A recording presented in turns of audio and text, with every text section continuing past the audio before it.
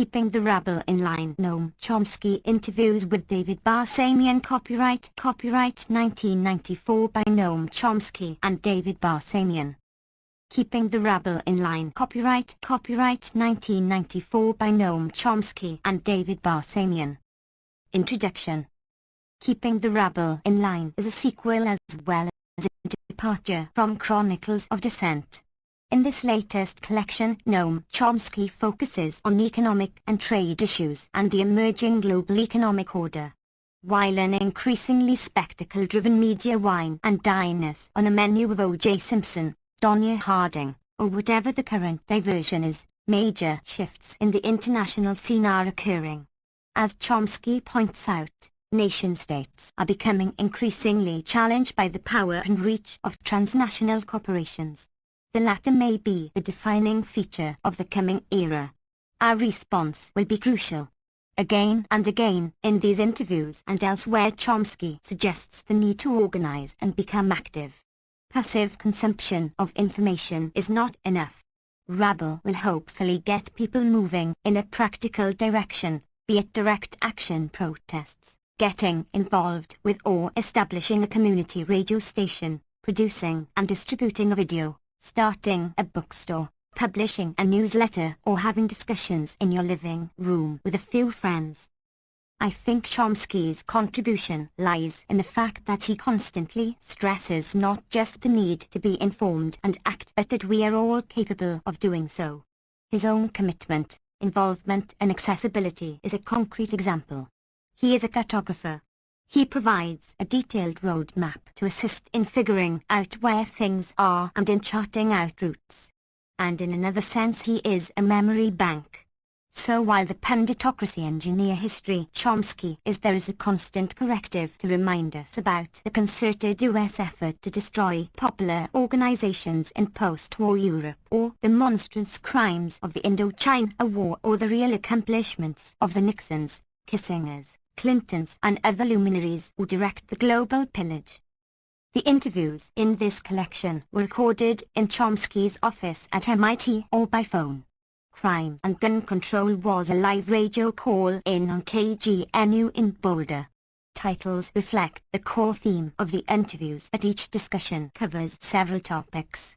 Many people from all over ask me to ask him certain questions. It would be impossible to acknowledge everyone's contribution, but Carlos Otero in particular has been most helpful with his criticisms, suggestions and encouragement. My thanks to Sandy Adler for her transcriptions. Much appreciation to Noam Chomsky for his time and effort.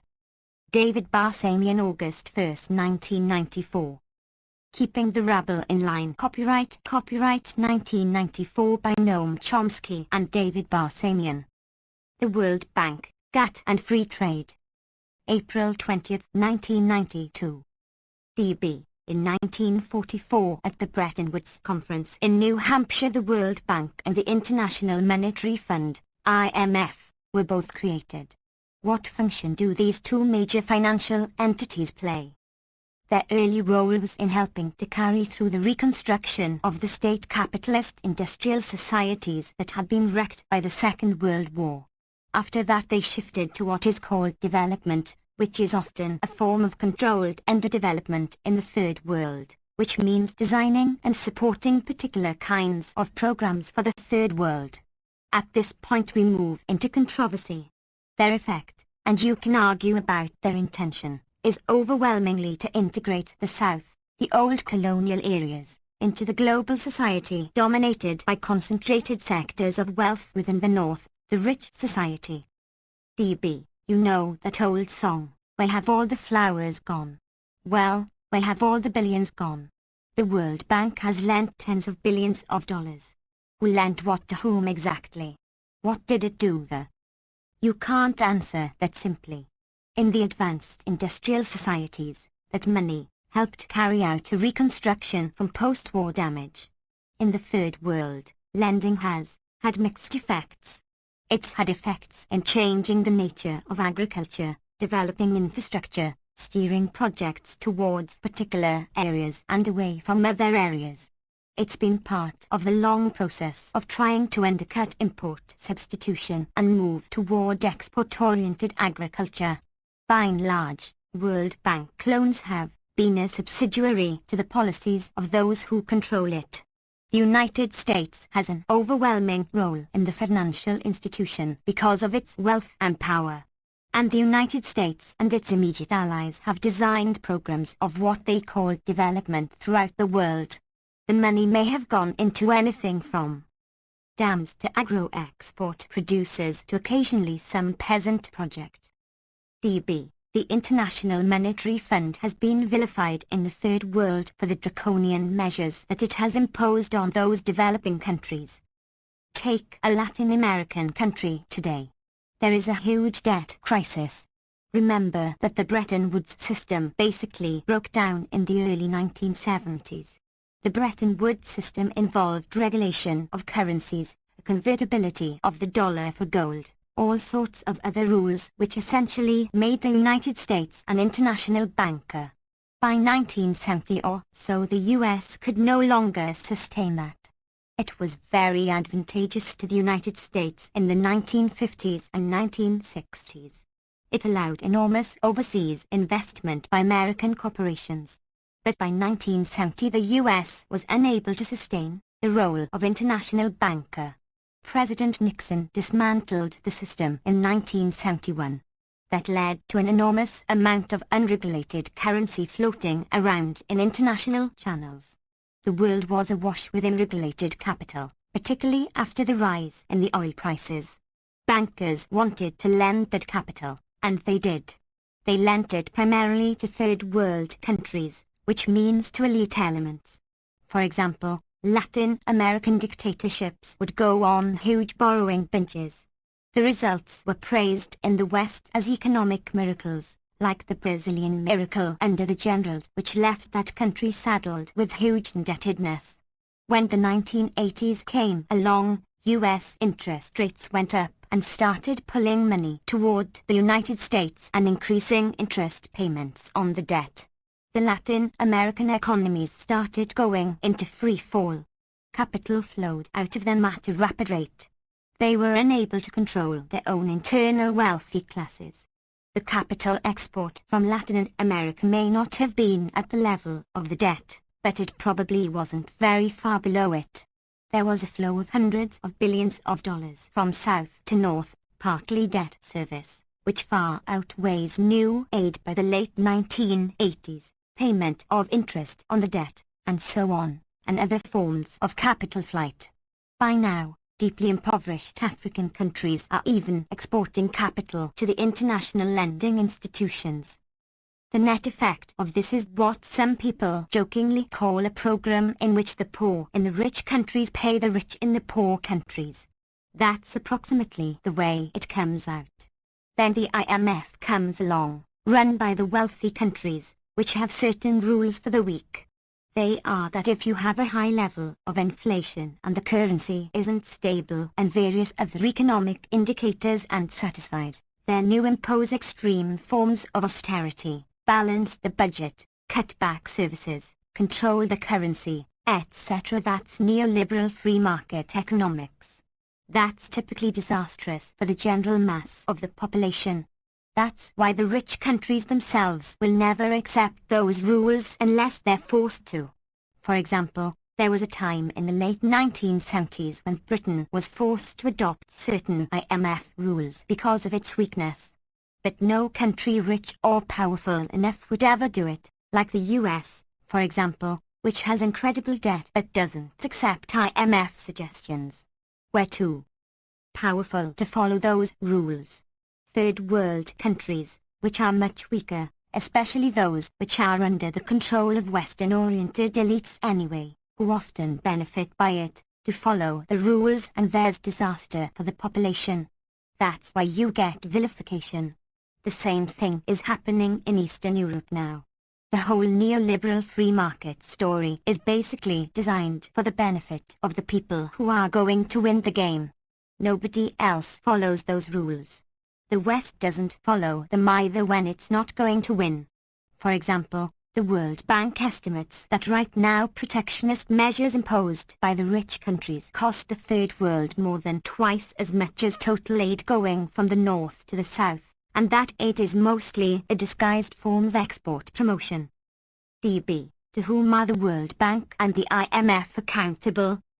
To the people who put the money in, which means a bunch of rich countries, primarily the United States, which is the dominant element there. It's mainly funded by the wealthy states, and the US has the largest vote, so that's who they're beholden to. DB, where does the General Agreement on Tariffs and Trade, GATT, fit into this economic picture? One commentator has called it the economic teeth of the New World Order. GATT is the international trading system, also set up in the 1940s. It's in the news now because for the last several years the Uruguay round of GATT negotiations has been going on with an effort to achieve some new form of freeing up international trade. Freeing up international trade in itself, in a general sense, is not a bad thing. It's often a good thing.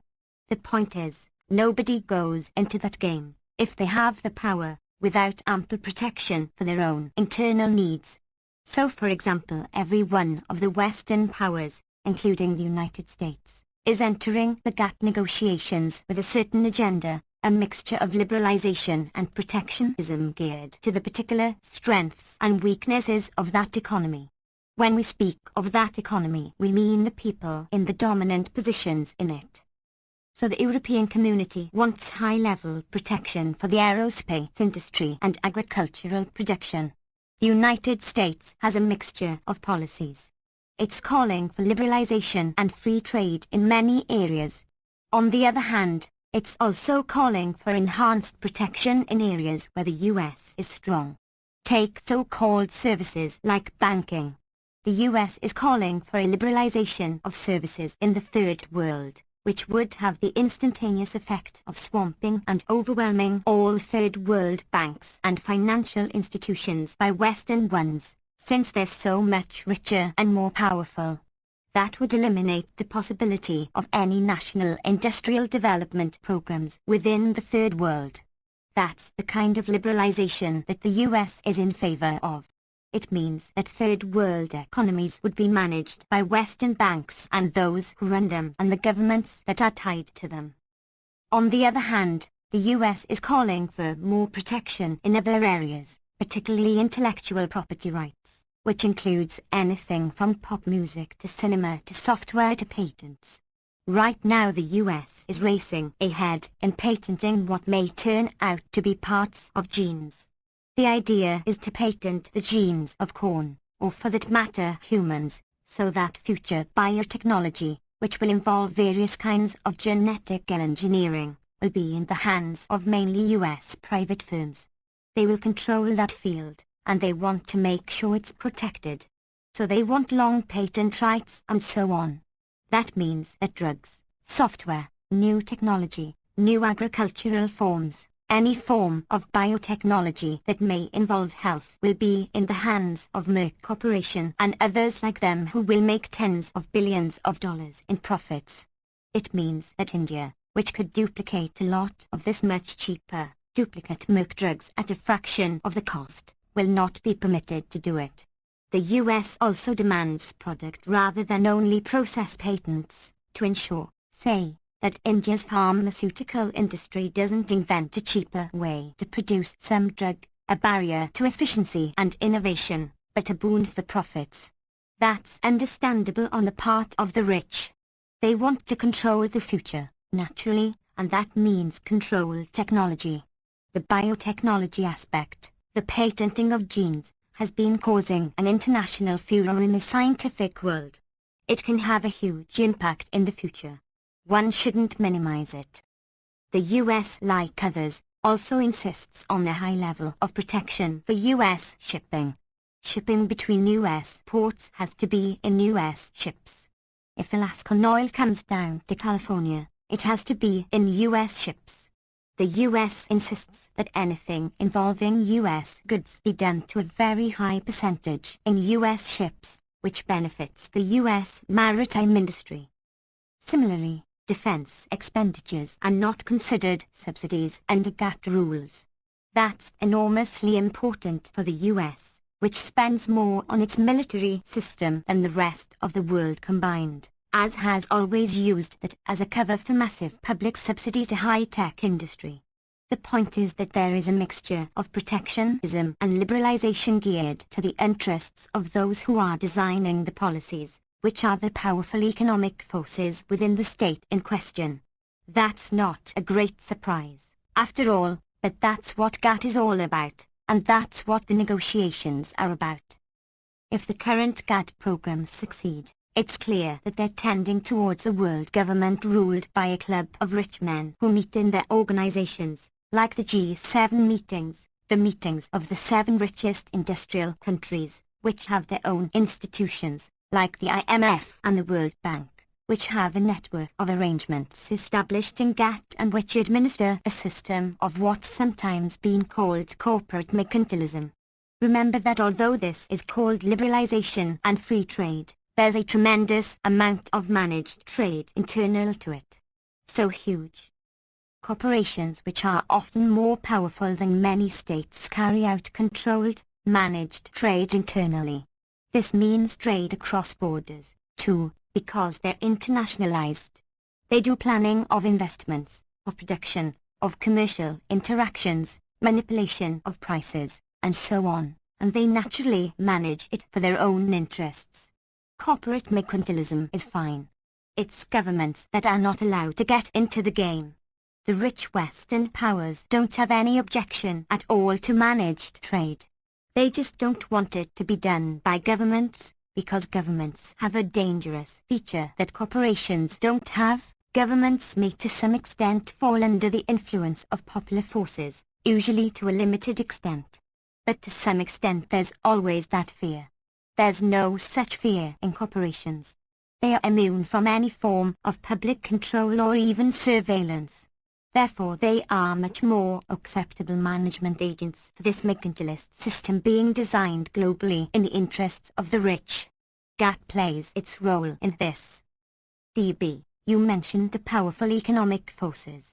Increasingly those forces transcend frontiers. There has been a massive internationalization of the capital and finance over the last few years. What are the implications of that? First of all, there's nothing novel about it. Back in the 1930s there were, for example, notorious interconnections between, say, IG Farben in Germany and DuPont. In fact, big US corporations were essentially producing for the German war machine right up until the war, and some even claim afterwards in various devious ways. But there was a big change after the Second World War. There was a big upsurge in the creation of multinational firms, even beyond the traditional multinationals, for example, the energy corporations, which always were highly internationalized. But it extended much beyond. The Marshall Plan, for example, gave a big shot in the arm to the internationalization of the capital. It would designate some project in Belgium where you could build a steel complex. It would then encourage bids from American corporations, which would naturally win the bidding most of the time. Marshall Plan funds were then used, as intended, to underlie the expansion of US investment through the rich areas, primarily in Europe. That led to an explosion of international corporations. US foreign investment exploded in the 1950s and 1960s. Not long after came European international capital. Britain has always been substantially involved in the internationalization of the capital. In recent years Japan has joined the game and done plenty of foreign investing. This has increased through the 1980s. There are a lot of reasons for this in the recent period. One is the one I mentioned before, the breakdown of the Bretton Woods system, which led to an enormous amount of unregulated internationalized wealth. Another was a revolution in telecommunications, which makes it extremely easy to control international operations in which production is done in one place and the financing comes from somewhere else, and you shift the dollars around. That means you can have executive offices in a skyscraper in New York and production facilities in Papua New Guinea and fake banks in the Cayman Islands, which may be nothing more than a fax machine set up to evade regulation. You can transfer funds around. You can control and manage importing and exporting within the corporate empire through management decisions. It can be scattered all over the world, with branch offices in Zurich. That's had a lot of effect. Everyone knows that the US share in international trade has been declining in the last 10 years. But in fact, if you look at the share in international trade of U.S.-based corporations, it has not been declining.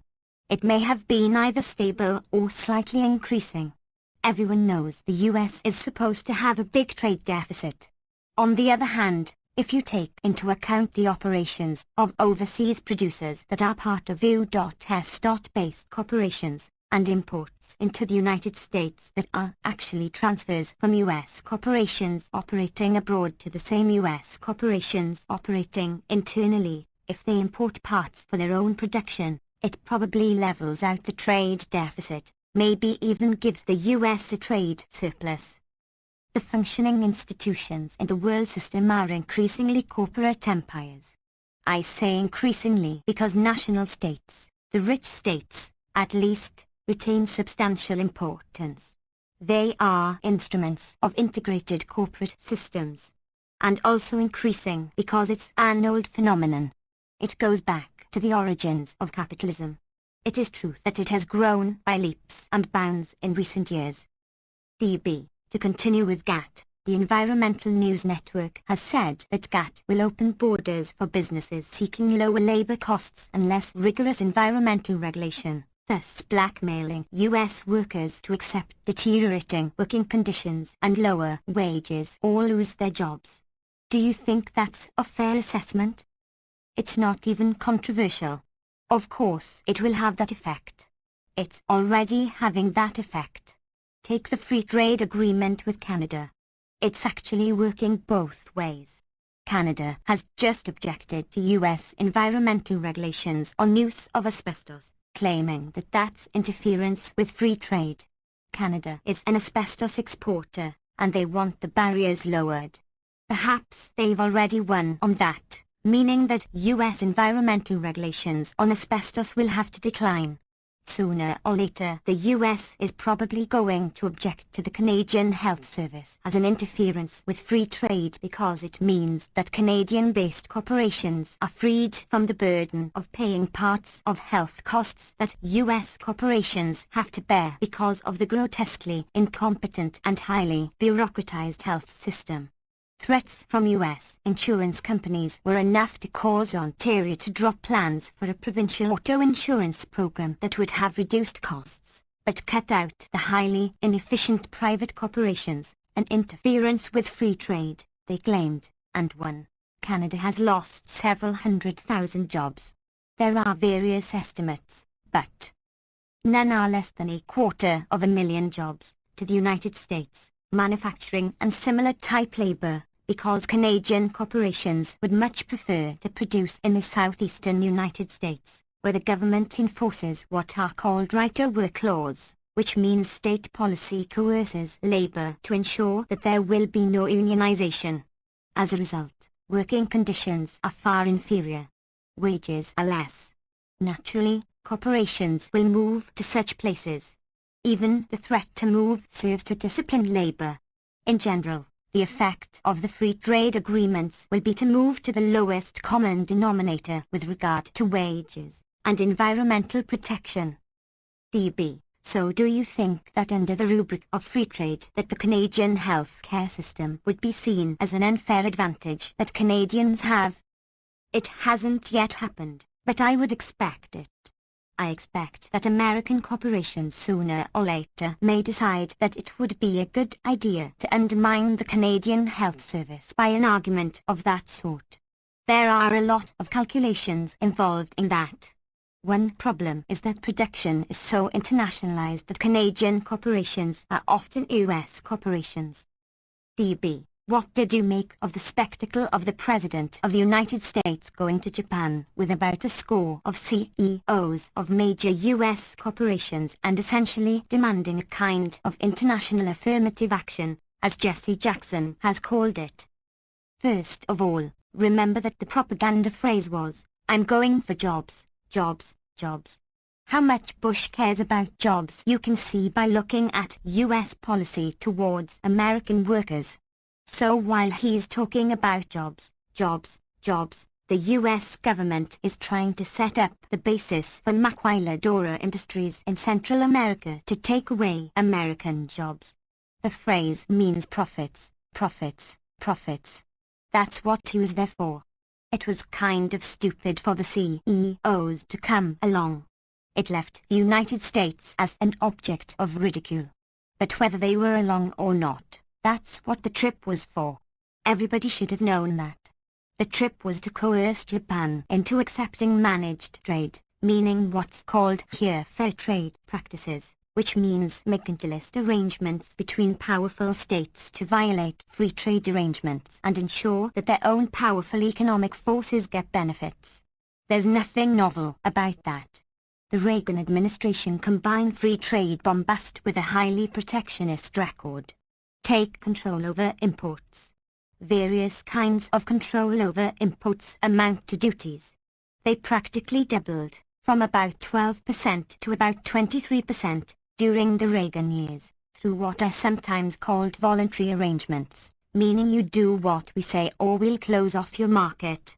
The latest effort to get Japan to buy American auto parts is just another part of the state-managed trade system that the rich always insist upon while of course beating their breasts about free trade when you can use it as a weapon against someone else. DB, is Japan powerful enough to resist? That's an interesting question. No one really has answers to these questions. The domestic and international economies are only very dimly understood by anyone. So anything we say will sound a lot more confident than it ought to be. My own suspicion has always been that the strength of the Japanese economy has been overestimated, that it's much flimsier than is alleged. For objective reasons. Japan is a resource-poor country, highly dependent upon export for survival. In particular, it depends very heavily on the US market. It's expanding into Asian markets, but that doesn't compare with the US market. The US remains the richest country in the world. Also, it's dependent, unlike the United States, which has plenty of internal resources and enough military power to control other sources of raw materials, on trade for resources and raw materials as well. Also, the Japanese, when you look at the numbers, look very rich. But if you look at the way people live, they don't look very rich. People are crammed into tiny apartments. They live a highly coerced and submissive existence. If you develop any reasonable quality of life standards, Japan would not rank very high by many measures, although it ranks quite high in others, like health, for example. So it's a mixed story. I think there are serious weaknesses in that economy. I'm not all that surprised by the current recession and financial crisis in Japan. They have such resources and capital. They'll doubtless pull out of this one. DB, along with the Arab oil-producing states and some portions of Europe, Japan seems to be the only other area where there is excess capital formation for investment. There is a lot of excess capital, but it's not clear what it's going to look like after this crisis has passed. A lot of it was based on very chancy investments and a huge bubble in real estate which was highly inflated. But it's still true. They have plenty of excess capital. In my opinion, German-based Europe is a more likely prospect for a world economic leader in the long term. DB, you just said crisis, which reminds me of something I've been hearing as long as I can remember, and I am certain you have as well. The current crisis in capitalism. It seems to be an ongoing story. Is this particular crisis any different? There has been a global stagnation for about 20 years now. The growth rates and the rise in productivity of the 1950s and 1960s are things of the past. It leveled off around the early 1970s. Things like the breakdown of the Bretton Woods system were symptomatic. Since then there has been a kind of stagnation. It's not level across the globe. For example, for Africa it's been a catastrophe. For Latin America it's been a catastrophe. In fact, for most of the domains of the capitalist world it has been absolutely catastrophic, including internally. Large parts of American and British society have suffered severely, too. On the other hand, other sectors have done quite well. The so-called newly industrializing countries of East Asia, the ones in the Japanese orbit, like South Korea and Taiwan, didn't succumb in the 1980s to the international crisis of capitalism as Latin America did. Up until then their growth rates had been pretty comparable. But they separated sharply in the 1980s, with the East Asian ones doing much better. Again, nobody really knows the reasons for this, but one factor appears to have been that, unlike Latin America, the East Asian countries don't make any pretense of following free market rules. Capital flight was a huge problem in Latin America. The wealthy just sent their capital elsewhere, or else it was just payment on debt. East Asian countries didn't do that. South Korea has no capital flight problem because the state is powerful enough not only to control labor, which is the norm, but also to control capital. You can get the death penalty for capital flight. Other forms of state corporate managed industrial and financial development did protect them from this global crisis of capitalism. Within the rich countries there were various reactions. The United States and Britain are probably the ones that suffered most from it, thanks to Reaganite and Thatcherite measures. Whether you call this a crisis or not, it's not a well enough defined term so you can answer the question. For a very large part, probably a considerable majority, of the American workforce, real wages have either stagnated or maybe even declined for about a 20-year period. DB. The decline of major U.S. industries, such as auto, textiles, electronics, etc., is well documented. It's not even a matter of discussion. The fastest area of growth in jobs in the U.S. is in such areas as janitors, waiters, truck drivers. Actually, the fastest growing white-collar profession is security guard. DB. What does that tell you? It means that there is a large superfluous population that has to be controlled and a large number of rich people who have to be protected from them. DB. Is there any economic strategy or planning to create real jobs with decent wages? For U.S. workers? Why should there be? DB. It would seem that elites would want to protect their position. But their position does not rely primarily on U.S. labor. They do want to have a domestic workforce for services, but production is a different matter. DB. But if there's major economic dislocation in this country, unrest would surely result and their position of power and strength would be threatened. That depends on whether you can keep the public under control. For example, the Washington Post reported on this study about black males in Washington, D.C. DB. 46% of all black males between 18 and 35 are incarcerated in the District of Columbia. I think they say at any particular moment about 70% of them are somehow within the control of the justice system, on probation, etc. That's a way of keeping people from bothering us, keep them in jail. If they're not useful for wealth production, they have to be controlled somehow. But it's not clear that that's a threat to the elites in the Washington area. Or take New York City, which is an absolute disaster. But you can walk around wealthy sectors of downtown Manhattan that look very glitzy and cheery. DB. Prison construction in the US is one of the fastest growing industries. Yes. The US has by far the highest per capita prison population in the world. Even things like the drug epidemic are functional in a way.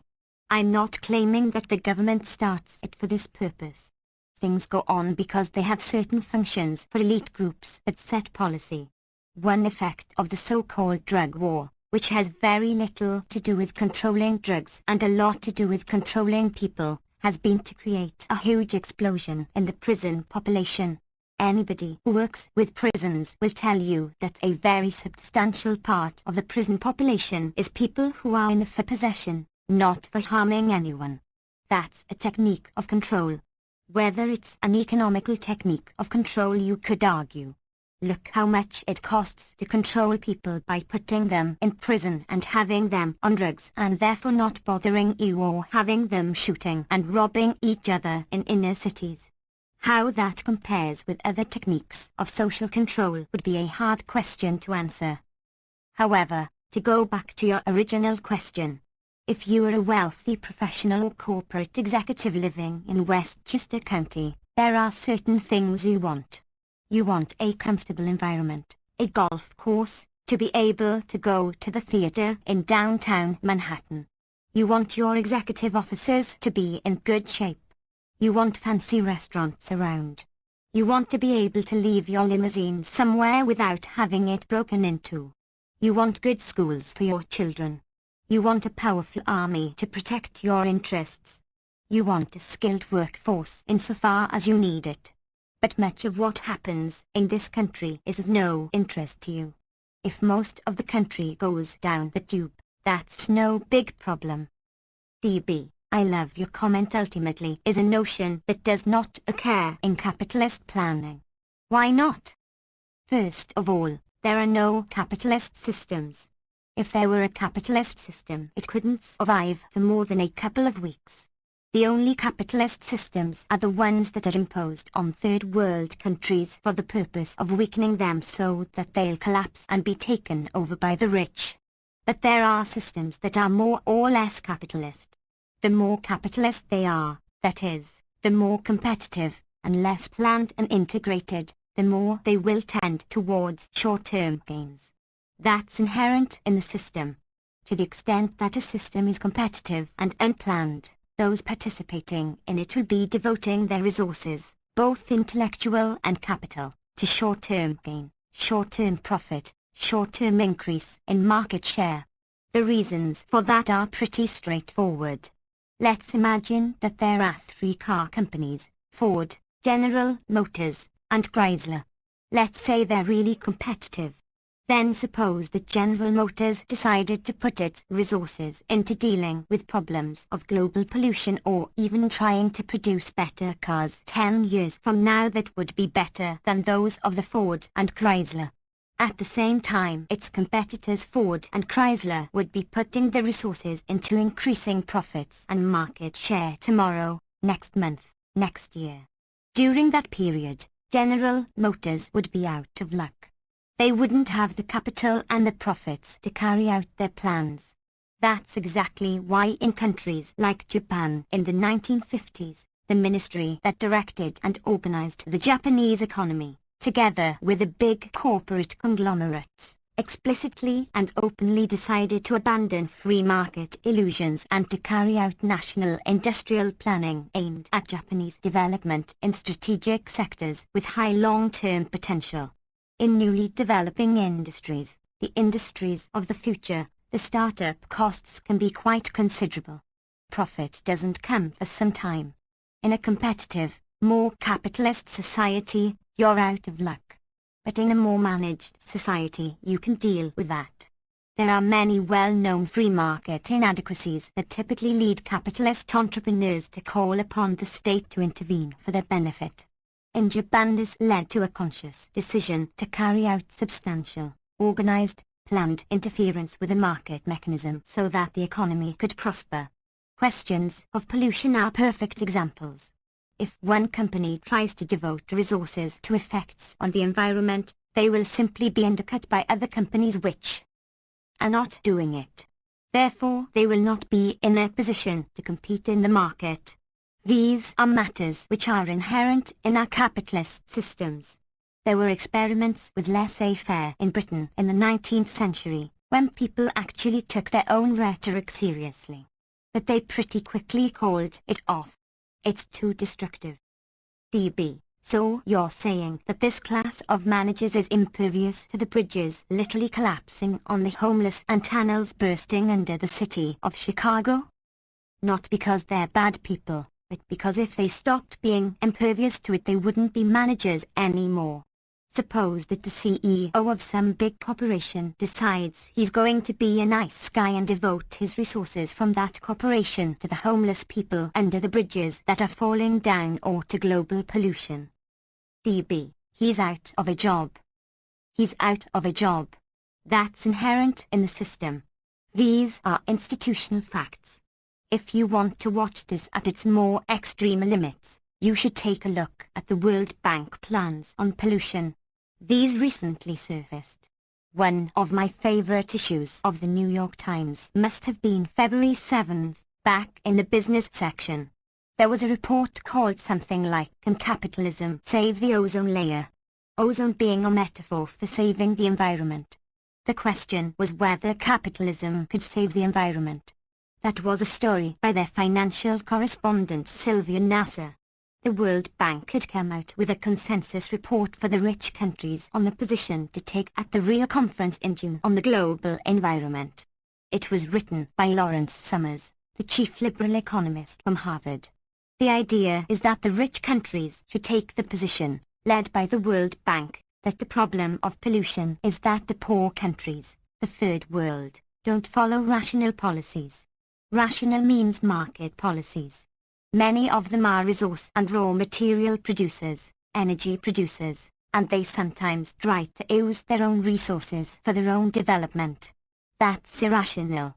That means that they're using resources for themselves, often at below market rates, when there are more efficient producers in the West who would use those resources more efficiently. That's interference with the market. Also, these third world countries often introduce some measures to protect their own population from total devastation and starvation, and that's an interference with the market. It's an interference with rational market policies. The effect of this third world irrationality is to increase production in places where it shouldn't be taking place, to increase development in places where it shouldn't be going on, and that causes pollution. So if we could only convince those third world countries to behave rationally, that is, to give all their resources to us and stop protecting their own populations, that would reduce the pollution problem. This document was produced with a straight face. It happened that on the same day, on the same page of the New York Times, there was a little article, unrelated, about a World Bank memo, an internal memo, that it leaked. It had been published by the London Economist, a right-wing British Wall Street journal, but weekly. It was written by the same Lawrence Summers. The Times had a brief, slightly apologetic summary of it, including an interview with Summers in which he claimed it was intended to be sarcastic. The World Bank memo added to what I have just said about third world irrationality. It said that any kind of production is going to involve pollution. So what you have to do is to do it as rationally as possible, meaning with minimal cost. So suppose we have a chemical factory producing carcinogenic gases that are going into the environment. If we put that factory in Los Angeles, we can calculate the number of people who will die of cancer in the next 40 years.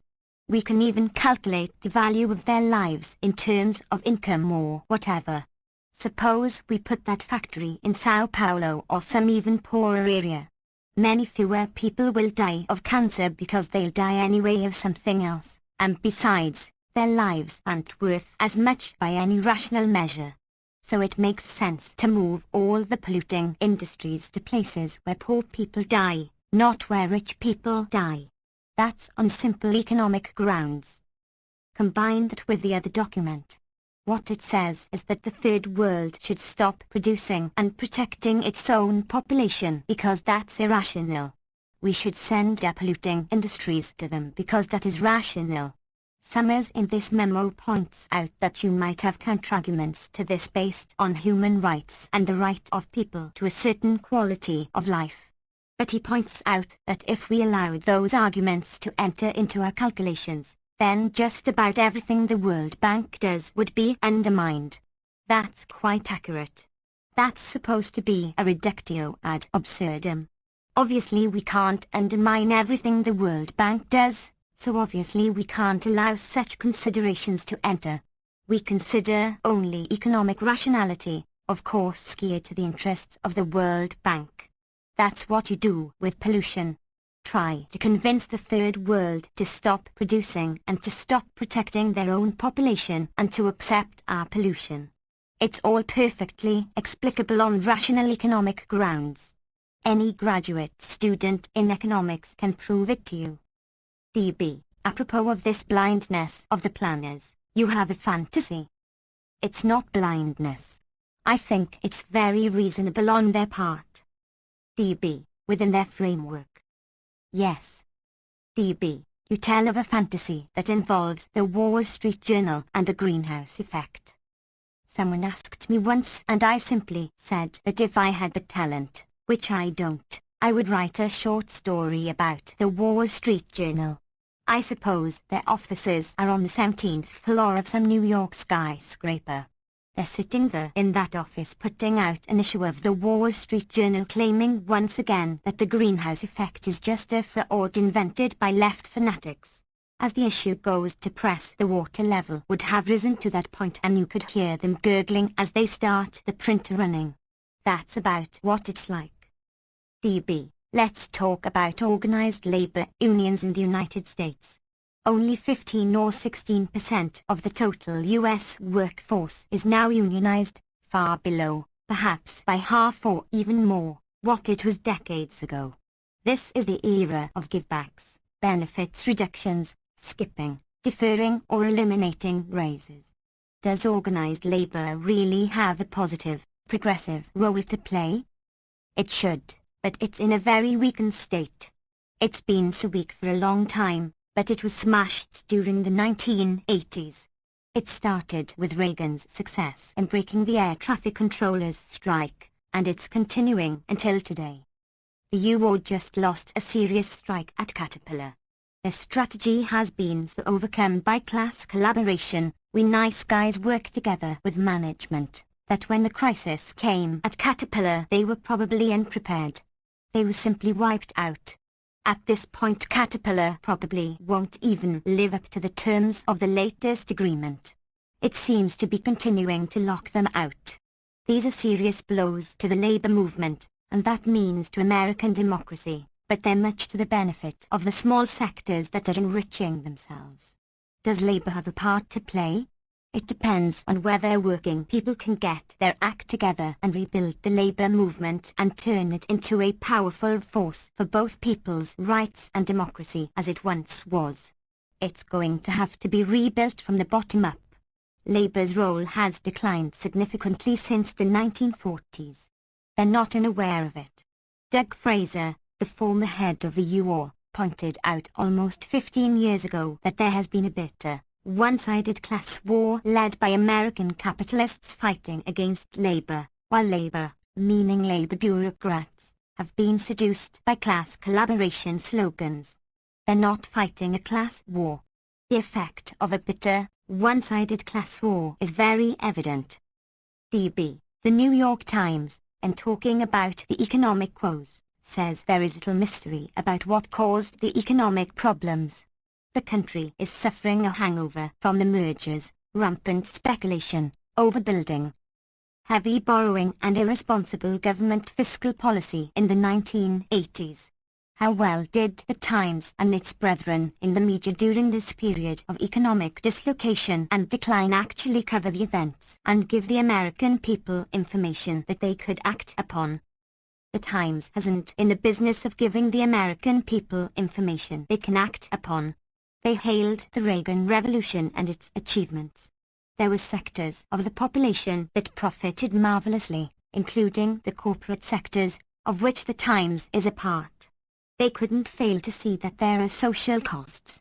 You can't walk around New York City and not see that there are severe social costs, so they probably saw it too. But this was considered as a glorious period of success. There were people who were upset about it. Take a look at, say, Mondale's funding in 1984, A lot of it was from fiscal conservatives who were worried about the long-term effects to their own interests of this kind of mad dog Keynesianism, wild crazed spending, and government stimulation of the economy through borrowing that was going on through the Reagan years. People could see that that was going to be very problematic for the economy. Take what's just happened in Chicago. The estimates of the costs of fixing those leaks in the underground tunnels might have been at the level of $10,000. They didn't fix them because they wanted to save the $10,000 as part of the cutback in civic services. The net effect will be a loss of maybe over $1 billion or more. That's a loss to private capital, too. DB, but compared to the S&L bailout, that's peanuts. Yes, the S&L bailout is much bigger than that. Chicago is just one piece of a growing disaster. Spending on infrastructure has declined radically in the last 10 years, and that's going to have its costs. What happened in Chicago is going to happen all over the place. DB, it can't help but affect even the elites. The area that was flooded. And it's hurting them in Chicago. Chicago businesses are suffering. Insurance companies are going to suffer. DB, they're not going to like that. No, but there's not a lot that they can do about it except to accept more long-term, integrated state corporate planning. There are other possibilities, like democracy, but nobody's going to talk about that. DB, yeah, right. And maybe there will just be more slogans like belt tightening and austerity and biting the bullet as opposed to genuine economic policy. There is genuine economic policy, but it's geared to the short-term economic interests of the rich. It's very genuine. And there's plenty of state intervention for that purpose. Take the Pentagon budget. That's massive state intervention in the economy for the benefit of the rich. That's what keeps the electronics industry going, for example. Keeping the rabble in line. Copyright 1994 by Noam Chomsky and David Barsamian. They don't even know that they don't know. December 16, 1992. DB, 'tis the season of fantasies and fairy tales, and in that holiday spirit, today's New York Times editorial offers the following history lesson. America became rich by tapping its natural resources and building large manufacturing plants that imposed rigid work rules. What an inspiring story. Actually, it's a good year to mention that. This year is sort of historic in this respect. For one thing, it's the centenary of the destruction of the largest union in the United States, the American Steelworkers Union, by Andrew Carnegie, who had just in 1892 established the Carnegie Steel Works, which became the first billion-dollar U.S. corporation. His most advanced plant was in Homestead, Pennsylvania, a working-class city with a working-class mayor and a lively cultural scene and a commitment to workers' rights and a union base. He locked the workers out. They took over control of the plant and the town. He sent Pinkerton guards, who were driven away. He then got the National Guard sent in, which took over. It was exactly as the New York Times described. In fact, they described it at the time. He was able not only to destroy the Union, but to institute 12-hour workdays and miserable labor standards. The company History published not too long after described this as the basis for the enormous profits that they made. Although he was a pacifist, he succeeded in overcoming his pacifist principles to take on a huge contract for steel for naval vessels. The U.S. was then building up a big navy for purposes of international intervention. He also succeeded crucially, and this is important, in destroying utterly the democratic structure of the town and the region. Scholars who went in to investigate Homestead afterwards found that people were afraid to talk to them. They wouldn't even talk in their homes because they were too terrified of blacklisting and other retaliation. When Mother Jones, the 89-year-old labor organizer, came to Homestead in 1919 to try to help organize the union again, she was carted off by the cops when she tried to make a public statement. As late as the 1930s, When Roosevelt's Secretary of Labor, Frances Perkins, came to Homestead, she had to be under police protection. It wasn't until the mid-1930s, in the course of union organizing and great public activism, that the elements of democracy were restored to Homestead, and they didn't last very long. The attack on the union started right away. 1992 is a historic year in that respect, too. This is the first time in 60 years that a major corporation has dared to use the ultimate weapon against a major union. Caterpillar broke a U-or strike by hiring scabs, just as Carnegie and Frick had done a century earlier. So the Times has a point to make. If you impose harsh enough working standards, you can create profits. As the Times well knows, it turns out to be much easier than before to move production to high repression, low-wage areas like Mexico or increasingly, Eastern Europe or Indonesia. There you can really impose iron work rules and extract a lot of profit and meanwhile leave the United States with the inner cities that we see. So all that's accurate. I'm glad to see the Times saying something true. They could have added a little background, but you can't ask for everything. DB, America became rich by tapping its inner resources. The brave and enterprising European settlers came to these shores and found this vast, empty, fertile land with abundant flora and fauna and developed it, like some natural process. That's partly true. They first had to exterminate the native population and drive them off the lands. Exterminate is the word they used, and it's what they did.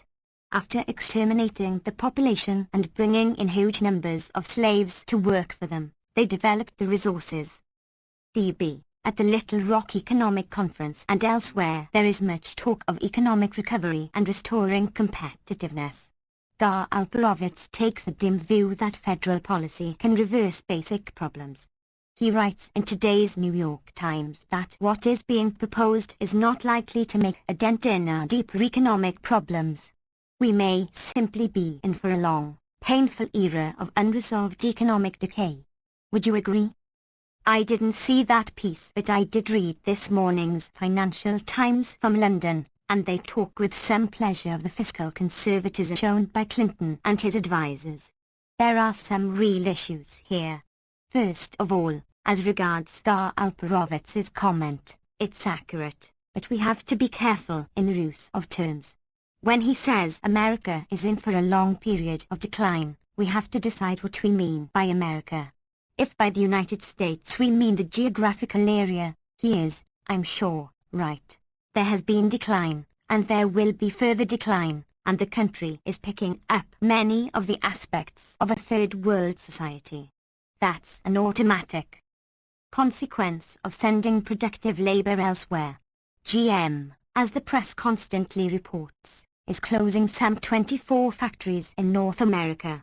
But what you only read about in the small print is that it's opening new factories, including for example a $700 million high-tech factory in former East Germany, an area of huge unemployment where they can pay 40% of the wages of Western Europe and none of the benefits. Or, as the Financial Times, the leading world business journal, puts it, they don't have to worry about the pampered West European workers any longer. They can just get highly exploited third world workers now that Eastern Europe is being pushed back to its traditional third world status. It's the same in Mexico, Thailand, etc. There is a consequence to that. We become a third world country in some respects. So if by the United States we mean the geographical area, he's right. If by the United States we mean U.S.-based corporations, then he's not right. In fact, the indications are to the contrary. Profits are doing fine, and a small sector is enriching itself. Even production by U.S.-based corporations is doing well, if we view the matter globally, as they do. I think Gar is right in saying that the policies now being discussed will have only a cosmetic effect on the United States as a geographical area. But I think they will probably be beneficial to the United States as a system of U.S.-based finance and industry, which is why the business community tended to give Clinton a good deal of support. These last couple of days, the conference, and the elections, too, did deal with a significant issue. As usual, the issue had to do with a tactical disagreement within business circles. They are facing an objective problem, there's no doubt about it. The core of it has to do with what's called industrial policy. We have to put aside a lot of nonsense before we can talk about this. The United States has always had an active state industrial policy, just like every other industrial country. Outside of ideologues, the academy, and the press, no one thinks that capitalism is a viable system, and nobody has thought that for 60 or 70 years, if ever. It has been understood certainly since the Great Depression and the Second World War, if not long before, that the only way a system of private enterprise can survive is if there is extensive government intervention to regulate disorderly markets and protect private capital from the destructive effects of the market system, to organize a public subsidy for targeting advanced sectors of industry, etc. So every advanced country, whether it's Germany or Japan or by now South Korea or certainly the United States, France, etc., has always had an active industrial policy. You can trace this back to the first industrializing country, England, and it's always been true of US history, increasingly consciously so, since the Depression and the Second World War. Nobody called it industrial policy. It was always masked within the Pentagon system, which was, internationally, an intervention force, though domestically the Pentagon always was, and was understood to be from the late 1940s, a method by which the government can coordinate the private economy, can provide welfare to it, can subsidize it, can arrange the flow of taxpayer money to research and development, provide a state-guaranteed market for excess production, and target advanced industries for development, etc. Just about every successful and flourishing aspect of the US economy has always relied on this kind of government involvement. Much of it has been masked by the Pentagon system. Why are people now talking about industrial policy? The reason is that the mask is dropping. That's an objective problem. It is very difficult now to get people to be willing to lower their consumption, their aspirations in order to divert investment funds to high-technology industry on the pretext that the Russians are coming. There are various efforts to continue this. In fact, the current public relations stunt in Somalia, in my opinion, is an effort which I don't think is going to work to try to reinvigorate this system. But the system is in trouble. Economists and bankers have been pointing out openly for some time that one of the main reasons why the current recovery is so sluggish is that the government has not been able to resort to the traditional pump priming mechanism, the traditional mechanism of economic stimulation, namely increased military spending with all of its multiplier effects. That's just not as readily available. There's another fact that goes right alongside it, which is independent of this. The cutting edge of technology and industry has for some time visibly been shifting in another direction, away from the electronics-based advanced industry of the post-war period and towards biology-based industry and commerce. Biotechnology, genetic engineering, design of seeds and drugs, even animal species, etc. is expected to be a huge growth industry with enormous profits. It's vastly more important than electronics. In comparison, electronics is a sort of thrill. This has to do with the means of life and existence, which the government and US corporations hope that US commercial enterprises will dominate and if possible even monopolize. But it's very hard to disguise government involvement in that behind the Pentagon cover. Even if the Russians were still there, you couldn't do that. So there are some real problems. That's why you have open discussion now of industrial policy.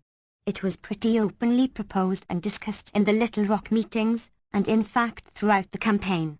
There are differences between the two political parties on this. The Clinton people are more upfront about these needs.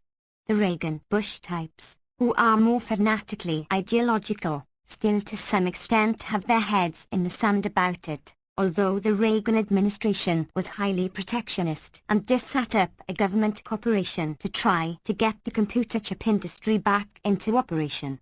That succeeded. They were a bit more dogmatic on this issue.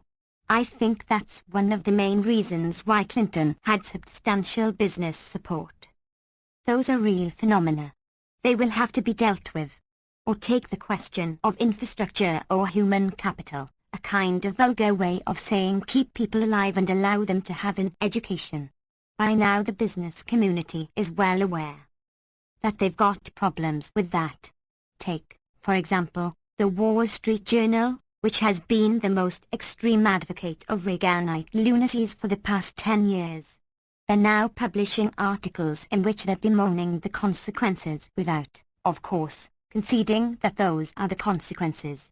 They had a big news article a couple of weeks ago on the state of California and the collapse of the educational system, which they are very upset about. It was about San Diego. Businessmen in the San Diego area have relied on the state system, on a public subsidy, to provide them with skilled workers, junior managers, applied research, etc. The system is in collapse. The reason is obvious. The large cutbacks in social spending in the federal budget and the huge federal deficit, all of which the Wall Street Journal supported, simply transferred the burden of keeping people alive and functioning to the states. The states are unable to support that burden. They are in a serious trouble. They tried to hand it down to the municipalities, which are also in serious trouble. One of the consequences is that the very fine educational system in the state of California is in serious difficulty, and now businessmen are complaining about it. They want the government to get back into the business of providing them with what they need, skilled workers and research. That's going to mean a reversal of the fanaticism that the Wall Street Journal and others like it have been applauding for all these years. DB. At the Little Rock conference I heard Clinton talking about structural problems and rebuilding the infrastructure. One attendee, Anne Marguson, a Rutgers economist and co-author of the book Dismantling the Cold War Economy, talked about the excesses of the Pentagon system and the distortions and damages that it has caused to the U.S. economy. So it seems that there is at least some discussion of these issues that I don't recall ever coming up before. The reason is that they simply can't fully maintain the Pentagon-based system with the propaganda pretexts gone. So you've got to start talking about it. DB, talking about it is one thing, but do they really have a clue about what to do? Can they have a clue? I think they have a clue about what to do. They know perfectly well what they can do. If you listen to smart economists like Bob Solow, who started the thing off, they have some pretty reasonable ideas about what to do. What they want to do is openly done by Japan and Germany and every functioning economy, namely rely on government initiatives to provide the basis for private profit, and do it openly. The US has been doing it indirectly through the Pentagon system, which is in fact kind of inefficient. It won't work anymore anyway, for the most part. So they would like to do it openly. The question is whether that can be done. One problem is that the enormous debt created during the Reagan years, at all levels, federal, state, corporate, local, even household, makes it extremely difficult to launch constructive programs. That's why they're faced with this contradiction. DB, there is no capital available. Yes. In fact, that was probably part of the purpose of the Reaganite borrow and spend program. DB, to eliminate capital? You recall about 10 years ago, when David Stockman was kicked out, he had some interviews with William Grider which he pretty much said that the idea was to try to put a cap on social spending simply by debt. There will always be plenty to subsidize the rich, but you won't be able to pay aid to mothers with dependent children, only aid to dependent corporate executives. They may have overdone it. Furthermore, there is another problem, a cultural and ideological problem. They have for years relied on propaganda based on denial of these truths. It's other countries that have government involvement and social services. We're rugged individualists. So IBM doesn't get anything from the government. In fact, they get plenty, but it's through the Pentagon, among many other ways, for example, regressive fiscal measures.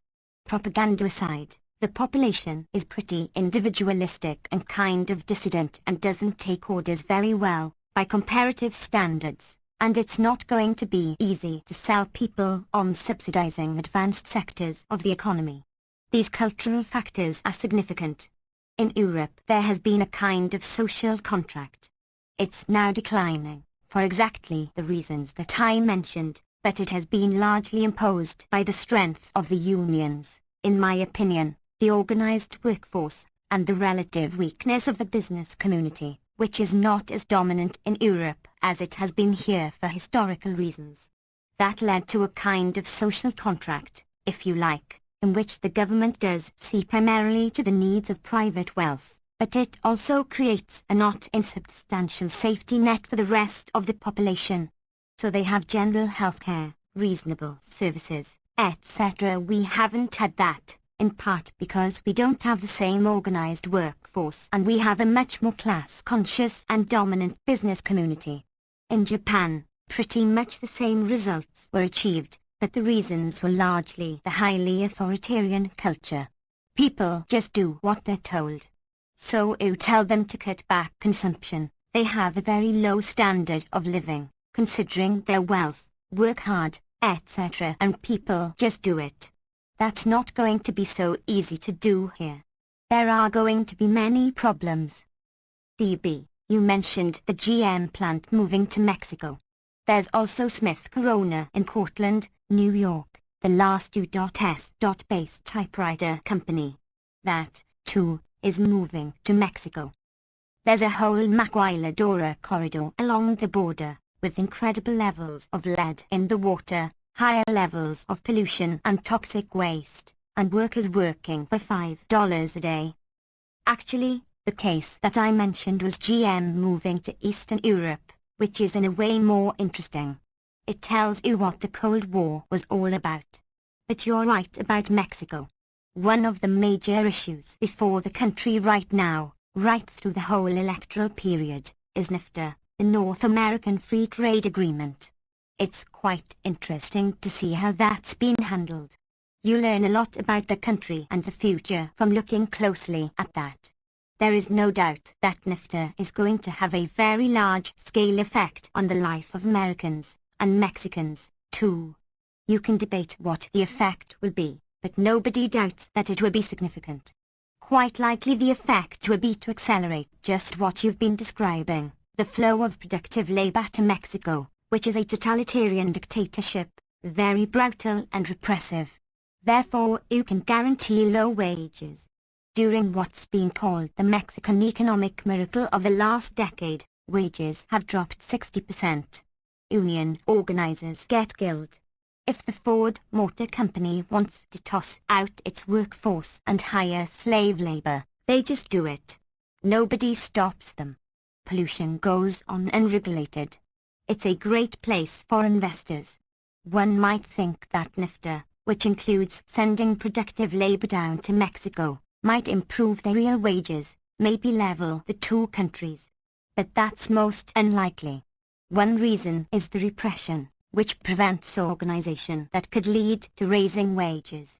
Another consequence of NAFTA will be flooding Mexico with capital-intensive agricultural products from the United States, all based ultimately on big public subsidies, which will undercut Mexican agriculture. So they will be flooded with American crops, which will drive millions of people off the land to urban areas or into the maquiladora areas. This means another major factor driving down wages. It's not at all clear that NAFTA will lead to raising wages. It will almost certainly be a big bonanza for investors in the United States and for the wealthy sectors in Mexico, which are their counterparts, the ones applauding the agreement, and the professional classes who work for them. It will very likely be quite harmful for American workers. The overall effect on jobs is uncertain, but it's very likely that wages and work conditions will suffer. Hispanic and black workers are the ones who are going to be hurt most. DB, while those jobs are being lost, US corporate profits are increasing. Is that what you're saying? Corporations are doing very well. This is one of the best years for corporate profits. DB, will NAFTA and GATT, the General Agreement on Tariffs and Trade, essentially formalize on an institutional level North-South relations? That's the idea, in fact. It will also almost certainly degrade environmental standards. For example, corporations will be able to argue that EPA standards are violations of free trade agreements. This is already happening in the Canada U.S. part of the mislabeled free trade agreement. Its general effect will be to drive life down to the lowest level while keeping profits high. One can debate this, but there's no doubt that the consequences are significant, and it's interesting to see how it's being handled. It didn't even arise in the campaign. The public hasn't the foggiest idea what's going on. In fact, they can't know. One reason is that NAFTA is a secret. It's an executive agreement which is not publicly available. To give you an indication of the extent to which this is true, in 1974 the Congressional Trade Act was passed. One of its provisions was that on any trade-related issue there has to be an analysis and input by the Labor Advisory Committee based in the unions. Obviously they have to have an analysis and report on NAFTA. NAFTA was signed by the President.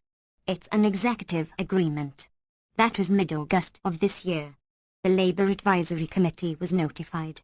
They were informed that their report was due on September 9th of this year. However, they were only given the text about 24 hours before the report was due, ensuring that they couldn't even convene and obviously couldn't write a serious report. These are conservative Labour leaders, not the kind of guys who criticize the government much. They nevertheless wrote a very acid report. They said, to the extent that we can look at this thing in the few hours given to us, it looks like it's going to be a total disaster for working people, for the environment, for Mexicans, and a great boon for investors. They pointed out that property rights are being protected all over the place, but working rights are never mentioned. They also bitterly condemned the utter contempt for democracy that was demonstrated by not even allowing them to look at it. They said parts of it are still being kept secret. GATT is the same. Nobody knows what's going on there unless they're some kind of specialist. DB, have you seen details of these treaties? You can see details in the secondary comment on them, like the Labour Advisory Committee report. Theoretically, by now it's possible to get a text. But the crucial point is that, even if you and I could get to text, what does that mean for American democracy? How many people even know that this is going on? The Labour Advisory Committee report was never reported by the press. People not only don't know what's happening to them, they don't even know that they don't know. GATT is even more far-reaching. I just came back from a couple of weeks in Europe, where this is a pretty big issue in the European community context. One of the big public concerns in the European community is described as nationalism, but what it really has to do with, I think, is what's called inequivalence, the democratic deficit, meaning the gap that is developing between executive decisions, which are secret, and democratic, or at least partially democratic institutions, like parliaments, which are less and less able to influence decisions made at the community level. All of this is a marvelous device for rendering democratic forums meaningless. It means crucial decisions with enormous impact are being raised to a level where the population can't influence them even indirectly through parliaments, and furthermore doesn't know about them. And as in this case, doesn't even know that it doesn't know. That leads us towards a goal that has long been sought, namely maintaining democratic forms but ensuring that there's no interference with private power. This is a reflection of the globalization of the economy. Over history, governmental institutions have, to a considerable extent, tended to reflect the form that's being taken by economic power and its organization. It's not 100%, but there is a strong tendency in that direction. That's what we're now seeing. The economy is being internationalized, meaning that the geographical industrial countries are being deindustrialized but the corporations are doing fine. This internationalized economy, run largely by transnational corporations and supranational banks, are creating their own governmental structures, like GATT and NAFTA and the IMF and the World Bank and the G7 meetings, etc. The international business press is pretty upfront about it. They call it a de facto world government, which is going to reflect these interests. DB, it seems that the Clinton-Gore administration is going to be in a major conflict over its support for NAFTA and GATT at the same time, at least on a rhetorical level, talking about its commitment to environmental protection and creating jobs for Americans. I would be very surprised if there's a big conflict over that. I think your word rhetorical is accurate. Their commitment is to U.S.-based corporations, which means transnational corporations. They very much like this special form that NAFTA is taking, with special protection for property rights but no protection for workers' rights. And with the methods being developed to undercut environmental protection. That's in their interests. I doubt that there will be a conflict in the administration about this unless there is a lot of public pressure. DB. There's been almost a domino effect, in terms of Canada, the United States, and Mexico. Canadian businesses are moving to states in the Deep South and US businesses moving to Mexico. And remember that Canadian and US businesses are pretty closely interlinked. Again, we have to be very careful when we use words like Canada and United States or Mexico. These always were propaganda terms which covered up a lot. You just have to look at some of the figures. About 10 years ago, when the latest UN figures were made available, about 40% of world trade was internal. Intra-firm transfers internal to a particular corporation. That is, it was centrally managed trade. It's not really trade, just interchanges between branches of a big transnational corporation. That's 40% of world trade. Undoubtedly, the figure's higher now. Take a look at neoclassical economics, the kind of stuff you're supposed to bow before. It has a theory about this, that is, ideally there's a free market sea and within it are little islands which are little individual firms. Of course, everybody understood that a particular business, say a grocery store down the street, internally doesn't work by free trade. Internally, it's centrally managed. So you have centrally managed islands in the free market sea. The free market sea was always more or less of a joke. But by now the islands are about the scale of the sea. This is increasingly centrally managed trade by major corporate structures. It's been called corporate mercantilism, with its own governmental structures developing and the public increasingly marginalized to a pretty remarkable extent. DB. Talk about the political economy of the food, its production and distribution, particularly within the framework of IMF and World Bank policies. These institutions extend loans under very strict conditions to the South. They must promote the market economy, and they need to pay back the loans in hard currency. They have to increase exports, like coffee, so that we can drink cappuccino, or beef so that we can eat hamburgers, all at the expense of indigenous agriculture. Basically the picture's the way you have described. The individual cases are quite interesting. Take the great economic miracle in Latin America, which is now being used as the basis for applying the same medicine in Eastern Europe. In fact, the same people are going. Jeffrey Sachs, a leading Harvard expert, who carried through what's considered the highly successful economic miracle in Bolivia, then went off to Poland and Russia to teach them the same rules. It's interesting to have a close look. Take Bolivia. It was in trouble. It had brutal dictators, highly repressive, huge debt, the whole business. The West went in, Sachs was the advisor, with the IMF rules, stabilize the currency, increase agro-export, cut down production for domestic needs, subsistence agriculture, etc. It worked. The figures, the macroeconomic statistics looked quite good. The currency had been stabilized. The debt has been reduced. The GNP is increasing. There are a few little flaws in the ointment. Poverty has rapidly increased. Malnutrition has increased. The educational system has collapsed. But most interesting is what has in fact stabilized the economy: agricultural exports, but not coffee. Coca.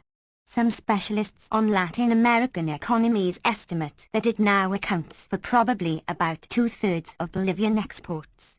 The reason is obvious. Take a peasant farmer somewhere, flood his area with U.S. subsidized agriculture.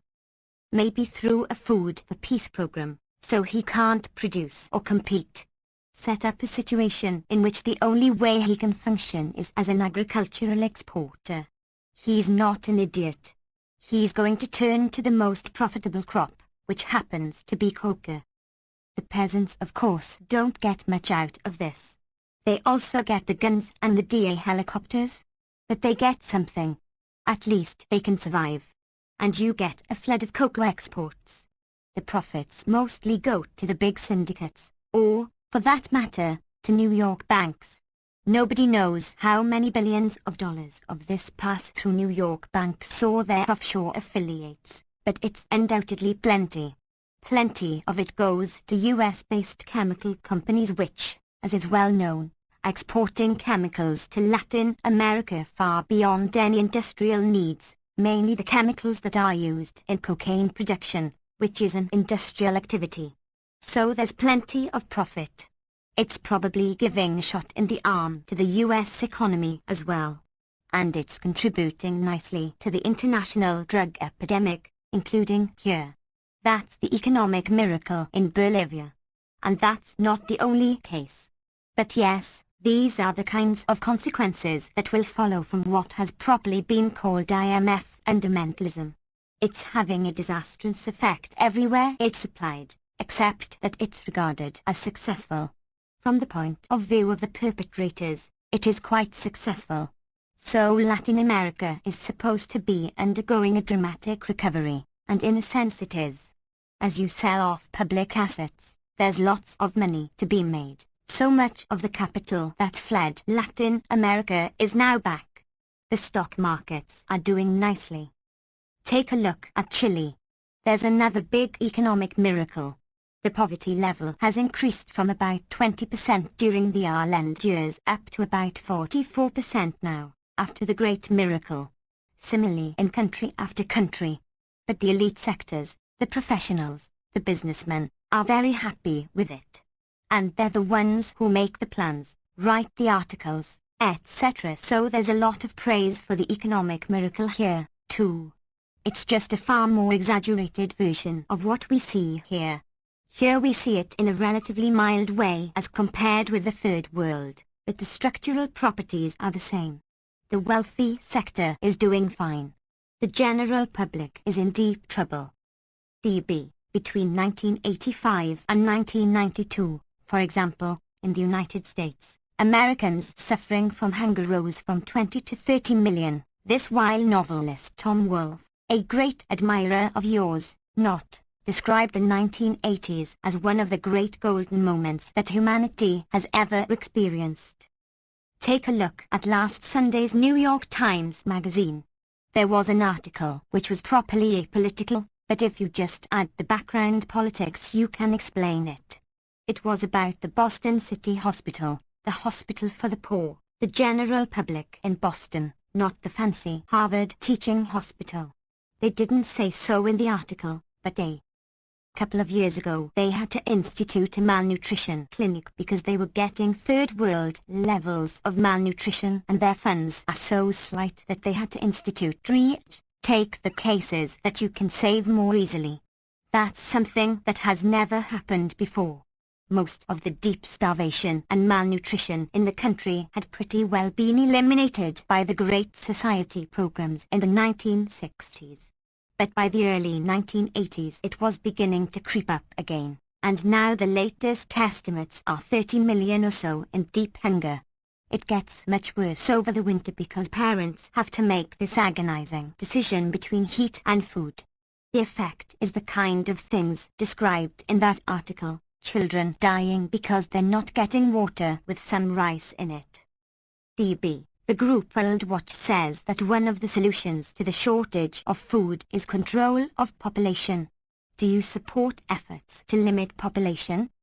First of all, there is no shortage of food. There are problems of distribution, serious problems.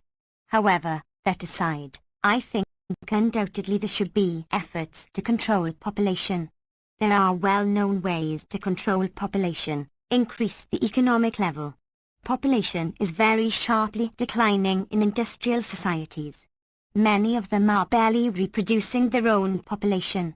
Take Italy, which is a late industrializing country but has been industrializing. The birth rate now doesn't reproduce the population. That's a standard phenomenon. The reasons are pretty well understood. Economic development is the best method of population reduction. DB, coupled with education. Coupled with education and, of course, the means for birth control. The United States has had a terrible role. It will not help fund international efforts to even provide education about birth control. DB, the globe is burning while various neros are fiddling. A study reported in the current issue of the British journal Nature indicates with greater precision and certainty than ever before that global warming is increasing. It predicts anywhere from a 4 to 6 degree increase in temperature. The resulting change in the Earth's climate would have disruptive and possible catastrophic consequences for both human society and natural ecosystems. This has been pretty well known to scientists for over 20 years.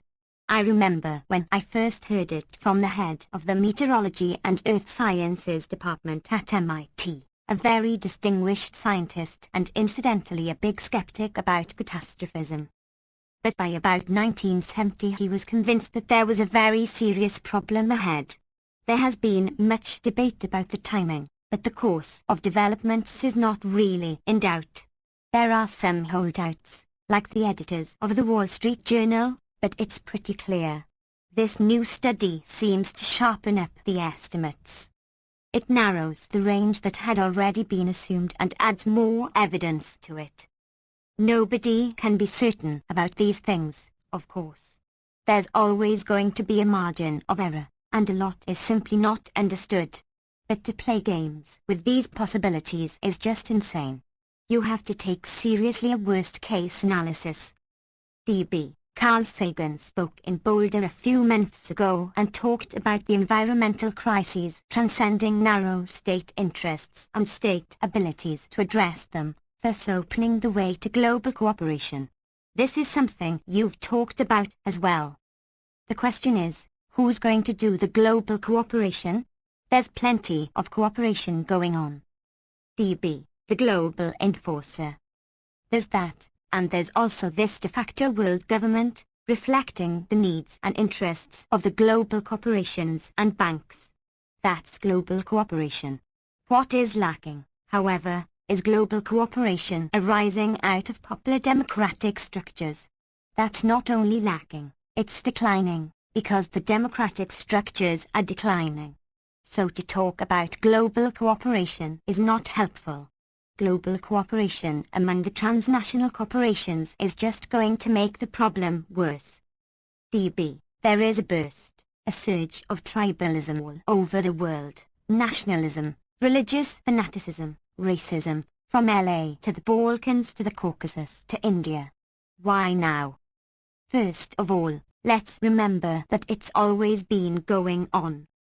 DB, I grant you that, but it seems more pronounced. In parts of the world it's more pronounced. Take Eastern Europe. Up until a couple of years ago it was under the control of a very harsh tyranny. A tyranny like the Soviet system basically immobilizes the civil society, which means that you eliminate what's good, but you also eliminate what's bad. One of the things that was bad in that civil society traditionally was very bitter ethnic hatreds. Europe altogether is a very racist place, even worse than we are. But Eastern Europe was particularly ugly. One of their reasons why I'm here is that a lot of my parents and grandparents fled from that. It was held down by the general repression of civil society, which repressed democratic forces but also ethnic hatreds and hostilities. Now that the tyranny is gone, the civil society is coming back up, including its swarts, of which there are plenty. Elsewhere in the world, say in Africa, yes, there are all kinds of atrocities. They were always there. One of the worst atrocities was in the 1980s. South African atrocities, meaning U.S.-backed atrocities, from 1980 to 1988, were responsible for about 1.5 million killings, plus about $60 billion of damage, only in the region surrounding South Africa. Nobody here batted an eyelash about that, because the US was backing it. If you go back to the 1970s in Burundi, there was a huge massacre, hundreds of thousands of people killed. Nobody cared. In Western Europe, you are getting an increase in localism. This is in part a reflection of the decline in the representative character of the democratic institutions. So as the European community slowly consolidates towards executive power, reflecting big economic concentrations, people are trying to find other ways to preserve their identity, and that leads to a lot of localism. That's not the whole factor, but it's a lot of it. You should be careful with what's called racism in the United States. Take Los Angeles. There's plenty of racism. But remember that there's an unpronounceable 5-letter word in the United States, namely class. And a lot of the conflict is in fact class. There are tremendous disparities between black and white populations in health, infant mortality, etc. But a substantial factor of that is actually a class factor. At every class level, from homeless up to executive, blacks are worse off than whites. Nevertheless, a lot of the disparity between blacks and whites is class-based. Poor whites are not much better off than poor blacks. Race and class are pretty well correlated, so you get confusions. As the population moves towards a kind of a third world character, people get bitter and desperate. And as the democratic institutions become more and more evacuated of content, people look for other things. They may look for a savior, like a guy from Mars like Ross Perot. Or they may turn to religious fanaticism, or other things. DB, or resurrect the Kennedy myth. That's another case, in my opinion. DB, Germany is the country everyone loves to hate. It's a very convenient target. It's interesting to see what the German government response has been to the incidents in that country to restrict immigration. They had the most liberal asylum policies in the world, limit civil liberties, and ban political parties. When anything happens in Germany, people get pretty upset. And they're right. There is a history, after all. Nevertheless, we should remember a few things. As you said, Germany had the most liberal policy. Furthermore, they had by far the largest number of refugees. Europe is an extremely racist place. The localism is way beyond anything that we're used to. To an extent that you rarely find here, people tend to live near where they were raised and hate the person in the next village. There's a lot of talk about German racism, and it's bad enough. For example, kicking out the gypsies and sending them off to Romania is such a scandal you can't even describe it. The gypsies were treated just like the Jews in the Holocaust, and nobody's batting an eyelash about that because nobody gives a damn about the gypsies.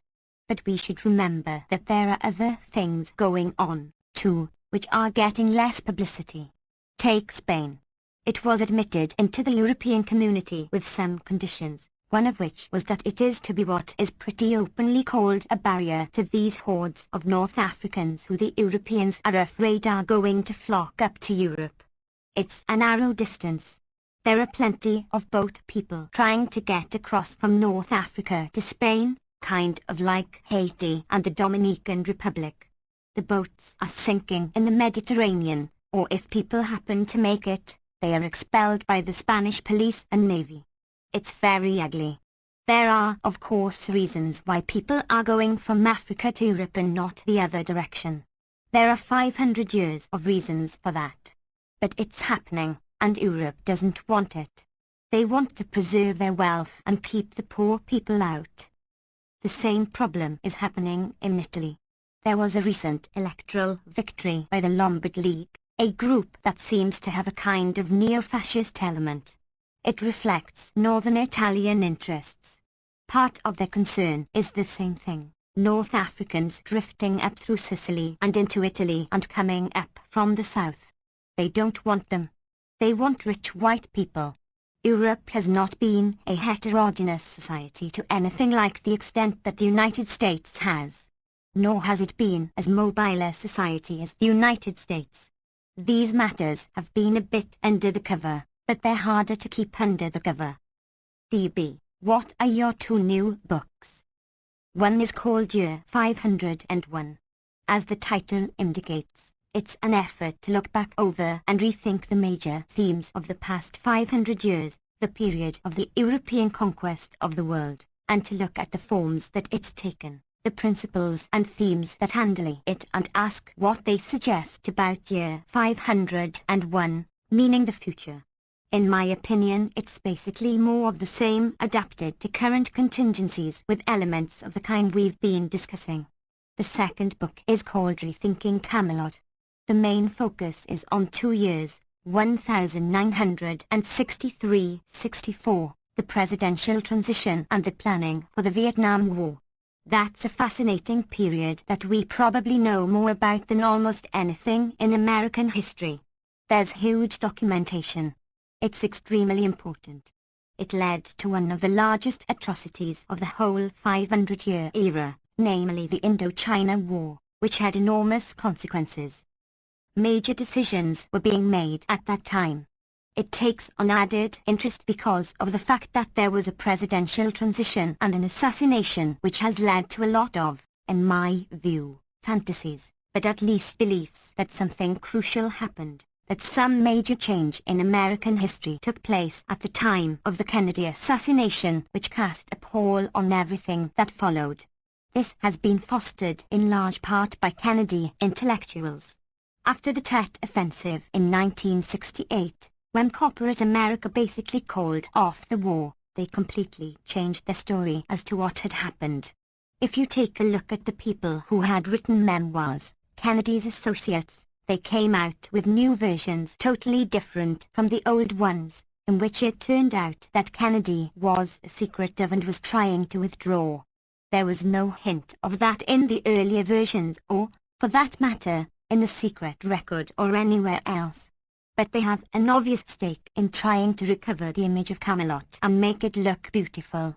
Arthur Schlesinger is the most remarkable example. Also, large sectors of the popular movements have been involved in this, to a certain extent even immobilized by these ideas, especially in the last year or two. Keeping the Rabble in Line. Copyright 1994 by Noam Chomsky and David Barsamian. Race. January 14, 1993. DB. The latest news bulletins report that Allied bombers are currently attacking Ankara, Jakarta, Tel Aviv, and even Washington, D.C., because of their defiance of UN resolutions. Would you care to comment? Not Port-au-Prince? DB. You just wrote a book called Year 501, and it's beginning the same way that Year 499 began, with the bombing of Iraq, which is very much what you anticipated. Although this bombing is of a very different character. This one is a matter of George Bush and Saddam Hussein playing to their respective audiences and each giving the other appropriate assistance in the action. It's difficult to conceal. I noticed Bob Simon on the CBS the other night just after the bombing, reporting from Baghdad, saying, "This is the best gift that Bush can give to Saddam Hussein." Conversely, although for a short time only, Saddam Hussein will now again, even more, be able to appeal not only to his own population but to a considerable part of the Arab world and a lot of the Third World as someone who is defying imperialist violence. The bombing was immediately denounced by the Arab League as an act of aggression against an Arab country. The Arab countries wouldn't take part. Certainly at home he is guaranteed a worshipful reception on the part of those who transmit pictures of the world to the public. The same with Bush, worshipful reception at home, easy action, overwhelming force against people who can't shoot back.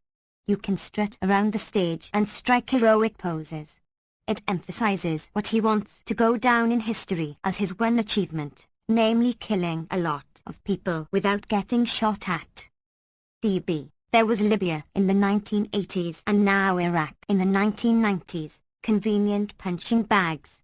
But Muammar Gaddafi and Saddam Hussein also play their part. They're great villains. They're easy to hate, too. Gaddafi is sort of the small-time thug, but Saddam Hussein is a major one. On the other hand, you have to bear in mind that the villainy is totally irrelevant. He was as much a villain before August 2, 1990. His worst crimes by far are during the period when he was a highly admired ally who was being strongly supported by the United States, so strongly that he even almost approached the level of Israel. Israel, I had thought, would be the only country in the world that could bomb an American ship, the Liberty, kill a couple of dozen American sailors and get away with it completely. But I was wrong. Iraq was able to do it, too. Iraq was able to bomb the USS Stark in the Gulf, killing Americans, and get away with it because they were such close allies. That was in 1987, the period when the US was tilting strongly toward Iraq to try to make sure that they won the Iraq-Iran war. It continued until the one crime for which Saddam Hussein cannot be forgiven, he disobeyed orders on August 2nd. Immediately after, within a few months, the US was supporting him again. There was no secret about it. In March, right after the fighting stopped, when Saddam Hussein turned to crushing the Shiites in the south and then the Kurds in the north, the US stood by quietly and assisted him. The Kurds finally got some publicity. They're blue-eyed and Aryan. But the Shiites got no publicity. They were much harder hit. That was right under the nose of American forces. Iraqi generals were appealing to the American forces to let them have some arms so they could fight off Saddam Hussein's troops. Storeman Norman was just sitting there and watching, maybe writing his memoirs at the time. This was reported. It received sober approval in the press. Yes, we don't like Saddam Hussein, but we have to support him in the interests of stability, meaning retaining our power in the region. In fact, at that time, the government was actually kind enough to explain for once exactly what they were doing. It's worth paying attention to the words passed through the government spokesman at the New York Times, chief diplomatic correspondent Thomas Friedman, who described U.S. policy as handed to him, which is that the U.S. is seeking the best of all worlds, an iron-fisted Iraqi junta which could wield the iron fist in Iraq just the way Saddam Hussein did before the invasion of Kuwait, much to the satisfaction of the US allies Turkey and Saudi Arabia and obviously the boss in Washington. That's what they want. This makes it extremely clear. You can't miss the message. It's explicit and clear and lucid. They want a Saddam Hussein, and since he's now an embarrassment, they want a clone, somebody equivalent to Saddam Hussein who will be able to wield the iron fist again just like he did. So the crimes are irrelevant. Yes, he's a demon, but that's irrelevant. What's relevant is the obedience. That's a pattern that goes way back in history. We supported Mussolini and Hitler for similar reasons. DB, no noise from the servants' quarters. Yes. DB, what do you think of this new concept in statecraft, the no-fly zone? Anyone's going to try to lead with their strength, and the US strength is in high technology military capacity. The US government recognizes that classical intervention is no longer an option. This is one of the major changes since the 1960s. In fact, it's a change in world history. I think they well understand that the population will not tolerate the classical forms of intervention. We should remember what that means. Classical intervention is, for example, when Woodrow Wilson sent the Marines to attack Haiti and the Dominican Republic and conquer them, killing thousands of people, tearing apart the constitutional system and reinstating virtual slavery, turning the countries over to Western investors, turning them both into plantations. Neither country has recovered. In the case of Haiti, we stayed there for almost 20 years. Or marauding around Nicaragua searching for Sandino. Or another form of classical intervention, actually one that set some new precedents, was Kennedy 30 years ago, when he sent the U.S. Air Force to start bombing villages, authorized napalm and defoliation, and sent U.S. military forces in as combat advisors. All of that's classical intervention. That's finished. Nobody assumes that that's even possible any longer. They can only carry out what an early Bush administration high-level planning document stated, only rapid and decisive intervention against much weaker enemies, which will lead to very quick victory without any fighting. Anything else will undercut political support. There is no longer any political support. That gets back to no-fly zones. No-fly zones nobody knows about. It's clean. The only people who get killed are other people. There's never any interaction between the military forces. So what was called a combat between US and Iraqi jets wasn't a combat. It wouldn't be a combat if I sat here pushing a button and a bomb went off halfway around the world. The Iraqi jets are only in combat when US planes are out of their range. So there are cheap wars. We can attack, but we never get shot at. That the public will still tolerate. That's what no-fly zones are about. DB, what about the role of the UN in these various interventions now, giving its approval? First of all, the UN doesn't really give its approval. It just stays back. So, during the Gulf War, the UN did not give its approval. The UN was neutralized. There was a series of resolutions.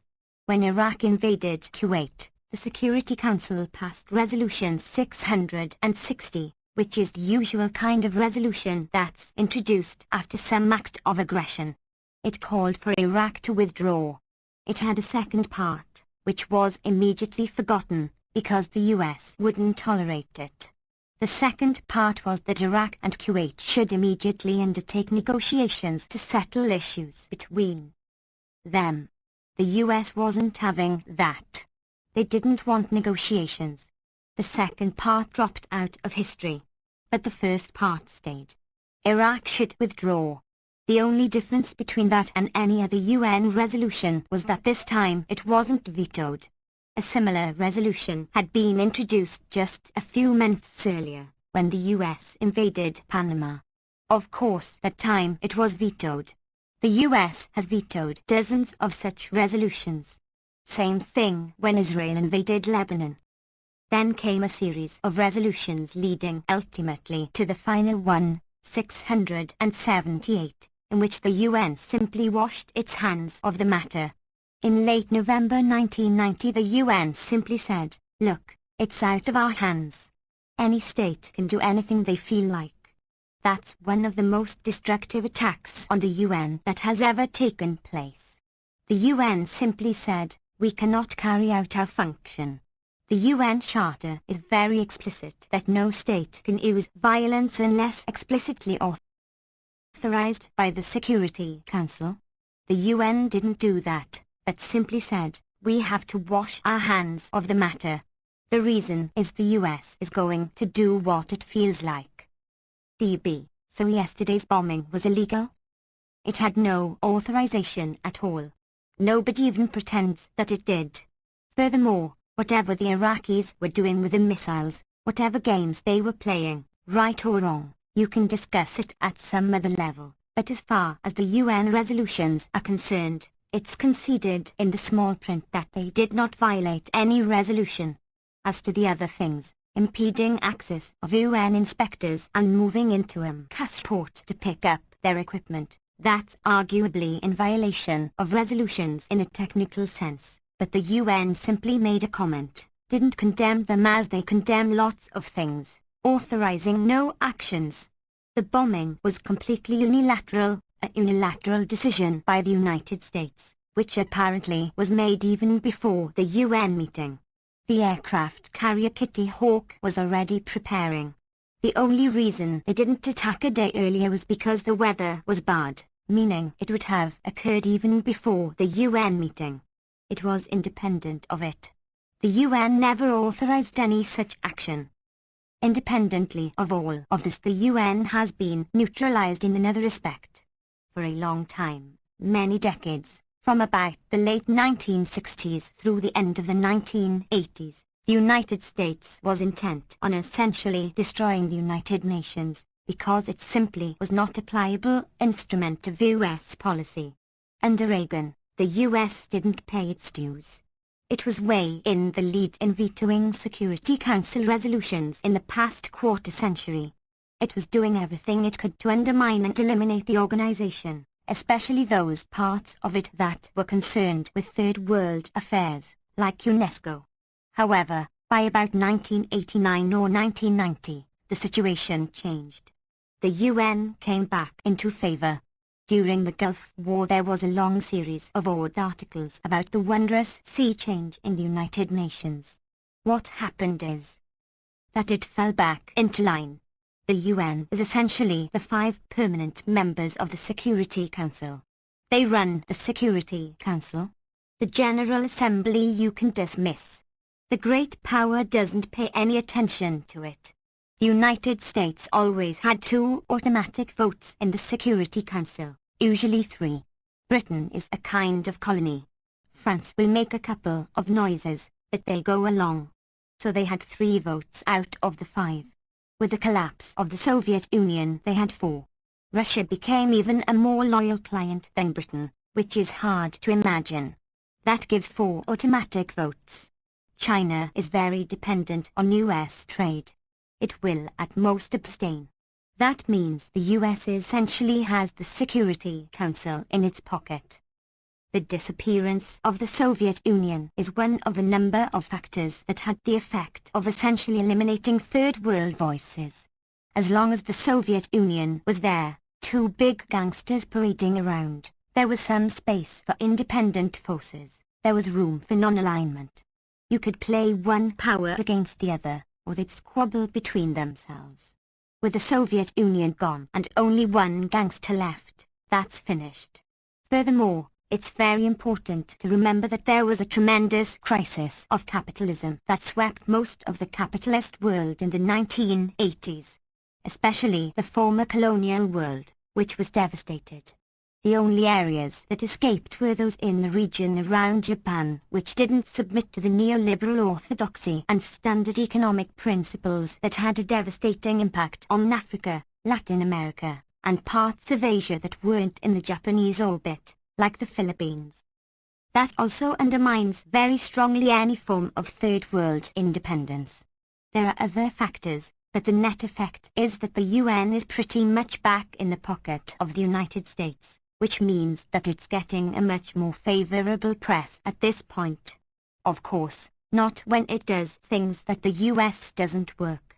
For example, there was a condemnation of Iraq, although it didn't authorize bombing.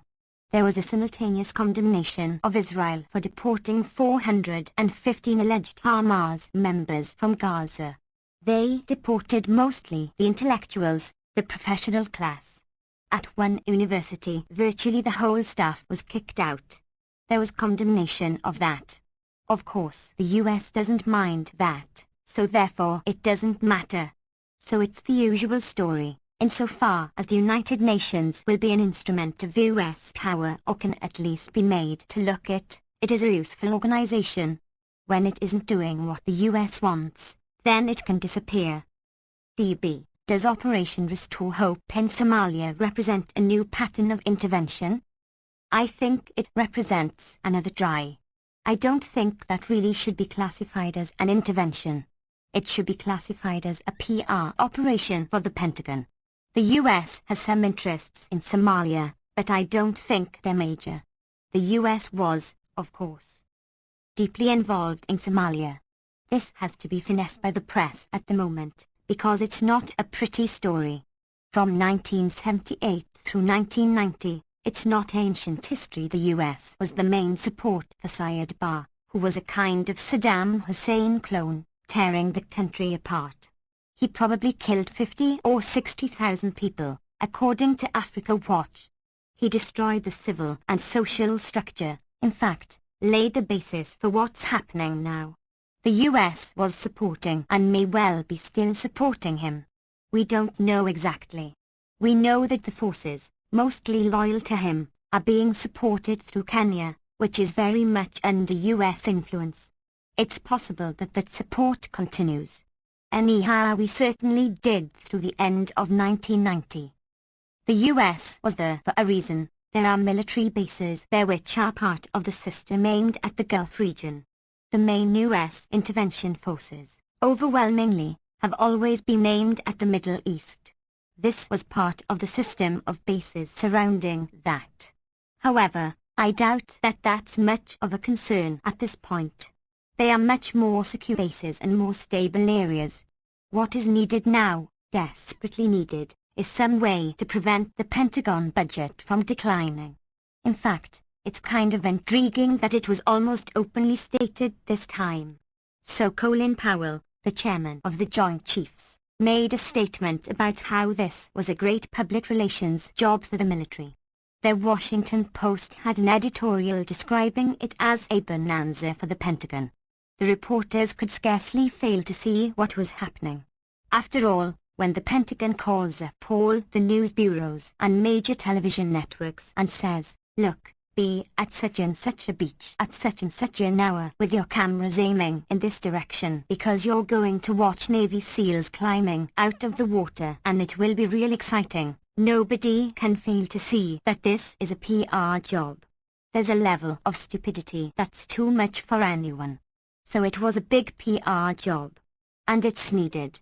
The best explanation for the intervention, in my opinion, was given in an article on the day of the intervention in the London Financial Times which didn't mention Somalia.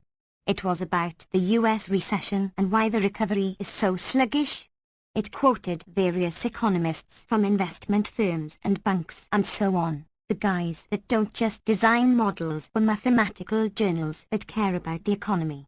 The consensus was that the problem with the recovery from the recession was that the standard methods of government stimulation of the economy weren't available. The pump priming through the Pentagon system, one of the major government devices for management of the economy, simply was not available to the extent that it had been in the past. The economy was therefore very sluggish, for that and other reasons. That's a big problem. The Pentagon system has been the core of state industrial policy. It's declining. There have been various efforts through the 1980s to revitalize it. Bush put it pretty honestly in his farewell address when he explained why we intervened in Somalia and not Bosnia. What it comes down to is in Bosnia somebody might shoot at you. In Somalia it's just a bunch of teenage kids. We figure 30,000. Marines can handle that. So it's just photo ops, basically.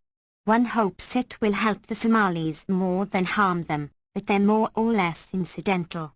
They're just props for photo opportunities for Pentagon public relations, which is a crucial thing. When the press and commentators say the US has no interests there, that's taking a very narrow and misleading view. Maintaining the Pentagon system is a major interest for the masters of the US economy. DB, there was a Navy and Marine white paper in September 1992 called From the Sea. It discusses that the military focus shifts from global military threats to regional challenges and opportunities, including humanitarian assistance and nation-building efforts in the Third World. But that's always been the focus, rhetoric aside. The military budget is mainly for intervention. In fact, even strategic nuclear forces were basically for intervention. It's not that we intended to use nuclear weapons against Grenada. But the point is that you have to think about the way strategy works. The US is a global power. It wasn't like the Soviet Union. The Soviet Union carried out intervention right around its borders, where it had overwhelming conventional forces. The US is a global power. It carries out intervention everywhere, in Southeast Asia, the Middle East, in places where it has no conventional advantage. Accordingly, it always had to have an extremely intimidating posture to make sure that nobody got in the way.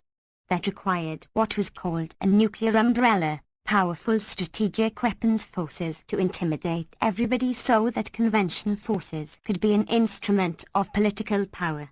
In fact, virtually the entire military system, its military aspect, not its economic aspect, was geared for intervention, and that was usually covered as nation building. In Vietnam, in Central America, we're always humanitarian. So when the Marine Corps documents say we now have a new mission, humanitarian nation building, that's just the old mission. We now have to emphasize it more than before because traditional pretext is gone. There was always an ideological framework in which you could place this, namely the conflict with the Russians. If you had to carry out nation building, humanitarian efforts by attacking and destroying South Vietnam, that was to block Soviet expansion. That part's gone. You can't any longer be blocking Soviet expansion. So we're now just focusing on what was left, the humanitarian nation building. But it's the same as it's always been. It's just the current form of imperialist concern. DB, what kind of impact will the injection of US armed forces into Somalia have on the civil society? Somalia has been described by one US military official as Dodge City and the Marines as Wyatt Earp. What happens when the marshal leaves town? First of all, that description has nothing to do with Somalia. One crucial striking aspect of this intervention is that there's no concern for Somalia. No one who knew anything about Somalia was involved in planning it, and there is no interaction with Somalis as far as we know. Since the Marines have gotten in, the only people they have been dealing with are the so-called warlords, and they're the biggest gangsters in the country. They're dealing with them. But Somalia is a country. There are people who know and care about it. They've described it. They don't have much of a voice here. One of the most knowledgeable is a Somali woman named Rakia Omar, who was the executive director of Africa Watch.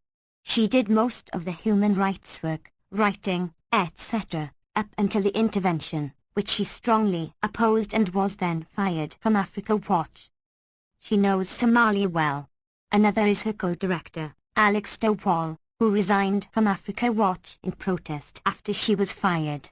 Apart from his human rights work, he is also an academic specialist on the region. He has published a major book with Oxford University Press on the Sudan famine and has written many articles on this. He knows not only Somalia but the region very well. And there are others. Their picture is typically quite different. In fact, many things are not controversial.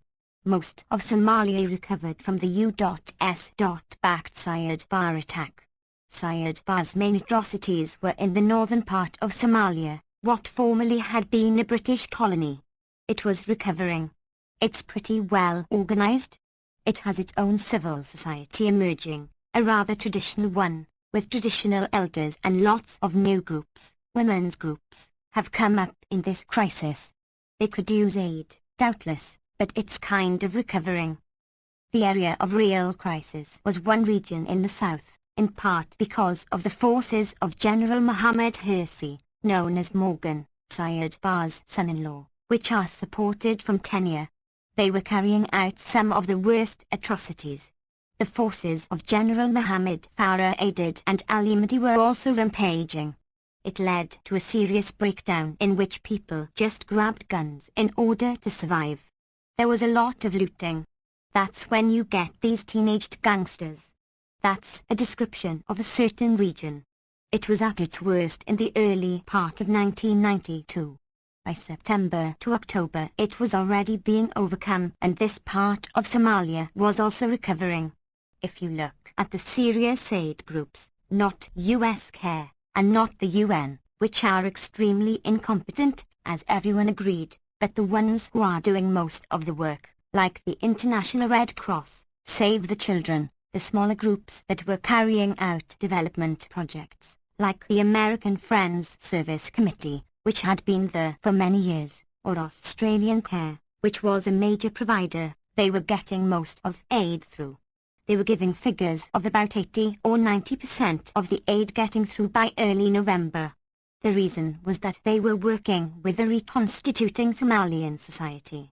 In this corner of real violence and starvation, things were already recovering, rather on the pattern of what had already taken place in the north. There were plenty of problems, but it was recovering.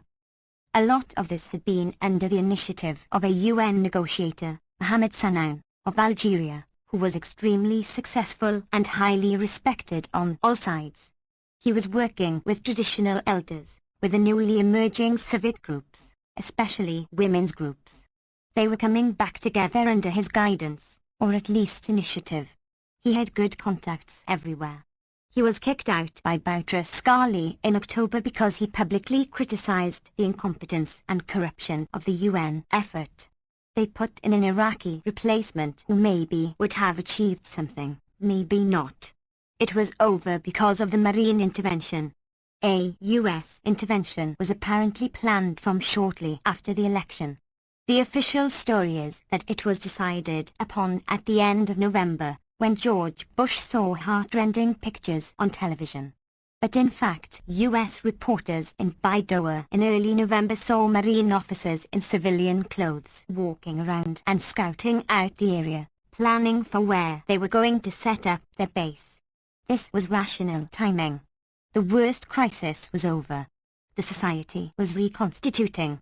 You could be pretty well guaranteed a fair success at getting food in, since it was getting in anyway. 30,000 troops would only expedite it in the short term. Not too much fighting, because that was subsiding. Good timing for Bush, too, because it means you get the photo opportunities and then you leave and somebody else faces the problems later on, which are bound to arise. So it wasn't Dodge City. There was an area which was horrible and was recovering. What this massive intervention will do to that is very hard to predict. It could make it worse, could make it better. It's like hitting a seriously ill patient with a sledgehammer. Maybe it will help. Maybe it won't. But that comment about Dodge City simply reflects what is true. Nobody cared. They didn't try to find out what Somalia was, because they didn't care. Somalis are props. What happens to them is incidental. If it works, great, we'll applaud and cheer ourselves and bask in self-acclaim. If it turns into a disaster, we'll treat it the same way we do with other interventions that turn into disasters. After all, there's a long series of them. Take Grenada. That was a humanitarian intervention.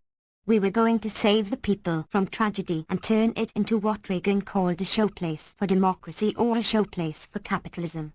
In fact, they poured aid in. It had the highest per capita aid in the world the following year, next to Israel, which is in another category.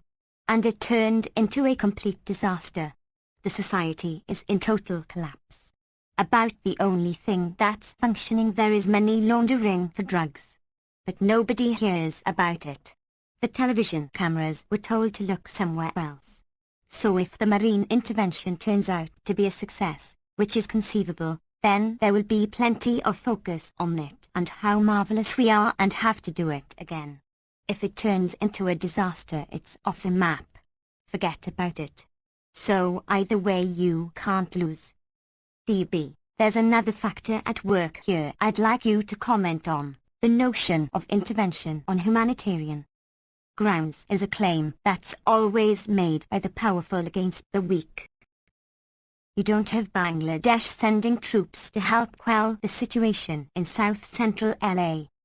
Not only that, but it is so routine that it's just like saying hello when you walk into a room. Take, say, American history. When the US was expelling or exterminating the native population back right from the Revelation on, it was always described as humanitarian. We're their benefactors. When Andrew Jackson proclaimed his Indian Removal Act, which set off virtual genocide, he described it to Congress with great self-acclaim, describing in a deary voice what a great benefactor he was to the Indians. He said that white people wished that they were getting such benefits from us. After all, the white settlers, when they go out to the West, they don't get huge government grants, they don't have the US military lead the way for them. But when the Cherokees are being sent out there on what was called the Trail of Tears, on which about half of them died, they were being accompanied by the US Army and even given a couple of cents to get started. It was a tremendous gift. We were so benevolent. In fact, right after the American Revolution, in 1783, there was a commission established to try to determine what to do with the Indians. The question was, how do we kick them out of their land now that we've won? They decided to expel them, remove them from one area to another, rob their lands. It's worth reading what they wrote. They said he shouldn't go overboard in generosity.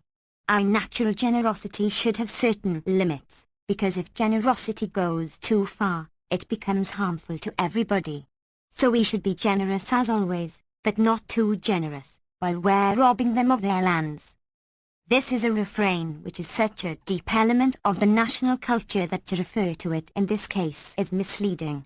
There's no atrocity that's been carried out that hasn't been described as humanitarian and beneficial to the victims. DB. Comment on the events in the former Yugoslavia. This constitutes the greatest outburst of violence in Europe in 50 years, tens of thousands killed, hundreds of thousands of refugees. This isn't remote East Timor we're talking about, this is Europe. It's a living room war on the news every night. In a certain sense what's happening is that the British and American right-wings are essentially getting what they asked for. Since the 1940s they've been quite bitter about the fact that Western support for a short time turned to Tito and the partisans and against Mihailovic and his Chetniks and the Croatian anti-communists, including the Ustasha, who were outright Nazis. The Chetniks were also playing with the Nazis and were mainly trying to overcome the partisans. They won. The partisan victory imposed a communist dictatorship, but it also federated the country. It suppressed ethnic violence, and created the basis of some sort of functioning society in which the parts had their role. That collapsed for a variety of reasons, and now we're essentially back to the 1940s, but without the partisans. Serbia now has inherited the ideology of the Chetniks. Croatia has inherited something of the ideology of the Ustasha, far less ferocious than the Nazi original, but similar in some ways. They are now doing pretty much what they would have done if it hadn't been for the partisan victory. Of course, the leadership of Serbia and Croatia come from the Communist Party, but that's because every thug in the region was part of the ruling apparatus. Yeltsin, for example, was a tough CP boss. It's interesting that the right wing, at least its more honest elements, approve. For example, Nora Beloff, a right-wing British commentator on Yugoslavia, had a letter in the London Economist condemning the people who are denouncing the Serbs in Bosnia. She's saying it's the fault of the Muslims. They are refusing to accommodate the Serbs who are just defending themselves. She's been a supporter of the Chetniks from way back. No reason why she shouldn't continue to support Chetnik violence, which is what this amounts to. Of course, there's another factor. She's a super fanatic Zionist, and the fact that the Muslims are involved already makes them guilty in her eyes. DB. Some say that just as the Allies should have bombed the rail lines to Auschwitz to prevent the deaths of many people in concentration camps, so we should now bomb Serbian gun positions surrounding Sarajevo that have kept that city under siege. Would you advocate the use of force? First of all, there's a good deal of debate about the Second World War, and how much of an effect bombing would have had. Putting that aside, it seems to me that a judicious threat of force, not by the Western powers but by some international, multinational group could have, at an earlier stage, suppressed a good deal of the violence and maybe blocked it. Whether that would mean bombing gun positions or not is a question that you can't make a decision about lightly. For one thing, you have to ask not only about the morality of it, but also about the consequences. The consequences could be quite complex. For example, conservative military forces within Russia might move in. They already are there, in fact, to support their Slavic brothers in Serbia, and they might decide to move in en masse. That's traditional, incidentally. Go back to Tolstoy's novels and you can read about how the Russians saved their Slavic brothers from attacks. That's now being reenacted. At that point you're getting fingers on nuclear weapons. It's also entirely possible that an attack on the Serbs, who feel that they're the aggrieved party, could inspire them to move more aggressively in Kosovo, the Albanian area, which could very well set off a large-scale war, with Greece and Turkey involved. So it's not so simple. Or what if Bosnian Serbs, with the backing of both the Serbian and maybe even other Slavic regions, started a guerrilla war? Western military experts have suggested it would take maybe 100,000 troops just to hold the area.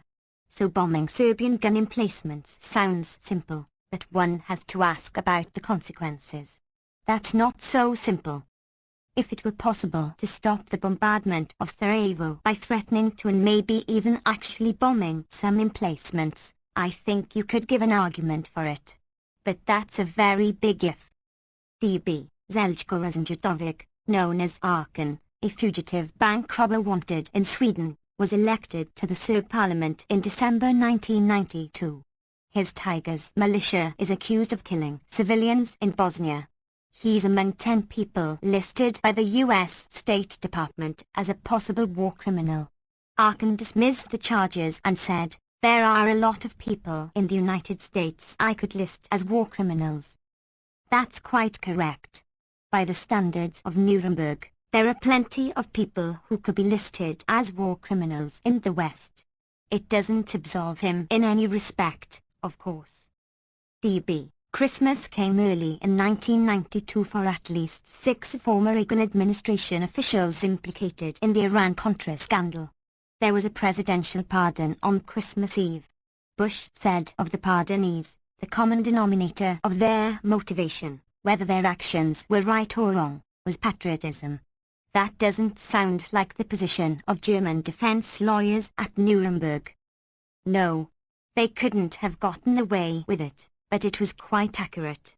Probably Himmler and Göring were acting as patriotic Germans. I frankly didn't take the pardons all that seriously. It was a highly selective prosecution. They didn't go after top people or the important issues. What they were being charged with is minor issues. Lying to Congress is bad. It's a serious violation of law which carries a 5-year jail sentence. But as compared with carrying out huge international terrorist operations, it's pretty small potatoes. Nobody was charged with conducting an illegal war against Nicaragua. They were only charged with lying to Congress about it. It indicates the values that lie behind the prosecution. In other words, kill and torture whoever you like, but be sure to tell us. We want to take part too. If you think about it, that's exactly what happened in Watergate. The charges against Nixon never included bombing Cambodia. It did come up in the hearings, but the only respect in which it came up was that Nixon had lied to Congress about it. There was no charge ever that he had sent U.S. bombers to devastate Cambodian peasant society, killing tens of thousands of people. That was never even considered a crime. So to pardon people for lying to Congress makes a certain amount of sense if we understand it as meaning, look, the major crimes are never even being discussed. It's kind of like catching Al Capone on his income tax. D.B. I've never heard you talk about Gandhi. Orwell wrote of him that ... compared to other leading political figures of our times, how clean a smell he has managed to leave behind. What are your views on the Mahatma? I'd hesitate to say without undertaking a much closer analysis of what he did and what he achieved. There were some positive things there. For example, his emphasis on village development and self-help and communal projects. That would have been very healthy for India. Implicit in what he was suggesting was a model of development for India that could well have been a much more successful and humane one than the Stalinist model that was adopted, the development of heavy industry, etc. The talk about non-violence you really have to think through. Sure, everybody's in favor of non-violence rather than violence, but under what conditions and when? Is it an absolute principle? DB. You know what he said to Louis Fischer in 1938 about the Jews in Germany. He said that German Jews ought to commit collective suicide, which would have aroused the world and the people of Germany to Hitler's violence. That is a tactical proposal, not a principled one. He's not saying they should have walked cheerfully into the gas chambers because that's what non-violence dictates. He's saying, if you do it you may be better off. So that's a tactical proposal. It reflects no moral principle. It has to be evaluated on its merits. If you evaluate it on its merits, from that point of view, divorcing it from any principled concern other than how many people's lives can you save by doing this, it's conceivable that it was true. I don't think it's likely, but it's conceivable, not out of the question, that would have aroused world concern in a way in which the Nazi slaughter surely did not. I think that the argument for it is very slight. On the other hand, there's nothing much that the Jews could have done anyway. DB. Orwell adds that after the war Gandhi justified his position, saying, the Jews have been killed anyway and might as well have died significantly. Again, he's making a tactical, not a principled statement. One has to ask the question what the consequences would have been of the actions he recommended. That's speculation based on little evidence. For him to have directed that recommendation at the time is kind of grotesque. What he should have been emphasizing was, let's do something to prevent them from being massacred. The right position to take at the time was, look, they can't do anything. Powerless people who are being led to slaughter can't do anything. Therefore it's up to others to do something for them. To give them advice on how they should be slaughtered is not very uplifting, to put it mildly. You can say the same about other things all the time. Take people being tortured and murdered in Haiti. You want to tell them, the way you ought to do it is to walk up to the killers and put your neck in front of their knife and maybe people on the outside will notice. Could be. But a little more significant would be to tell the people who are giving the murderers the knives that they should do something different. DB. India today is torn asunder by various separatist movements. Kashmir is an incredible mess, occupied by the Indian Army, and there are killings, detentions, and massive human rights violations in the Punjab and elsewhere. I'd like you to comment on a tendency in the Third World to blame the colonial masters for all the problems that are besetting the countries today. They seem to say, yes, India has problems, that it's the fault of the British, as if India was once a great big happy place. How to assess blame for historical disasters is a difficult matter. You could ask the same thing about the health of a starving and diseased person. There are a lot of different factors that enter into it. If there was a torturer around who was torturing them, that certainly had a role. But maybe after the torture is over, the person eats the wrong diet and lives a dissolute life and dies from the effects of that.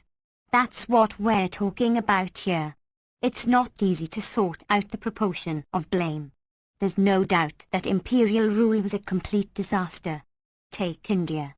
Bengal was one of the richest places in the world when the first British merchant warriors arrived there. They described it as a paradise. Today this area is Bangladesh and Calcutta, the very symbols of despair and hopelessness. These rich agricultural areas produced unusually fine cotton, the major commodity of that period. They had, by the standards of the day, advanced manufacture. Dhaka, which is the capital of Bangladesh, was compared by Clive, the British conqueror, to London. About a century later, in debates in the House of Lords, Sir Charles Trevelyan described how Dhaka had collapsed from a major manufacturing centre and thriving city to a marginal slum under the impact of British rule. In Bengal, and throughout the parts of India that they controlled, the British undermined and tried to destroy the existing manufacturing system, which was comparable to their own in many respects. As the Industrial Revolution was urbanizing and modernizing England, India was becoming ruralized, a poor, agrarian country. Adam Smith, over the 200 years ago, deplored the depredations that the British carried out in Bengal, which, as he puts it, first of all destroyed the agricultural economy, and then turned dearth into a famine.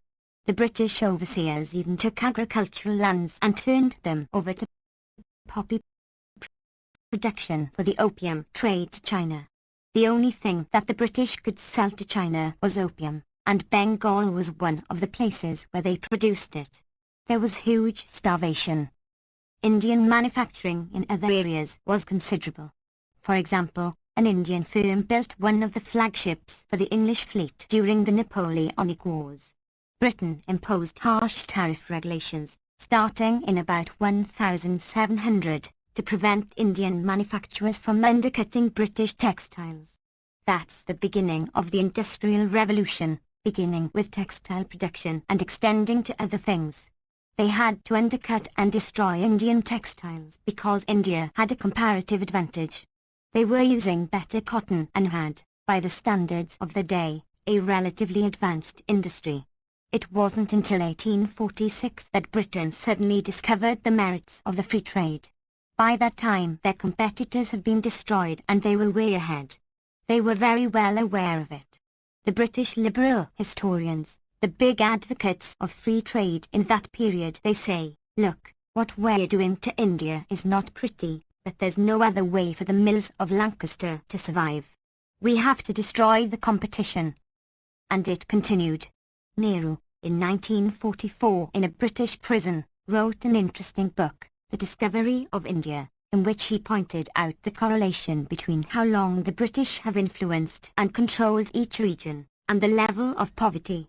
The longer the British have been in a region, the poorer it is. The worst, of course, was Bengal, where the British arrived first. In Canada and North America, they just wiped out the population. You don't have to get to current, politically correct commentators to describe this. You can go right back to the Founding Fathers.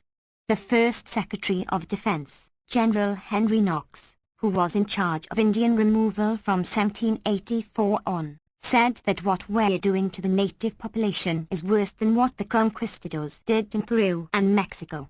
He said future historians will look at these actions, what would be called in modern terminology genocide, and paint them with sable colors. They weren't going to look good to history. John Quincy Adams, the intellectual father of Manifest Destiny, became an opponent of both slavery and the policy toward the Indians long after he left power. He felt that he himself had been involved in a crime of extermination of such enormity that he believed God would punish the country for this monstrous deed.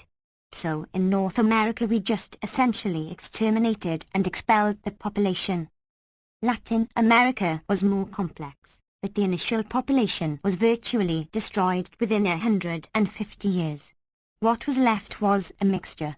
Meanwhile, Africans were brought over as slaves, which had a major effect on devastating Africa even before the colonial period.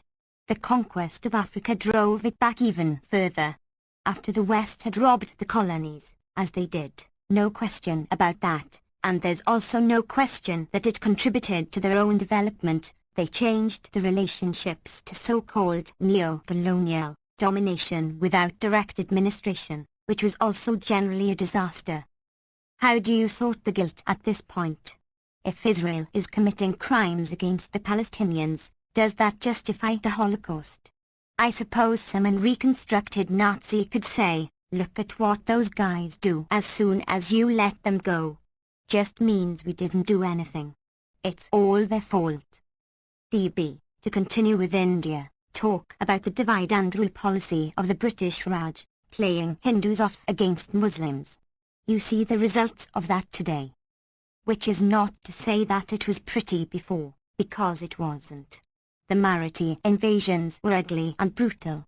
But the fact is that the level of brutality introduced by the Europeans was novel almost everywhere in the world. Naturally, any conqueror is going to play one group against another. In India, for example, I think about 90% of the forces that the British used to control India were Indians. DB, there's that astonishing statistic that at the height of British power in India, they never had more than 150,000 people there. That was true everywhere. It was true when the American forces conquered the Philippines, killing a couple 100,000 people. They were helped by Philippine tribes. They exploited conflicts among local groups. There are always plenty who will side with the conquerors. Just take a look at the Nazi conquest of Europe. Take Western Europe, let's forget the Third World. Nice, civilized Western Europe. Places like Belgium and Holland and France. Who was rounding up the Jews? The local people. In fact, in France they turned them over faster than the Nazis could handle them. If the United States was conquered by the Russians, George Bush, Elliott Abrams, and the rest of them would all be working for the invaders and sending people off to concentration camps. Ronald Reagan would be reading their ads on TV. That's the traditional pattern. Invaders very naturally play upon any kind of rivalries and hostilities that they find to get one group to work for them against others. You can see it right now with the Kurds. The West is trying to mobilize Iraqi Kurds to destroy Turkish Kurds. Turkish Kurds are by far the largest number, as historically, they were the ones who were the most repressed. It's not covered much in the West because Turkey is an ally, so you don't cover the atrocities they carry out. But right into the Gulf War they were bombing in Kurdish areas. Tens of thousands of people were driven out. But now the Western goal is to use the Iraqi Kurds as a weapon to try to restore what they call stability in Iraq, meaning their own kind of system. Last October there was a very ugly incident in which there was a kind of pincer movement between the Turkish army and Iraqi Kurdish forces to expel and destroy Kurdish guerrillas from Turkey. Independently of what we might think of those guerrillas, there's no doubt that they had substantial popular support in southeastern Turkey. But the Iraqi Kurdish leaders and some sectors of Kurdish population were going to cooperate because they thought they could gain something by it. You could understand their position. Not necessarily approve of it, that's another question. These are people who are being crushed and destroyed from every direction. If they grasp at some straw for survival, it's not surprising, even if grasping at that straw means helping to kill their cousins across the border.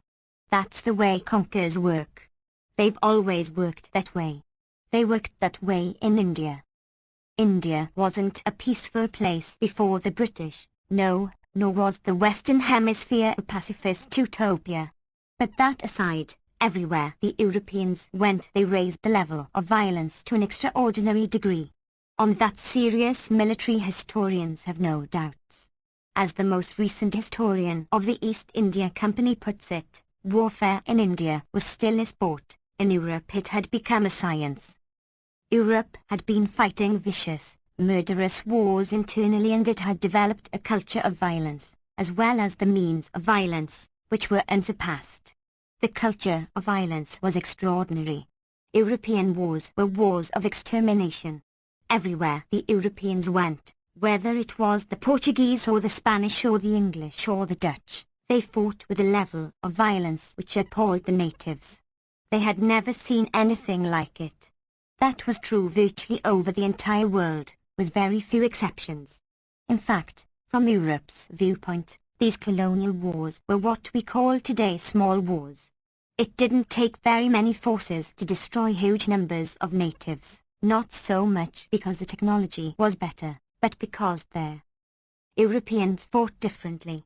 If we were to be honest about the history, We would describe European colonialism simply as a barbarian invasion. The British and Dutch merchants who moved into Asia broke into relatively free trading areas which had been functioning for long periods with pretty well-established rules. More or less free, fairly pacific, sort of like free trade areas. The description of what they did is just monstrous. They introduced a level of violence which had never been felt before. They destroyed what was in their way. The only ones who were able to fend it off for a while were Japan and China. Japan did manage to fend it off almost entirely. That's why Japan is the one area of the Third World that developed. That's striking. The one part of the Third World that wasn't colonized is the one part that's part of the industrial world. That's not by accident. To strengthen the point, you need only look at the parts of Europe that were colonized. Parts of Western Europe were colonized, like Ireland, which is very much like the Third World, for similar reasons. The patterns are striking. China sort of made the rules and had the technology and was powerful, so they were able to fend off Western intervention for a long time. But when its defense finally broke down in the 19th century, the country collapsed. So it's completely correct that the post-colonial period had seen many brutal monsters develop. But when people in the Third World blame the history of imperialism for their plight, they have a very strong case to make. It's interesting to see how this is treated in the West these days. On January 7, 1993, there was an amazing article in the Wall Street Journal by Angelo Codevilla, a so-called scholar at the Hoover Institute at Stanford, criticizing the intervention in Somalia. He says, "Look, the problem in the world is that Western intellectuals hate their culture and therefore they terminated colonialism. Only civilizations of great generosity can undertake tasks as noble as colonialism to try to rescue these barbarians all over the world from their miserable fate. The Europeans did it and of course gave them enormous gifts and benefits. But then these Western intellectuals who hate their own cultures forced them to withdraw. The result is what you now see. You really have to go to the Nazi archives to find anything comparable to that. Apart from the stupendous ignorance that is so colossal that it can only appear among respected intellectuals, the moral level is, you have to go back to the Nazi archives. But it's an op-ed in the Wall Street Journal. It probably won't get much criticism. There are counterparts in England, the Sunday Telegraph, the Daily Telegraph. It's interesting to read the right-wing British press after Rigoberta Menchú won the Nobel Prize. They were infuriated, especially their Central America correspondent. Their view is, true, there were atrocities in Guatemala. But either they were carried out by the left-wing guerrillas or they were an understandable response on the part of the respectable sectors of the society to the violence and atrocities of these Marxist priests. So to give a Nobel Prize to the person who's been torturing the Indians all these years, Rigoberta Menchú. It's hard for me to reproduce this. You have to read the original. Again, at its worst, it's straight out of the Stalinist and Nazi archives. It's very typical of British and American culture. DB. That brings in the whole question of race and racism and how that factored into the relationship between what I'll call the North and the South. There has always been racism, but it developed as a leading principle of thought and perception very much in the context of colonialism. It's not that it wasn't there before. It obviously was. But it gained entirely new dimensions and new significance in the imperialist context. That's understandable. When you have your boot on someone's neck, you have to have a justification for it. The justification has to be their depravity. If you can find anything to hang their depravity on, like the color of their eyes, it's that. It's very striking to see this in the case of people who are not very different from one another. Take a look at the British conquest of Ireland, which was the earliest of the Western colonial conquests. It was described in the same kind of terms as the conquest of Africa. The Irish were a different race. They weren't human. They were a depraved race of people who had to be crushed and destroyed. DB. Some Marxists connect racism as a product of the economic system of capitalism. Would you accept that? No. It has to do with conquest. It's oppression. If you're oppressing somebody, maybe you're robbing them. It doesn't have to be torture. If you're robbing somebody, oppressing them, controlling them, dictating their lives, it's a very rare person who can say, look, I'm a monster. I'm doing this for my own good. Even Himmler didn't say that. There's a standard technique of belief formation that goes along with oppression, whether it's throwing them in the gas chambers or charging them too much at a corner store or anything between those. There's a standard mode of reaction, and that is to say that it's their depravity. That's why I'm doing it. Maybe I'm even doing them good. If it's their depravity, there's got to be something about them that makes them different from me. What's different about them will be whatever you can find. DB, and that's the justification. Then it becomes racism. You can always find something, like a different color hair or eyes, they're too fat, they're gay. Whatever it might be. You find something that's different enough. Of course you lie about it, so it's easier to find more. DB, do you know the scorpion and camel story? There's a scorpion who wants to cross the river. He needs the camel to help him across. He asks the camel, hey, come on. Give me a lift. The camel says, what are you, crazy? I know who you are. You're going to sting me. The scorpion says, no, no, no. I'm a reformed scorpion. I'm a good guy. I wouldn't do something like that. So after much persuasion, the camel finally relents and says, okay, hop on. So the scorpion gets on the camel's back. In the middle of the river, the camel feels a sting in his back and realizes that the scorpion has just stung him. He starts howling and cursing and says, you promised me you wouldn't do this. We're both going to die now. We're going to drown. You're insane. The scorpion says, well, it's in my nature. This leads to human nature. Is racism something that's acquired or learned, or is it innately endowed? I don't think either of those is the right answer. There's no doubt that there's a rich human nature. We're not rocks. Anybody sane knows that an awful lot about us is genetically determined, in our behavior, our attitudes. That's not even a question among sane people. When you go beyond that and ask what it is, you're entering into near total ignorance. We know there's something about human nature that forces you to grow arms, not wings, and to undergo puberty at roughly a certain age.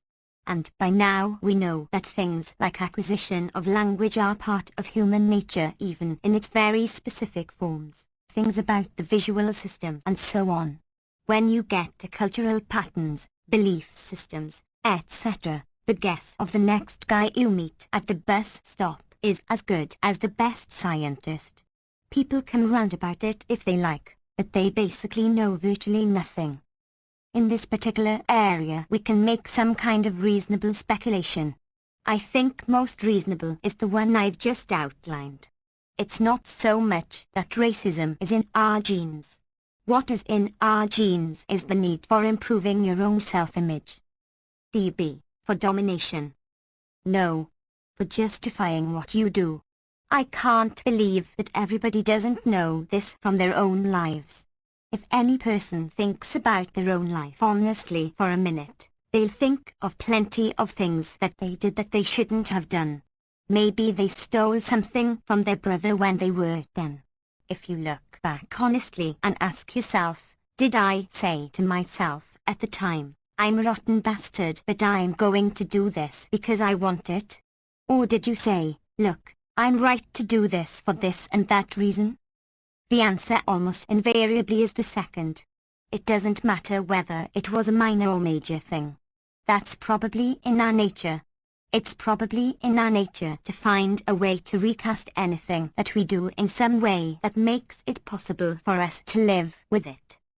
If we move into the social sphere, the sphere of human interactions, where there are institutions and systems of oppression and domination, people who are in those positions of authority and domination, who are in control, who are doing things to others, who are harming them, are going to pursue this course of constructing justifications for themselves.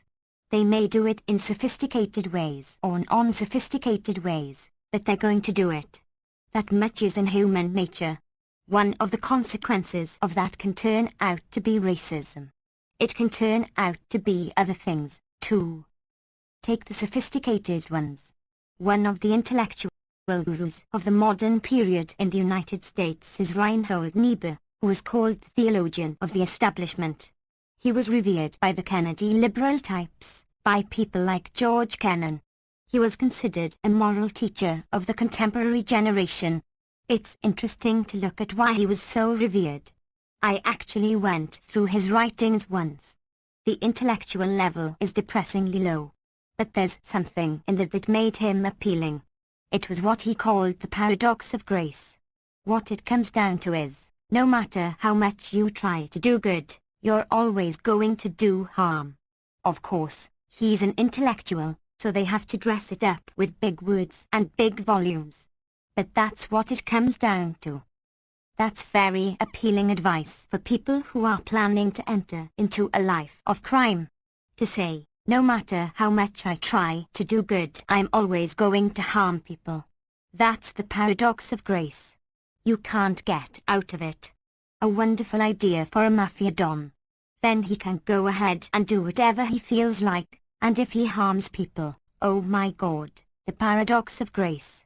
That, I think, explains why he was so appealing to American intellectuals in the post-World War II period. They were preparing to enter into a life of major crime, major criminal actions. They were going to be either the managers or else the commissars for a period of global conquest, running the world, which is obviously going to entail enormous crimes. Isn't it nice to have this doctrine before us? Of course we're super benevolent and humane, but the paradox of grace. Again, if you're an intellectual you dress it up and write articles about it. The mechanisms, however, are quite simple and elementary. I think all of that is, if you like, part of our nature, but in such a transparent way that you don't even call it a theory. Everybody knows this from their own experience, if they stop to think about it. Like just about everything that's understood about human beings, everybody knows it if they stop to think about it. It's not quantum physics. Mostly what's known is on the surface. Think about yourself and you can see it right there. Forget the big words and the polysyllables and the intellectual apparatus and just think about it. It's easy to see how that transmutes itself into racism. Take the Serbs and the Croats. All they want to do right now is murder each other. They're indistinguishable. They use a different alphabet, but they speak the same language. They belong to different branches of the Catholic Church. That's about it. But they're perfectly ready to murder and destroy each other. They can imagine no higher task in life. DB, what about the so-called competitive ethic of competition? Is there any evidence that we are naturally competitive? Proponents of the free market theory and the advocates of market capitalism say that you've got to give people the ability to compete. It's a natural thing. There are certainly conditions under which people will compete. There are conditions under which people will cooperate. For example, take a family. Suppose that whoever is providing the money for the family loses his or her job, so they don't have enough food to eat. The father is probably the strongest one in the family. Does he steal all the food and eat it, so all the kids starve? I guess there are people who do that, but then you lock them up. They're pathological. There's a defect there somewhere. No, what you do is share. Does that mean they're not competitive? No. It means that in that circumstance you share. Those circumstances can extend quite broadly. For example, they can extend to the whole working class.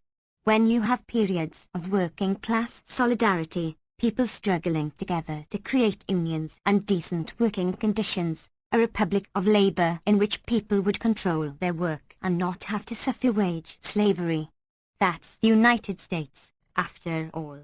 Take a look at the Homestead Lockout a century ago, when Andrew Carnegie established the world's first billion-dollar corporation by destroying the biggest union in the country. He destroyed it right in Homestead, which was a working-class town with working-class solidarity. That was a period of enormous ethnic hatred and rivalry and racism, at that time directed mostly against the Eastern European immigrants, the Huns and the Slovaks. But during that conflict they worked together. It's one of the few periods of real ethnic harmony. They worked with Anglo-Saxon Americans and Germans and the rest of them. There are circumstances in which competition shows up and in which cooperation does. Again, I doubt that any person can fail to see this in their own life. Let me tell you a personal story. I'm not particularly violent. But when I was in college, I had to take boxing. The way you did it was to spar with a friend that we all found, and we were amazed that pretty soon we wanted to kill each other. After doing this pushing around for a while, you really wanted to hurt that guy, your best friend. You could feel it coming out. It's horrifying to look at, and again I doubt that people have failed to see this in themselves and something about their lives. Does that mean that the desire to hurt people is innate? In certain circumstances, this aspect of our personality will dominate. There are other circumstances in which other aspects will dominate. You want to create a humane world, you change the circumstances. DB, how crucial is social conditioning in all of this? Let's say you're a child growing up in Somalia today. How about a child growing up in Boston, just down the street? Or even here, in Cambridge? Just last summer a foreign student at MIT was killed, knifed, just a few blocks from here, by a couple of teenagers from the local high school. They were engaged in a sport that works like this. High school kids are supposed to walk around and find somebody walking the street. One of the kids is picked, and he's supposed to knock the person down with one blow. If he fails to do it, the other kids beat up the kid who failed. So that's the sport. So they were walking along and saw this MIT kid. One of them was chosen and knocked him down with one blow. For unexplained reasons they also knifed him and killed him. They didn't see anything especially wrong with it. They walked off and went to a bar somewhere. Somebody had seen them, and they were later picked up by the police. They hadn't even tried to get away. They didn't see anything wrong with it. They're growing up in Cambridge, not on Brattle Street, but probably in the slums, which are not Somali slums by any means, not even Dorchester slums. But surely kids in the western suburbs wouldn't act like that. Are they different genetically? No. There's something about the social conditions in which they grew up that makes this an acceptable form of behavior, even a natural form of behavior. Anyone who has grown up in an urban area must be aware of this. I can remember from childhood, there were neighborhoods where if you went in you'd be beaten up. You were not supposed to be there. The people who were doing it, kids, felt justified and righteous about it. They were defending their turf. What else do they have to defend? DB, speaking of Brattle Street, just last night I was there. Panhandlers, people asking for money, people sleeping in the doorways of buildings. This morning at Harvard Square Inches, the T station, it was more of the same. The spectre of poverty and despair has increasingly come into the vision or the sightlines of the middle and upper class. You just can't avoid it as you could years ago when it was limited to a certain section of town. This has a lot to do with the pauperization, the internal third worldization, I think you call it, of the United States. There are several factors, which we've discussed before. In part it's an immediate corollary to what's called the globalization of the economy. Furthermore, there is a tremendous expansion of unregulated capital in the world seeking stable currencies and low growth. These factors have immediate, obvious consequences, namely extension of the Third World model to industrial countries. The Third World model is a sector of extreme wealth and privilege amidst huge misery and despair among useless, superfluous people. The model is extending to the entire world. Take a look at the NAFTA discussions. The argument for NAFTA, the North American Free Trade Agreement, is that it's not going to hurt many American workers, just unskilled workers, defined to mean about 70% of the workforce. That's one of the things you're seeing. Look at South Central Los Angeles. That's an area where there were factories, but not anymore. They moved to Eastern Europe, Mexico, and Indonesia, where you can get peasant women off the land. That's the part of free trade the elites advocate. They don't advocate the other parts of it. But the parts they can benefit from they advocate. That internationalization of production will have the effect, over the long term, of giving the industrial countries a sort of third world aspect themselves. There are other things happening everywhere in the industrial world, but most strikingly in 4 major English-speaking countries: England, the United States, Australia and New Zealand. I think the reason for that is pretty obvious. These are the countries that in the 1980s took at least minimally seriously some of the rhetoric that they preached. In most of the world, the free market rhetoric is not taken seriously. But England under Thatcher and the United States under the Reaganites and Australia and New Zealand under Labour governments to a limited extent adopted some of the doctrines they preached for the Third World. Naturally, the population suffered for it. DB. Deregulation? Deregulation, something a little bit like structural adjustment, which in the Third World means eliminate welfare, eliminate subsidies, stop building roads, give everything to the investors and something will trickle down by some magic, sometime after the Messiah comes. The Western countries of course would never really play this game completely.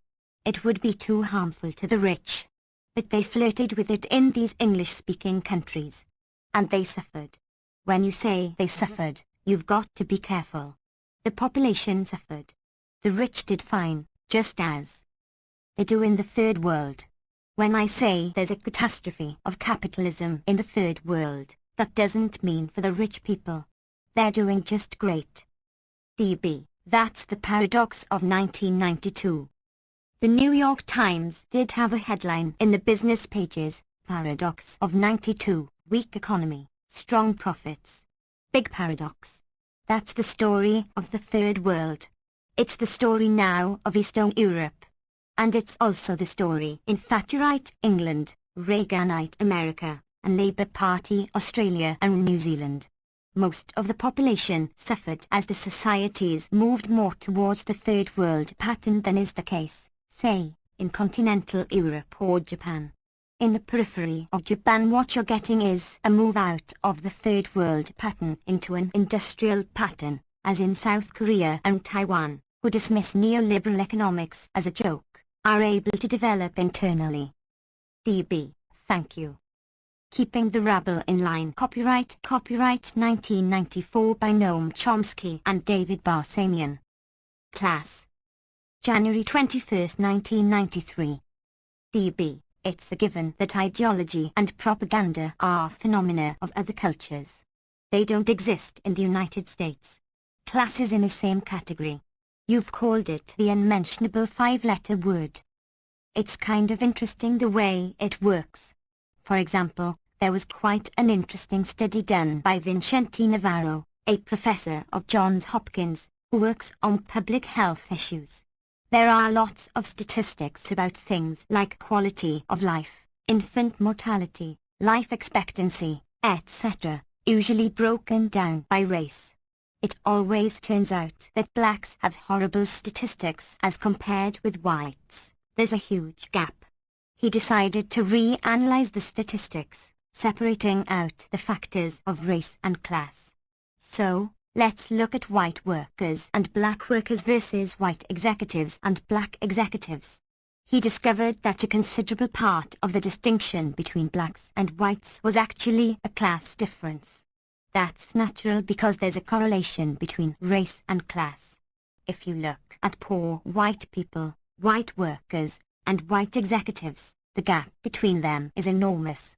He did the study, obviously of relevance to epidemiology and public health. He submitted it to the major American medical journals. They all rejected it. He then sent it to the world's leading medical journal, Lancet, in Britain. They accepted it right away. In the United States, you're not allowed to talk about class differences. In fact, only two groups are allowed to be class conscious in the United States. One of them is the business community, which is rabidly class conscious. When you read their literature, it's all full of the danger of the masses and their rising power and how we have to defeat them. It's kind of vulgar Marxist, except inverted. The other is the high planning sector of the government. So they're full of it, too. How we have to worry about the raising aspirations of the common man and the impoverished masses who are seeking to improve standards and harming the business climate. So they can be class conscious. They have a job to do. But it's extremely important to make other people, the rest of the population, believe that there is no such thing as class. We're all just equal. We're all Americans. We live in harmony. We all work together. Everything is great. There's a book, Mandate for Change, put out by the Progressive Policy Institute, the Clinton think tank.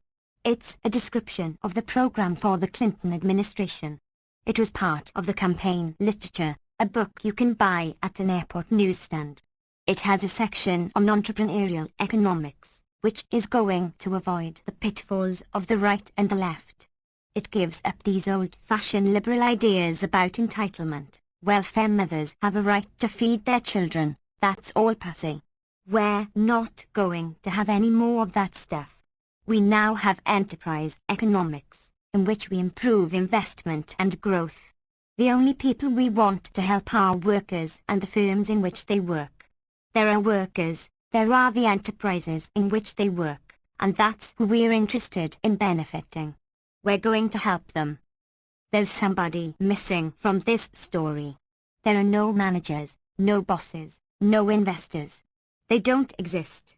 It's just workers and the firms in which they work. We're going to help them. The word entrepreneurs shows up. Entrepreneurs are people who assist the workers and the firms in which they work. The word profits appears once. I don't know how that sneaked in. That's another dirty word, like class. But the picture is, all of us are workers. There are firms in which we work. We would like to improve the firms in which we work, like you'd like to improve your kitchen. Get a new refrigerator. Improve the firm in which you work. That's all they're interested in, just helping us folks out there. Another mechanism used to achieve the same result is a kind of interesting innovation in the language in the last couple of years. That's the word jobs. It's now used to mean profits. So when, say, George Bush took off to Japan with Lee Iacocca and the rest of the auto executives, you remember his slogan was jobs, jobs, jobs. That's what he was going for. We know exactly how much George Bush cares about jobs. All you have to do is look at what happened during his tenure in office, when the number of unemployed and underemployed has now reached about 17 million or so officially. I don't know what is unofficially, about another 8 million, a million of them during his term. He was trying to create conditions for exporting jobs overseas. He continued to help out with the undermining of unions and the lowering of real wages. So what does he mean when he says and the media shout, jobs, jobs, jobs? It's obvious, profits, profits, profits. Figure out a way to increase profits. So it goes down the line. The idea is to create a picture among the population that we're all one happy family. We're America. We have a national interest. We're working together. There's us nice workers, the firms in which we work. The media that labor to tell us the truth about the things that matter to us. The government that works for us. We pick them. They're our servants. And that's all there is in the world. No other conflicts, No other categories of people, no further structure to the system beyond that. Certainly nothing like class. Unless you happen to be in the ruling class, in which case you're very well aware of it. DB. So then issues like class oppression and class warfare, equally exotic, occur only in obscure books and on Mars? Or in the business press, where it's written about all the time, and the business literature, or in internal government documents. It exists because they have to worry about it. DB. You use the term elite. Samir Amin says it confers too much dignity upon them. He prefers ruling class. Incidentally, a more recent invention is the ruling class. The only reason I don't use the word class is that the terminology of political discourse is so debased it's hard to find any words at all. That's part of the point, to make it impossible to talk. For one thing, class has various associations. As soon as you say the word class, everybody falls down dead. There's some Marxist raving again. But the other thing is that to do a really serious class analysis, you can't just talk about the ruling class. Are the professors at Harvard part of the ruling class? Are the editors of the New York Times part of the ruling class? Are the bureaucrats in the State Department? There are differentiations, a lot of different categories of people. So you can talk vaguely about the establishment or the elites or the people in the dominant sectors. But you can't get away from the fact that there are sharp differences in power which in fact are ultimately rooted in the economic system. You can talk about the masters, if you like. It's Adam Smith's word, you might as well go back to that. They are the masters, and they follow what he called their vile maxim, namely all for ourselves and nothing for other people. That's a good first approximation to it, since Adam Smith is now in fashion. DB, you say that class transcends race, essentially. In an important sense, I think it does. For example, the United States could become a color-free society. It's possible. I don't think it's going to happen, but it's perfectly possible that it would happen, and it wouldn't change the political economy, hardly at all.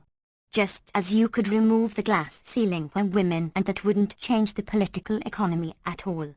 That's one of the reasons why you quite commonly find the business sector reasonably willing, often happy to support efforts to overcome racism and sexism. It basically doesn't matter that much. You'll lose a little white male privilege, but that's not all that important. On the other hand, basic changes in the core institutions would be bitterly resisted, if they ever became thinkable.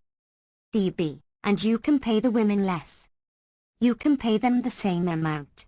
Take England. They just went through 10 pleasant years with the Iron Lady running things. Even worse than Reaganism. DB, so in this pyramid of control and domination, where there's class and race and gender bias, sexism, lingering in the shadows, certainly in the liberal democracies, is coercion, force. That comes from the fact that objective power is concentrated. Objective power lies in various places, in patriarchy, in race. Crucially, it lies in ownership. It's very much worth overcoming the other forms of oppression. For people's lives, they may be much worse than the class oppression. When a kid was lynched in the South, that was worse than being paid low wages. So when we talk about what's at the core of the system of oppression and what isn't, that can't be spelled out in terms of suffering. Suffering is an independent dimension, and you want to overcome suffering. On the other hand, if you think about the way the society works in general, it works pretty much the way the Founding Fathers said. The society should be governed by those who own it, and they intend to follow Adam Smith's vile maxim. That's at the core of things. Lots of other things can change and that can remain, and we will have pretty much the same forms of domination. DB, you've said the real drama since 1776 has been the relentless attack of the prosperous few upon the rights of the restless many. I want to ask you about the restless many. Do they hold any cards? Sure. They've won a lot of victories. The country's a lot more free than it was 200 years ago. For one thing, we don't have slaves. That's a big change. You recall that Thomas Jefferson's goal, at the very left liberal end, was to create a country without blot or mixture, meaning no red Indians, no black people, good white Anglo-Saxons. That's what the liberals wanted. They didn't succeed. They did pretty much get rid of the native population.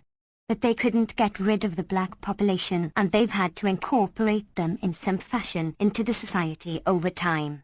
Women finally received the franchise 150 years after the revolution. The right of freedom of speech was vastly extended. Workers finally won some rights in the 1930s, about 50 years after they did in Europe, after a very bloody struggle. They've been losing them ever since, but they won them to some extent. In many ways, large parts of the general population were integrated into the system of relative prosperity, relative freedom, almost always as a result of popular struggle. The general population has lots of cards. That's something that David Hume pointed out a couple of centuries ago as a kind of paradox of government. In his work on political theory, he asks why the population submits to the rulers, since force is in the hands of the governed. Therefore, ultimately the governors, the rulers, can only rule if they control opinion.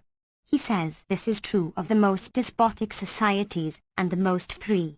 There is a constant battle between those who refuse to accept it and those who are trying to force them to accept it. DB. How to break from the system of indoctrination and propaganda. You've said that it's nearly impossible for individuals to do anything. That it's much easier and better to act collectively. What prevents people from getting associated? There's a big investment involved. Anybody lives within a cultural and social framework which has certain values and certain opportunities. It assigns cost to various kinds of action and benefits to others. You just live in that. You can't help it. We live in one that assigns benefits to efforts to achieve individual gain. Any individual can ask himself or herself, let's say I'm the father or mother of a family, what do I do with my time? I've got 24 hours a day. If I've got children to take care of, a future to worry about, what do I do? One thing you can do is try to play up to the boss and see if you can get $1 more an hour. Or maybe kick somebody in the face when you walk past them. If not, do it directly, do it indirectly, by the mechanisms that are set up for you within a capitalist society. That's one way. The other way you can do it is by spending your evenings going around trying to organize other people who will then spend their evenings at meetings, go out on a picket line, carry out a long struggle in which they'll be beaten up by the police and lose their jobs. Maybe they'll finally get enough people together so they'll ultimately achieve a gain, which may or may not be greater than the gain that you try to achieve by following the individualist course. People have to make those choices. They make them within a framework of existing structures. Within the framework of existing structures, although it harms everyone in the long run, the choices for a particular individual are to maximize personal gain. In game theory it's called prisoner's dilemma. You can set up things called games, interactions, in which each participant will gain more if they work together, but you only gain if the other person works with you. If the other person is trying to maximize his or her own gain, you lose.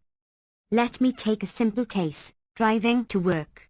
It would take me longer to take public transportation than to drive to work. As long as everybody else is driving, that's their way it's going to be.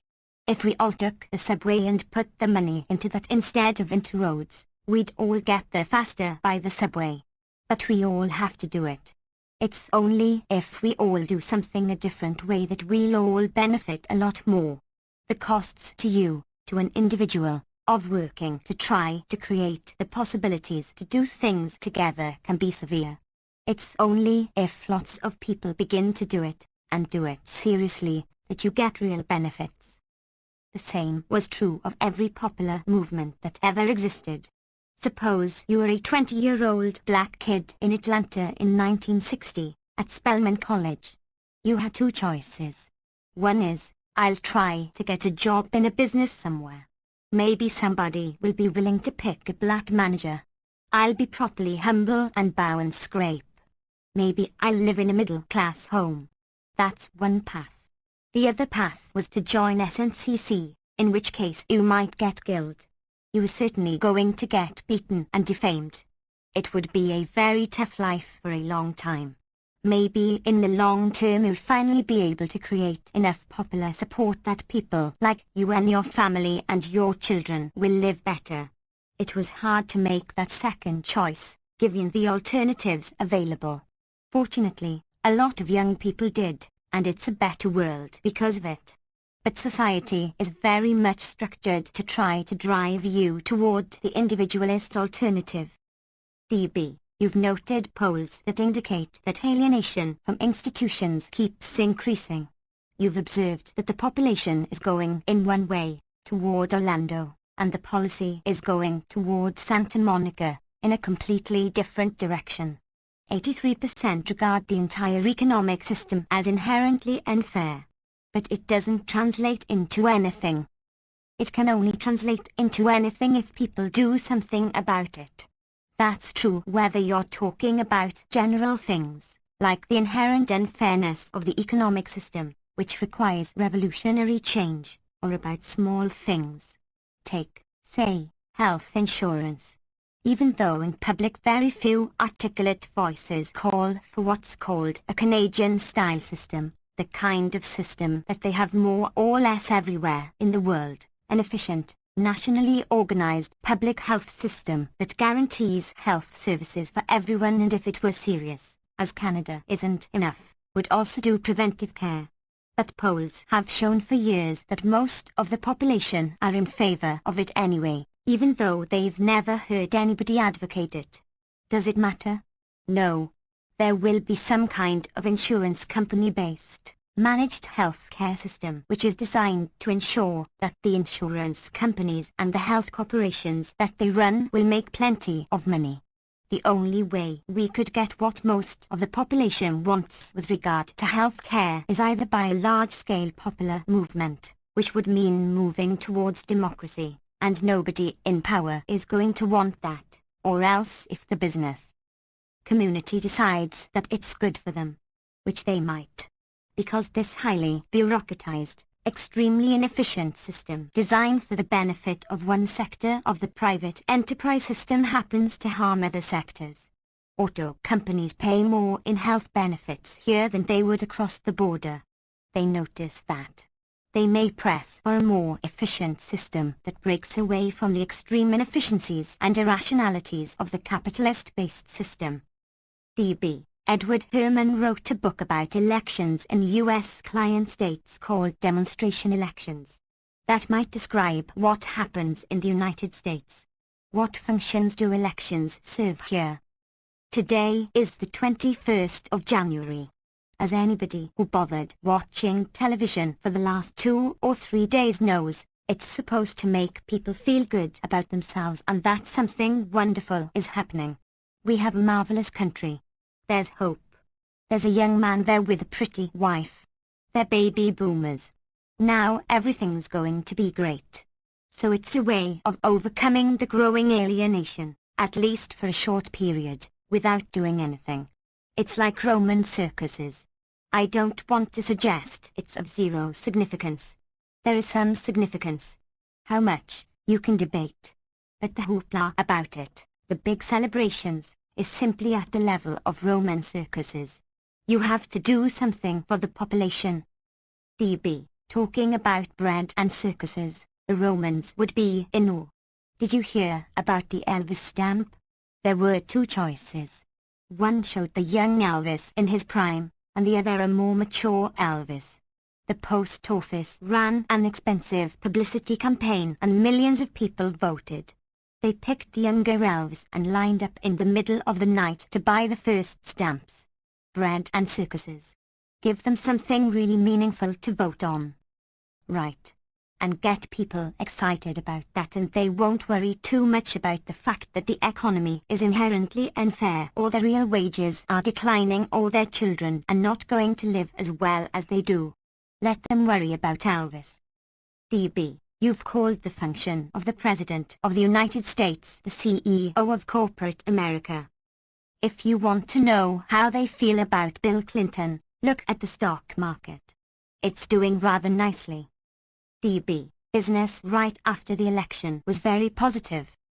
There was an article yesterday in the London Financial Times, the major international business journal, pointing out that the stock market was looking at Clinton and thinking he was doing the right things. Investors are happy. DB, it's only in America that a billionaire can run for president and pose as a populist, as Ross Perot did. What was your take on his candidacy and the whole Perot phenomenon? The most interesting period, I thought, was when he just appeared, at the very beginning. He could have come from Mars, as far as anyone knew. Nobody knew what his program was. He probably didn't have one. He had nothing to say. He was just this guy who said, "Look, I made a lot of money and I've got big ears and a big smile." Within about 2 weeks, he was running even with the two major candidates. I think what that indicates is pretty clear.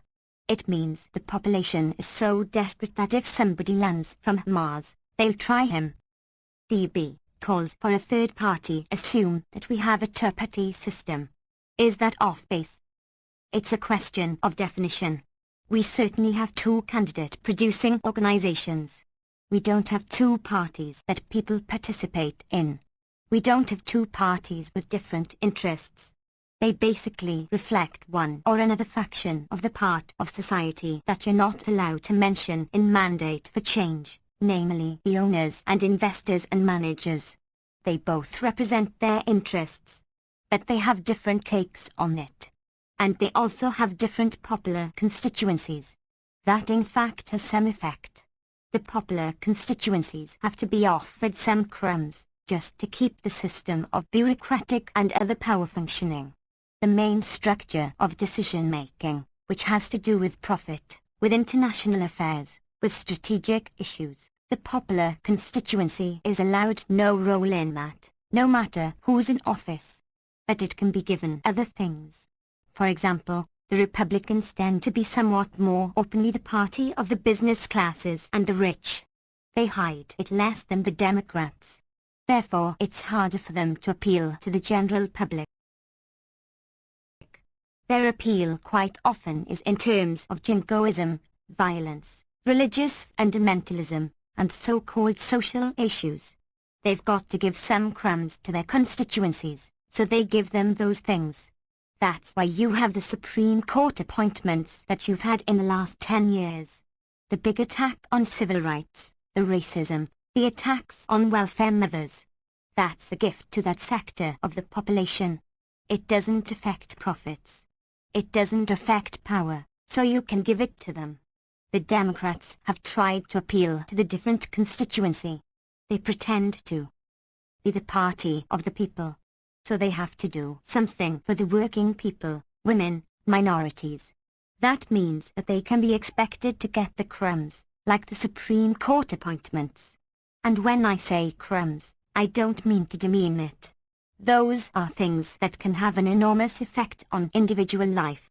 They just don't affect the structure of the political economy. DB, the phenomenal concentration of property and business under the control of monopolies known as corporations is changing the commercial aspect of the world and also changing the social relations. At no time in history has combination succeeded combination in greater and greater aggregations like the present. The little fellow is no longer in it. August 31st, 1895. J. A. Wayland's first editorial in The Appeal to Reason. The Appeal to Reason was an interesting left journal which about 10 years after that appeared had about 750,000 subscribers. One of the major journals in the country. It was part of a flourishing and lively Labour press, all of which has disappeared, a big change over the last century. The comment is correct. Of course it has increased. The difference is that increasingly, especially in the last 20 years, the corporations have become much more international, with effects that we've discussed. D.B. Reagan comes to power in 1981 and the debt is $1 trillion.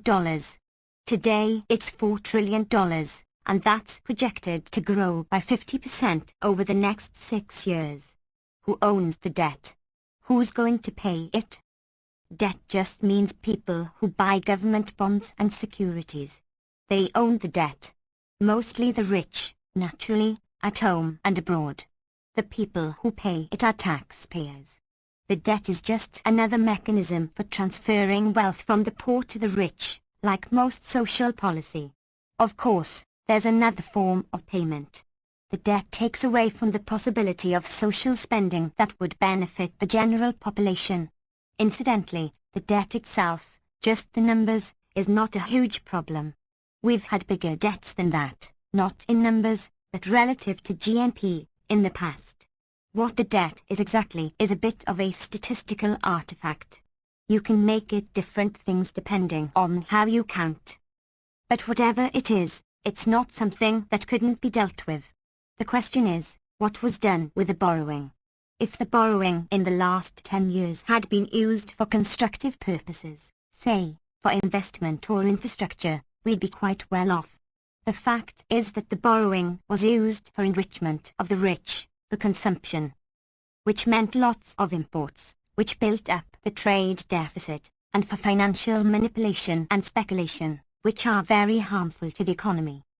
D.B. Given the economic situation, it would seem to be a propitious moment for the left, the progressive movement, to come forward with some concrete proposals. People are not unaware of what's going on: high rents, skyrocketing college tuition and medical costs, etc. Yet the left, if I can call it that, when not bogged down in internecine warfare, is seemingly in a reactive mode only. It's not proactive. What people call the left, the peace and justice movements, whatever they are, in terms of numbers, I think they've expanded a lot over the years. On particular issues they focus on them and achieve things. They tend to be very localized. There's very little in the way of broader integration, of institutional structure. They can't coalesce around unions because the unions are essentially gone. To the extent that there's any structure, it's usually something like the church. There is virtually no functioning left intelligentsia. Nobody's talking much about what should be done or is even available to give talks. So you have a very large number of people, an enormous constituency, with a local focus, both regionally and in terms of issues, and nothing much in the sense of a general vision or picture. That's the result of the success of the class warfare of the last decades in destroying, breaking up popular organizations and isolating people. Also, I should say that the policy issues that have to be faced are quite deep. It's always nice to have reforms. It would be nice to have more money for starving children. You can think of lots of reforms that should be carried out. But there are some objective problems which you and I would have to face if we ran the country.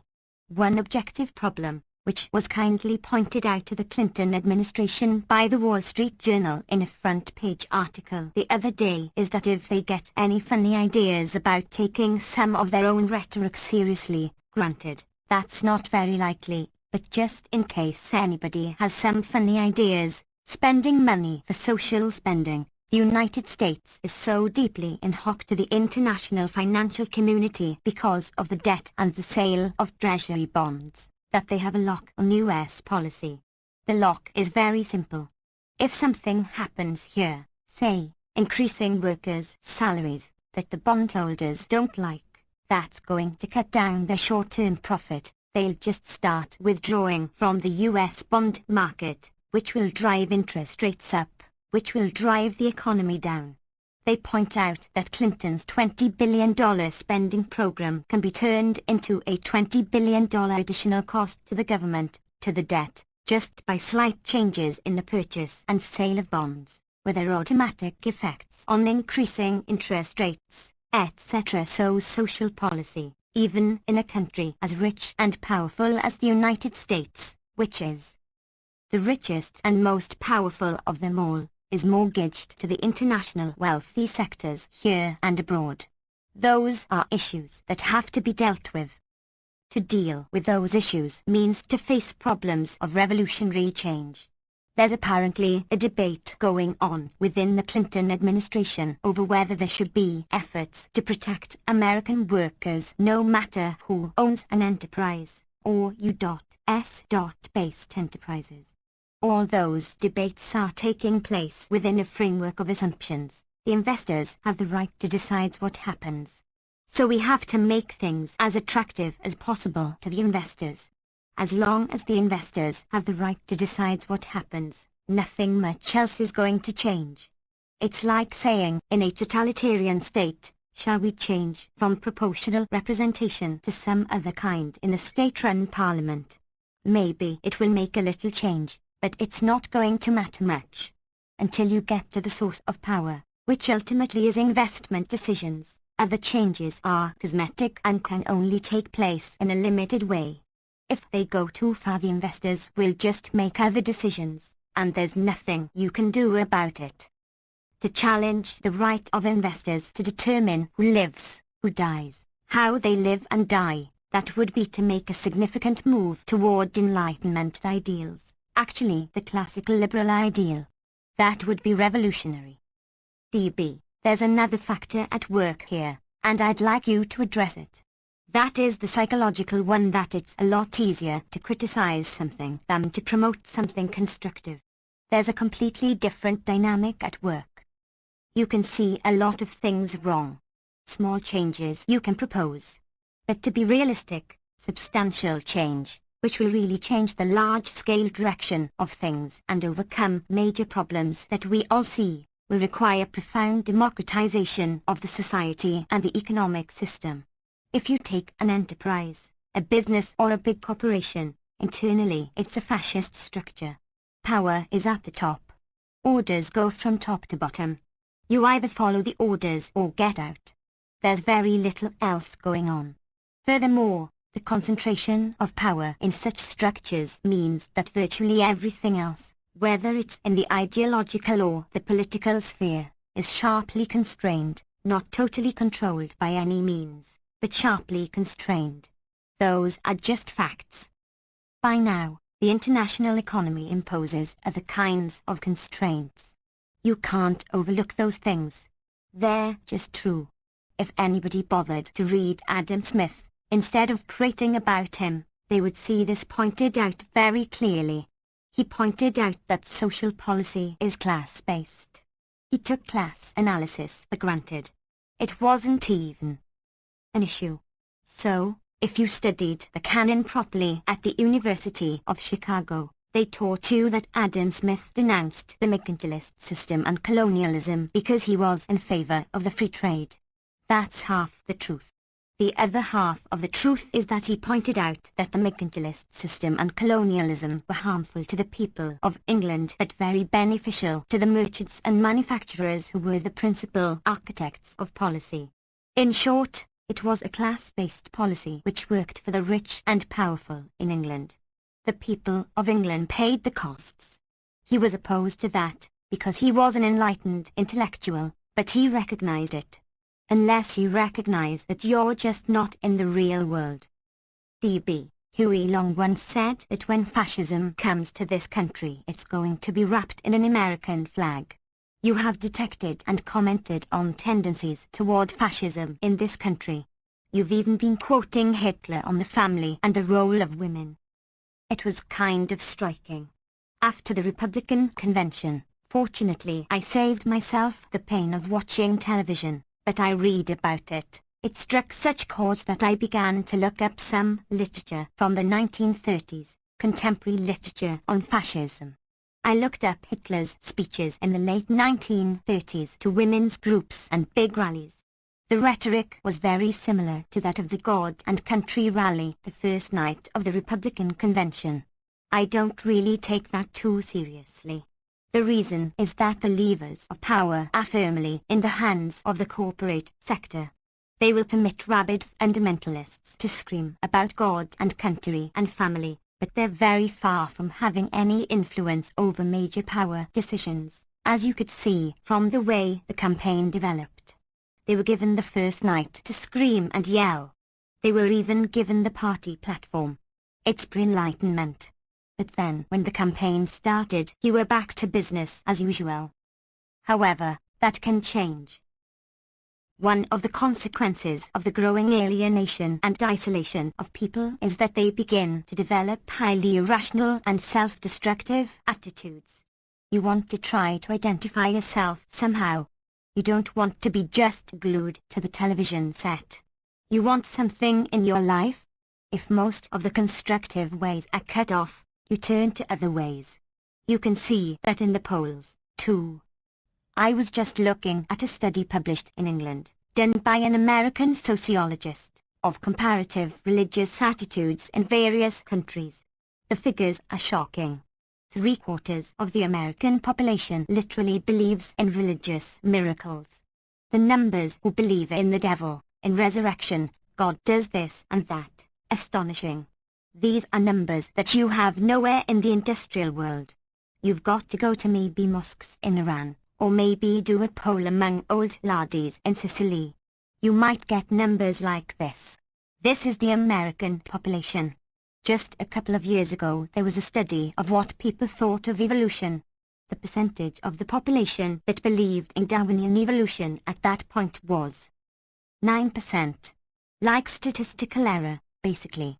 About half the population believed in divine-guided evolution, Catholic Church doctrine.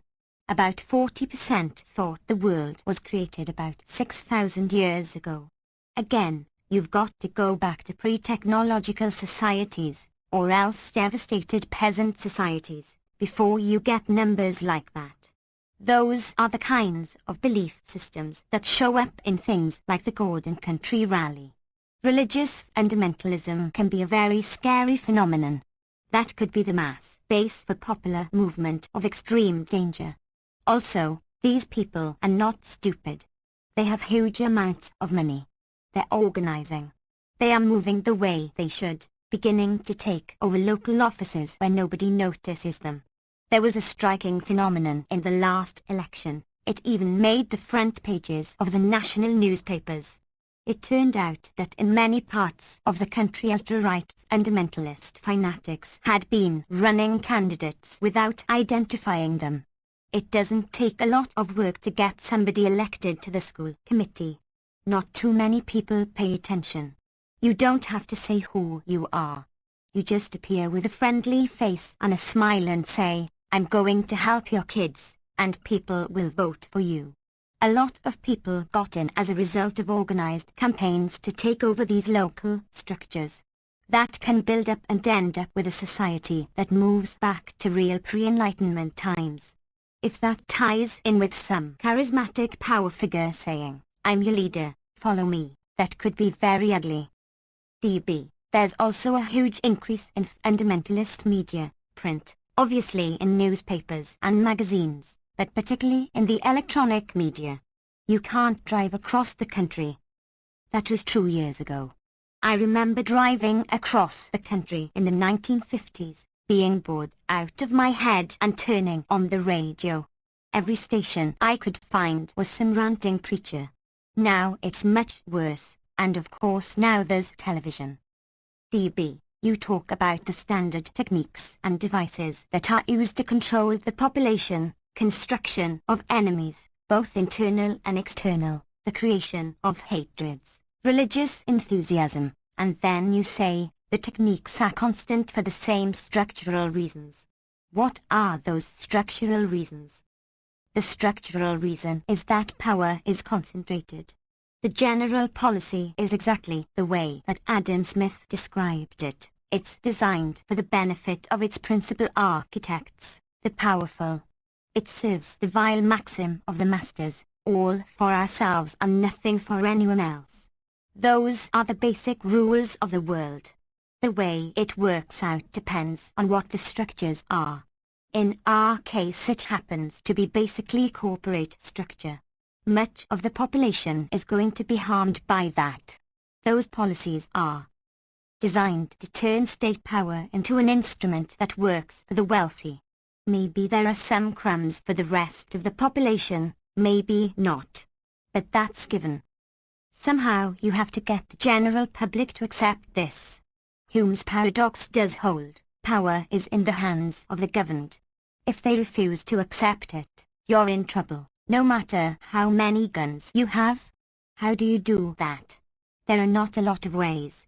One way is to frighten people and make them cower in terror that only the great leader can save them. Saddam Hussein is coming. You'd better hide in the sand, and by a miracle I'll save you. Then you save them by a miracle. So the combination of fear and awe is a standard technique, used all the time. Diverting people to other things. Elvis stamps. That's a technique. Professional sports are another. Get people to go insane about somebody or other. It also has the effect of creating attitudes of subservience. Somebody else is doing it, and you're supposed to applaud them. They're doing something you could never dream of doing in your life. So there are many devices, but not a lot. You generally find one or another of them being employed. DB, you're predicting that the next big target is going to be the schools. The schools are already a target. I think more generally what's going to happen is one or another move still further towards a two-tiered system designed for the two-tiered society. It's always been that, but more so than before. Better schools and more investment for relatively privileged sectors, what's called choice. If you're in the slums, by some miracle you might be able to get in. Degradation or even elimination of the public education sector for large numbers of other people. Increasingly, the assumption that it is not our responsibility as citizens to care for all of the citizens. What you have to do is work for yourself. That means try to create a system in which those with privilege, education and clout can get the education they want for their kids and the rest are out of luck. DB. The conditions that form the U.S.-Israeli alliance have changed, but have there been any structural changes? No significant structural changes. It's just that the need for the strategic alliance has intensified. Its viability has increased. The capacity of Israel to serve U.S. interests, at least in the short term, has probably increased. The Clinton administration has made it very clear that it's intending to go even beyond the extreme pro-Israeli bias of the Bush-Baker administration. Their appointment for the Middle East desk of the National Security Council is Martin Indyk, whose background is AIPAC, who has headed a fraudulent research institute, the Washington Institute for Near East Studies, which is basically so that journalists who want to publish Israeli propaganda but want to do it objectively, can quote somebody. The one hope that the United States has always had from the so-called peace negotiations is that the traditional tacit alliance between Israel and the family dictatorships that rule the Gulf states will somehow become a little more overt or solidified. And it's conceivable. There is a big problem, however. The problem is that Israel's plans, which have never changed, to take over and integrate the occupied territories, are running into some objective problems. They have always hoped that in the long run they would be able to reduce the Palestinian population. Many moves were made to try to accelerate that. One of the reasons they instituted an educational system on the West Bank was in the conscious hope that more educated people would want to get out because there wouldn't be any job opportunities. For a long time it worked. They were able to get a lot of people to leave. They now may well be stuck with a population. This is going to cause some real problems, because they're intending to take the water and the land. That may not be so pretty and not so easy. DB, what's Israel's record of compliance with the more than 20 Security Council resolutions condemning its policies? It's in a class by itself. DB, no sanctions, no enforcement? None. Just to pick one at random, Security Council Resolution 425, March 1978, called on Israel to withdraw immediately and unconditionally from Lebanon. They're still there. The request was renewed by the government of Lebanon in February of 1991, when everyone was going at Iraq. You can't do anything. The United States will block it. Many of the Security Council resolutions that the US has vetoed have to do with Israeli aggression or atrocities. For example, take the invasion of Lebanon in 1982. At first, the United States went along with the Security Council condemnations, but within a few days the US had vetoed the major Security Council resolution, which called on everyone to withdraw and stop fighting.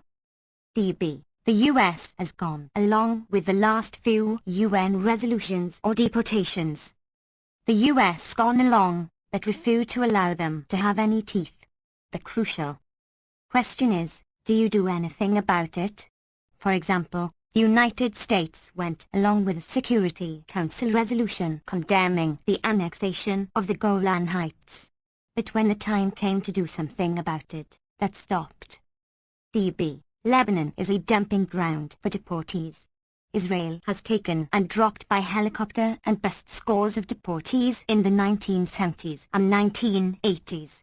Why has that changed now? Why has Lebanon refused? It's not so much that it has refused. If Israel dropped some of them by helicopter into the outskirts of Sidon, Lebanon couldn't refuse. This time Israel, I think, made a tactical error. The deportation of 415 people is going to be very hard for them to deal with. It's an interesting background. I just read in Haaretz, the main Israeli journal, that the Shabak, the secret police, stated, which they rarely do, that they had only asked for 7 people to be deported. The other 400 or so were taken by the Labour government and added. Shabak announced that it wasn't on their initiative. They never said anything about deporting them. But taking this big class of people, mostly intellectuals, clerics, etc., and putting them in the mountains of southern Lebanon, where it's freezing and they may start dying, that's not going to look pretty in front of the TV cameras, which is the only thing that matters. So they may have some problems, because they're not going to let them back in. DB. International law transcends state law, but Israel says these resolutions are not applicable. How are they not applicable? Just like they're not applicable to the United States. The United States was condemned by the World Court. States do what they feel like. Of course, small states have to obey. Israel's not a small state. It's an appendage to the world superpower, so it does what the United States says it has to do.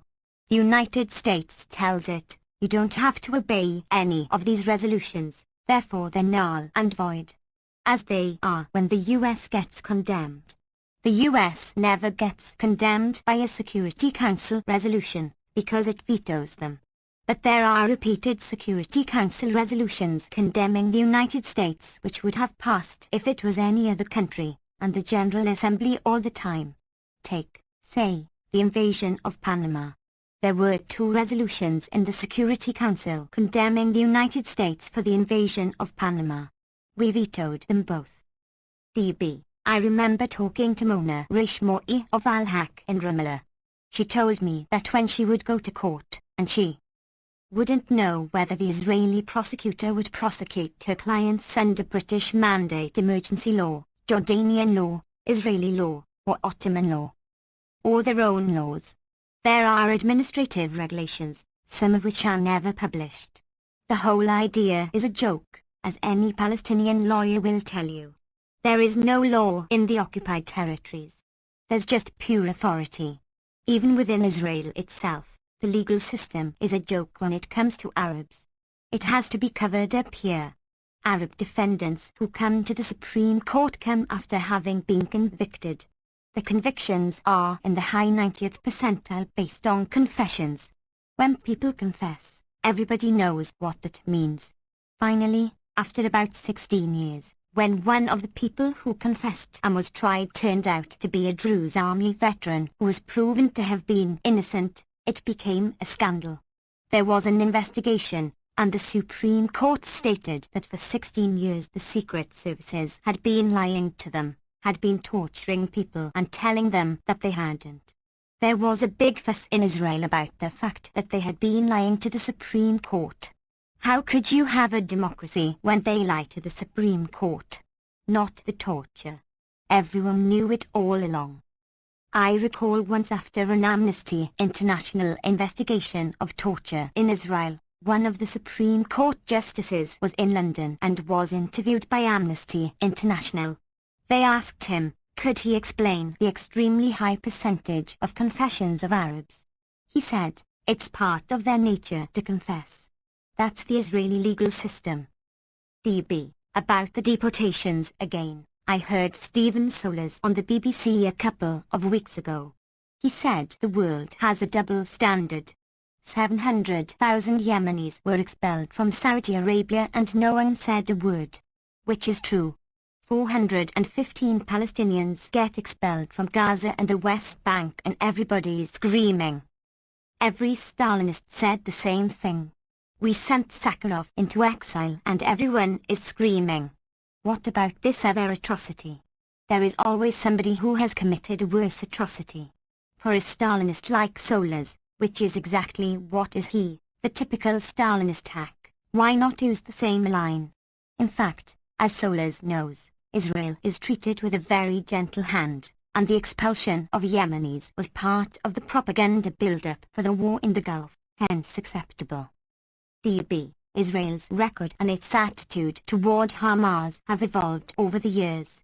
It once held it in favor, did it? Not. They not only held it in favor, they tried to organize and stimulate it.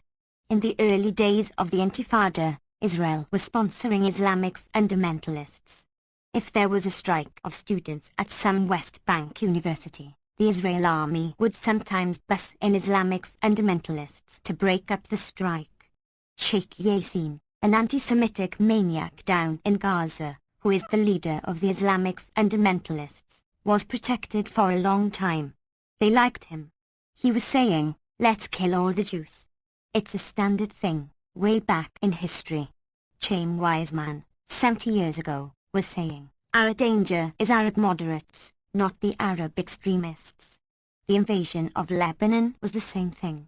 They invaded Lebanon openly in order to destroy the PLO, which was a threat because it was secular and nationalist and calling for negotiations and a diplomatic settlement. That was the threat, not the terrorists. The facts are familiar in Israel. Unmentionable here, as part of the general cover-up of crimes of an unusually favored ally. They've done the same thing again, and always make the same mistake. In Lebanon they went in to destroy the threat of moderation and ended up with Hezbollah on their hands. In the West Bank, they wanted to destroy the threat of moderation, people who wanted to make a political settlement, and they're ending up with Hamas on their hands. The mistake was predictable. The result was predictable. But it's important to recognize how utterly incompetent secret services are. Intelligence agencies make the most astonishing mistakes. For the same reason that academics do. They've got the same kind of background, the same assumptions. Especially when they're in a situation of occupation or domination, the occupier, the dominant power, has to justify what they're doing. There is only one way to do it. That's to become a racist. You have to blame the victim. Once you become a racist in self-defense, you've lost your capacity to understand what's happening. This is a very standard procedure. The US in Indochina was the same. They never could understand. The FBI right here is the same. They make the most astonishing mistakes, for similar reasons. DB, get us through these Orwellisms of security zone and buffer zone. In southern Lebanon, that's what Israel calls it, and that's how it's referred to in the media. Israel invaded southern Lebanon in 1978.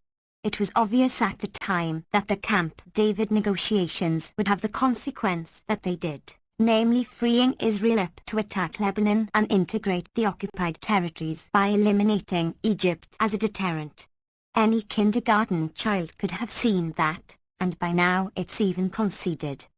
So Israel invaded Lebanon in 1978 and held on to it. That's when the resolution was passed.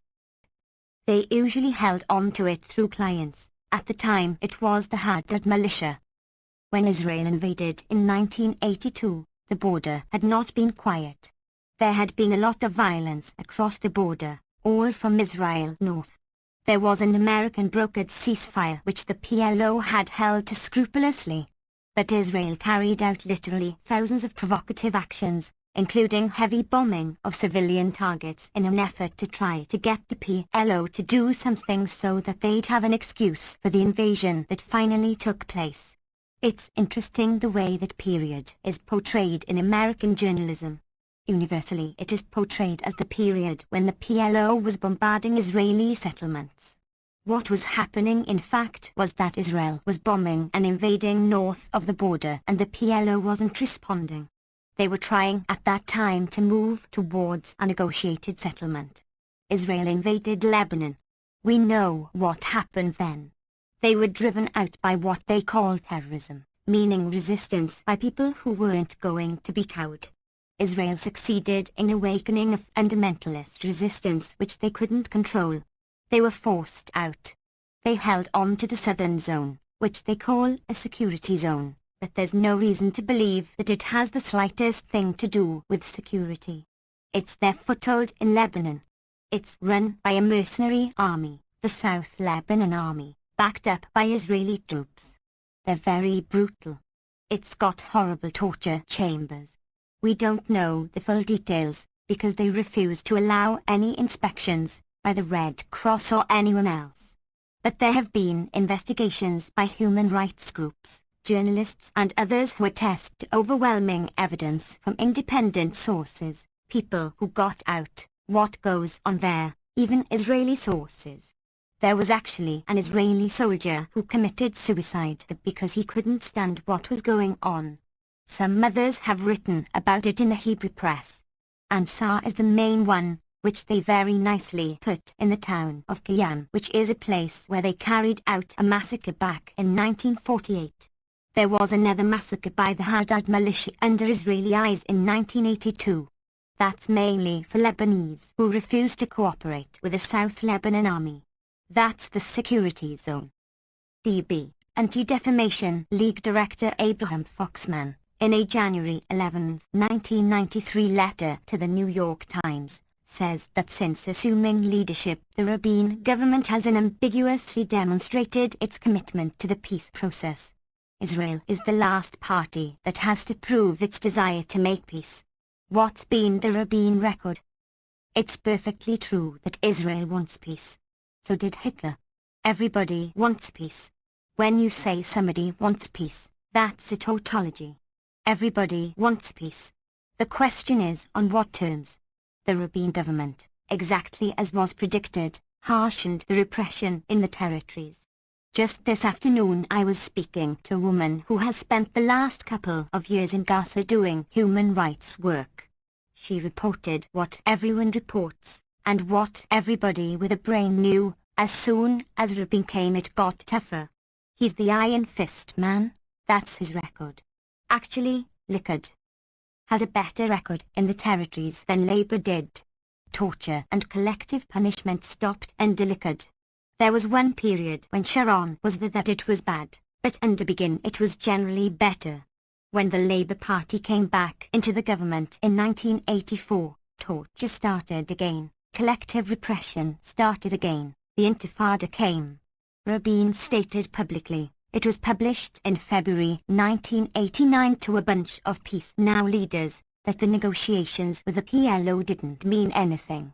It was going to give him time to crush them by force, and they will be crushed, he said, they will be broken. DB, it hasn't happened. It happened. The Intifada was pretty dead. He has awakened it again. His own violence has succeeded in reawakening the Intifada. Several things, including the recent expulsion, but the increased repression after Rabin came in did reawaken the rather dormant protests and resistance. Possibly people just wanted to be left alone, they couldn't take any more. Rabin succeeded in reawakening it. He has increased settlement in the occupied territories, exactly as everyone predicted. There was a very highly publicized cut-off of settlement. It was obvious right away that it was a fraud. Foxman knows that. He reads the Israeli press, I'm sure. What Rabin stopped was some of the more extreme and crazy Sharon plans. Sharon was building houses all over the place, in places where nobody was ever going to go, and the economy couldn't handle it. So he eased back to a more rational settlement program. I think the current number is 11,000 new housing units going up. Labour tends to have a more rational policy than Likud, one of the reasons the US has always preferred Labour. They do it more quietly, less brazenly. Also, it's more realistic. Instead of trying to make 7 big areas of settlement, they're down to 4. But the theory is the same. Try to break up the West Bank in a way which will make full Jewish settlement everywhere that's worthwhile, but surrounding pockets of Arab population concentration.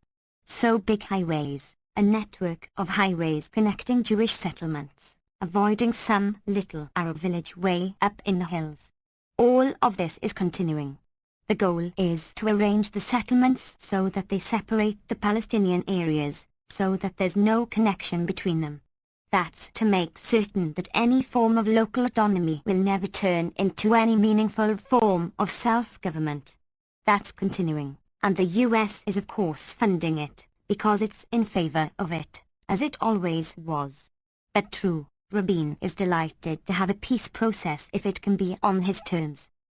DB. Critics of the Palestinian movement point to what they call the Intifada, the fact that Palestinians are killing other Palestinians, as if this justifies Israeli rule and delegitimizes any Palestinian national aspirations. You might look back at the Zionist movement. There was plenty of killing of Jews by other Jews. They killed collaborators, traitors, people they thought were traitors. And they were under nothing like the harsh conditions of the Israeli occupation. As plenty of Israelis have pointed out, the British weren't nice, but they were gentlemen compared with us. The first Haganah assassination, the Labour-based Defence Force, the first that's recorded, at least, was in 1921. I looked it up in the official Haganah history. It's described as straight. A Dutch Jew named Jacob de Haan, because he was trying to approach local Palestinians to see if things could be worked out between the new settlers and the Palestinians, had to be killed. One of the murderers is assumed to be the woman who later became the wife of the first president of Israel. They said in the history that another reason for assassinating him was that he was a homosexual. Don't want those guys around. There were Haganah torture chambers, assassins. Yitzhak Shamir became head of the Stern gang by killing the guy who was designated to be the head. Shamir was supposed to take a walk with him on a beach. He never came back. Everyone knows Shamir killed him. The American Revolution was no different. As the Intifada began to self-destruct under tremendous repression, this killing got completely out of hand. It began to be a matter of settling old scores. Gangsters killing anybody they disliked. Originally it was pretty disciplined. But when the repression got harsh enough and the leadership was taken away, thrown into concentration camps, the thing deteriorated.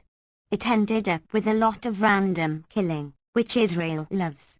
Then they can point out how rotten the Arabs are. DB, it's a dangerous neighborhood. Yes, it is. They help make it dangerous. DB. David Frum, a Canadian journalist, in the January 2, 1993 Financial Post, calls you, among other things, the great American crackpot. I think that ranks up there with the New Republic's Martin Peritz's comment placing you outside the pale of intellectual responsibility.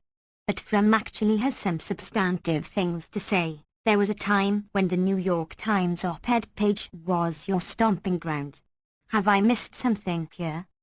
I guess I did too. I did once have an op-ed, one. It was in 1971, I guess.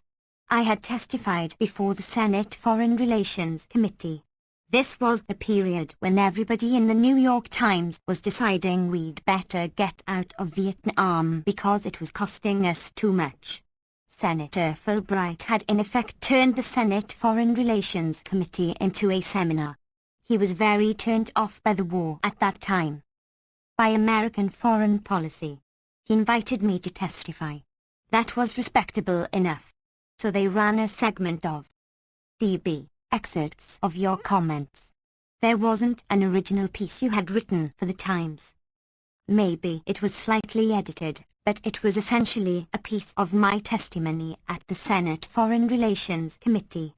So it's true, the Times did publish a piece of testimony at the Foreign Relations Committee. DB, and that was your stomping grounds.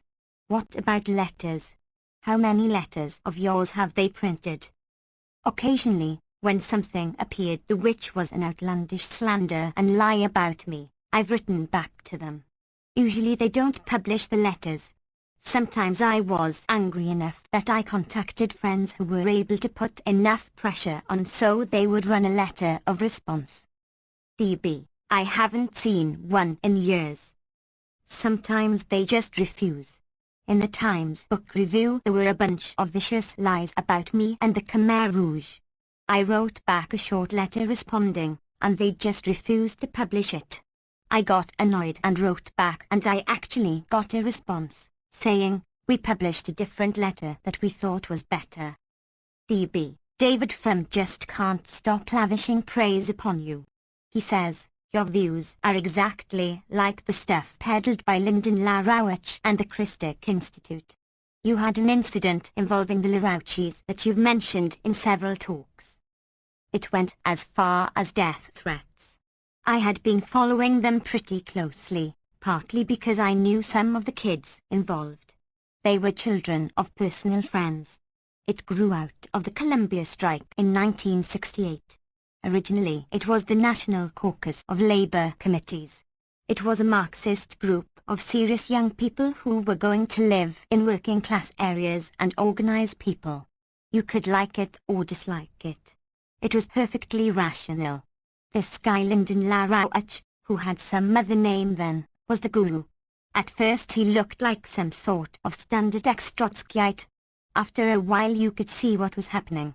These are hard things to do. You're giving up your life, your career, the only world you live in is your surroundings.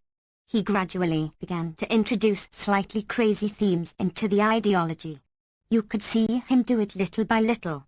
At each point everyone in the group, 19-year-old kids, had to make a decision. Am I going to go along with this or am I going to give up my life? A lot of people went along. After a while they were off in outer space. The positions were so insane you couldn't even talk about it. They then got quite violent.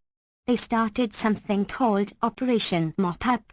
They were going to take the hegemony of the left by going into some movement meeting with baseball bats and beating everyone over the head. At first nobody knew what to do about it. After a while they figured, okay, we'll come back with bigger baseball bats. The next thing they started was what amounted to an extortion racket against parents. A lot of the kids had middle-class parents. The idea was to go back to your parents and tell them that unless they sold the store and gave it to LaRouche, they were enemies of the human race, objective fascists, and you were never going to have anything to do with them again. This went on for a while. I started getting approached at talks I was giving. Some old couple would come up. I remember once a couple came up, a guy who had a little grocery store somewhere. He told me this was what his kids were saying. What did I think he ought to do? Usually I didn't answer. This once I said, if you want me to tell you the truth, I'll tell you the truth. I told him what I thought. About a week later I got a message signed Labour Committee Intelligence Service. Our intelligence service has learned that you're spreading rumours about the party. You have once a week to clear yourself of these charges. I threw it into the waste basket. Shortly after their newspaper started coming out with crazed attacks. The funniest one was a pamphlet they put out for the bicentennial, July 4, 1976. It was called Terrorist Commanders. It had on the front a picture of me and Mark Raskin. It was quite amusing.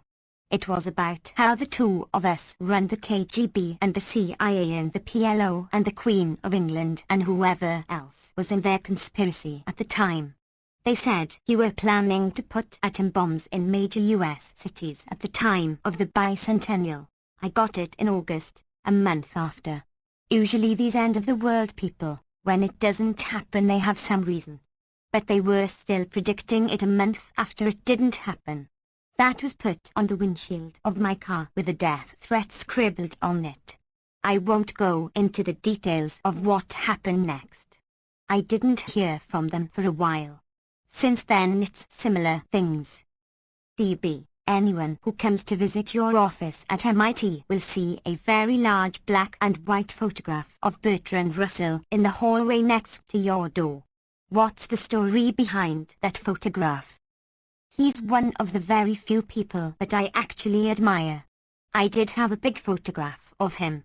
The office was vandalized during the Vietnam War years. A sauerkraut bomber.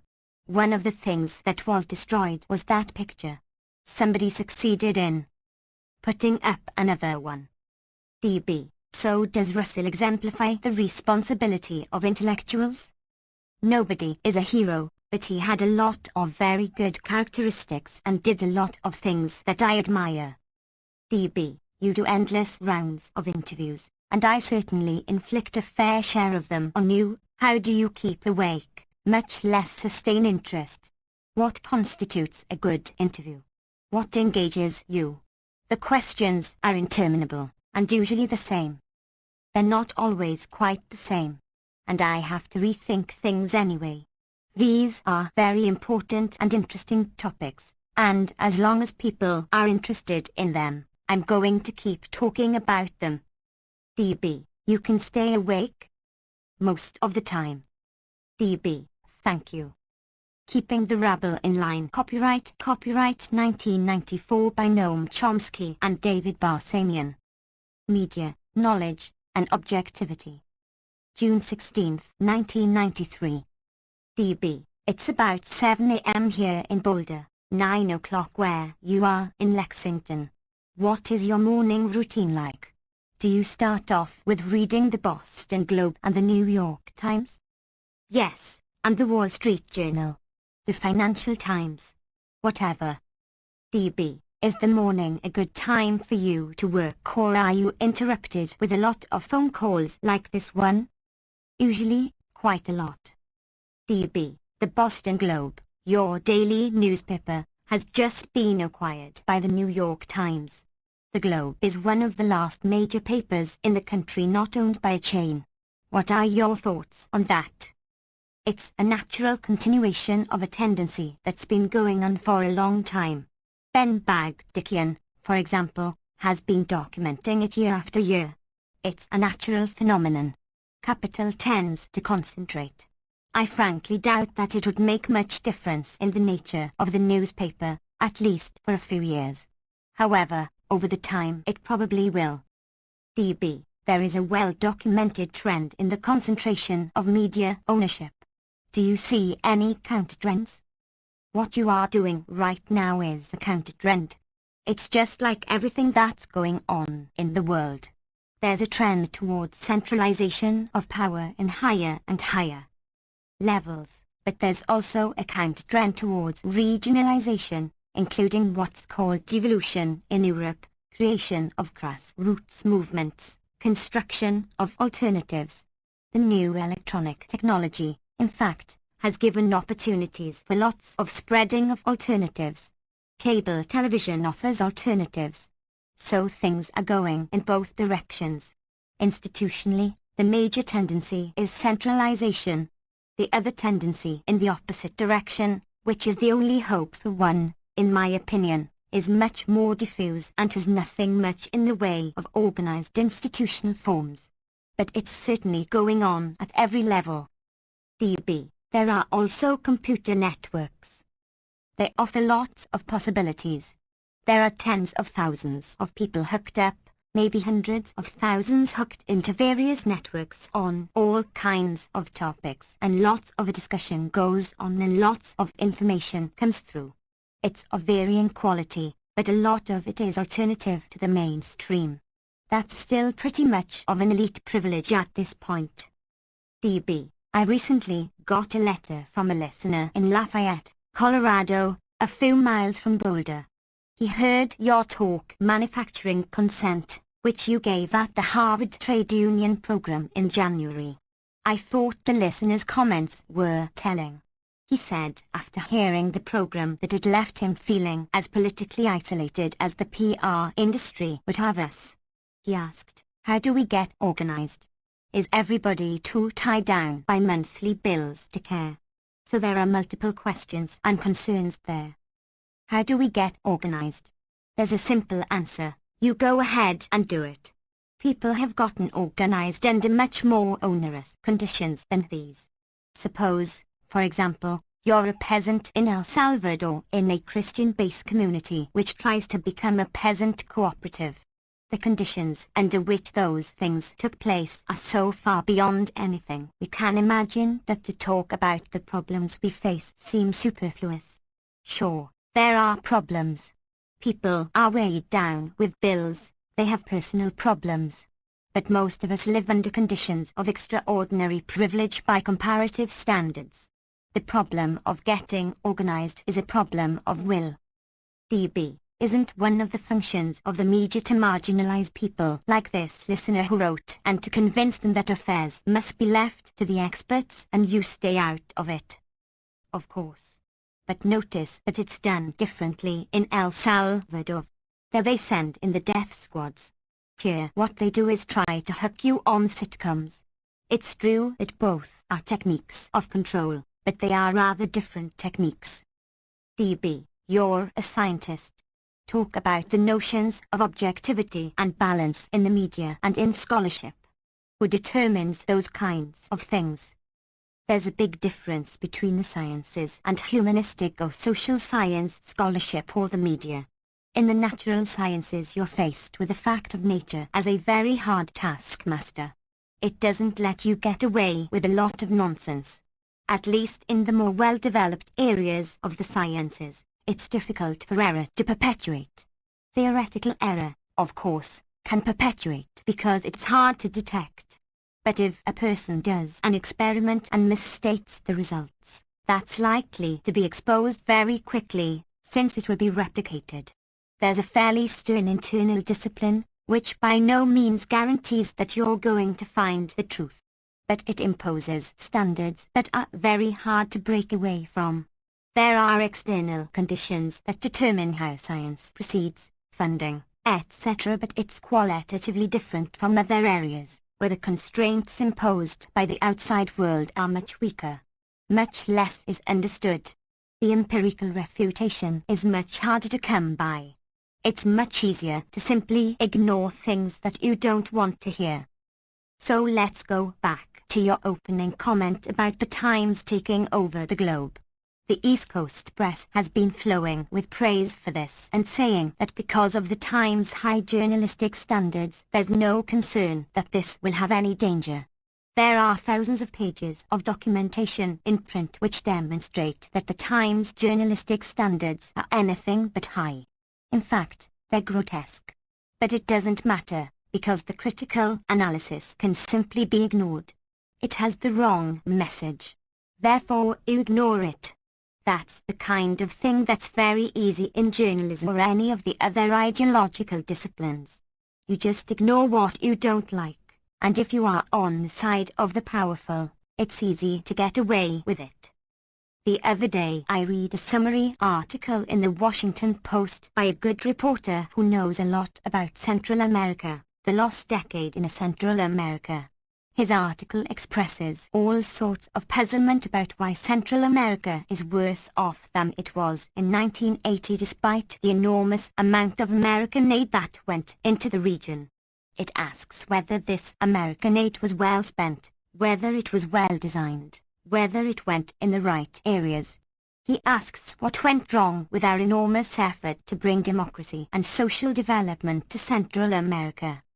The author, Douglas Farrar, of that article, at least when he's not writing for the Post, knows the answer perfectly well. The US led a devastating terrorist war throughout the region to try to prevent democracy and social development. These billions of dollars of aid that he talks about were billions of dollars spent to destroy these countries. That's why they are worse off than before. But the Post can't say that. No matter how overwhelming the evidence is, it's perfectly possible simply to disregard it and to go on with fantasies that are much more pleasing to powerful interests and to oneself. In journalism, or in a good deal of what's called soft scholarship, meaning outside the hard sciences, that's quite easy to do. The controls are very weak, and it's very easy simply to ignore or to deflect critical analysis. In the hard sciences, it just won't work. You do that and you're left behind.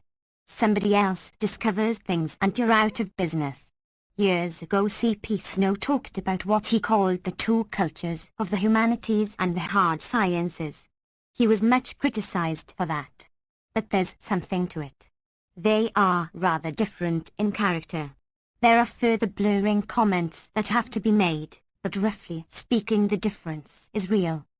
So to answer the question, within the more developed natural sciences, although nobody has any illusions about objectivity, there is a kind of peer pressure control that reflects the constraints imposed by nature. In the other areas, work is commonly considered objective if it reflects the views of those in power. D.B. The concept of objectivity in journalism definitely seems to be something that's situational and mutable. If you look at serious monographic work in diplomatic history, the situation is somewhat different. Although their choices and focus and concentration and framing are themselves often quite ideological and can hardly fail to be. More honest people will recognize that and make it clear. The less honest will make it appear that they're simply being objective. D.B. But of course, one of the central myths of the media is that they are objective and balanced. Sure. That's part of their propaganda function. It's obvious on the face of it that those words don't mean anything. What do you mean by balanced? What's the proper measure of balance? There's no answer to that question. If the media were honest, they would say, look, here are the interests we represent and this is the framework within which we look at things. This is our set of beliefs and commitments. That's what they would say, very much as their critics say. For example, I don't try to hide my commitments, and the Washington Post and New York Times shouldn't do it either. However, they must do it, because this mask of balance and objectivity is a crucial part of the propaganda function.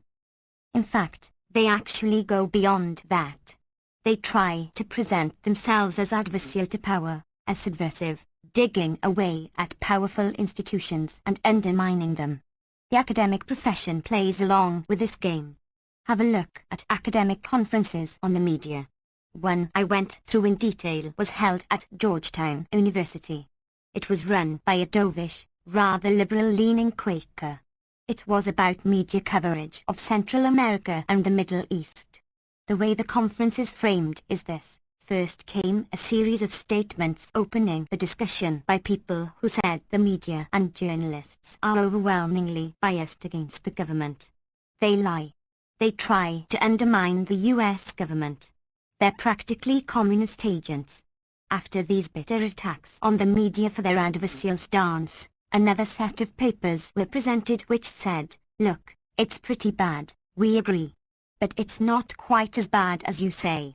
That's our job, to be subversive, and that's what you have to face up to in a democratic society. Then these two positions were debated. There is obviously a third position. The media are supportive of power interests.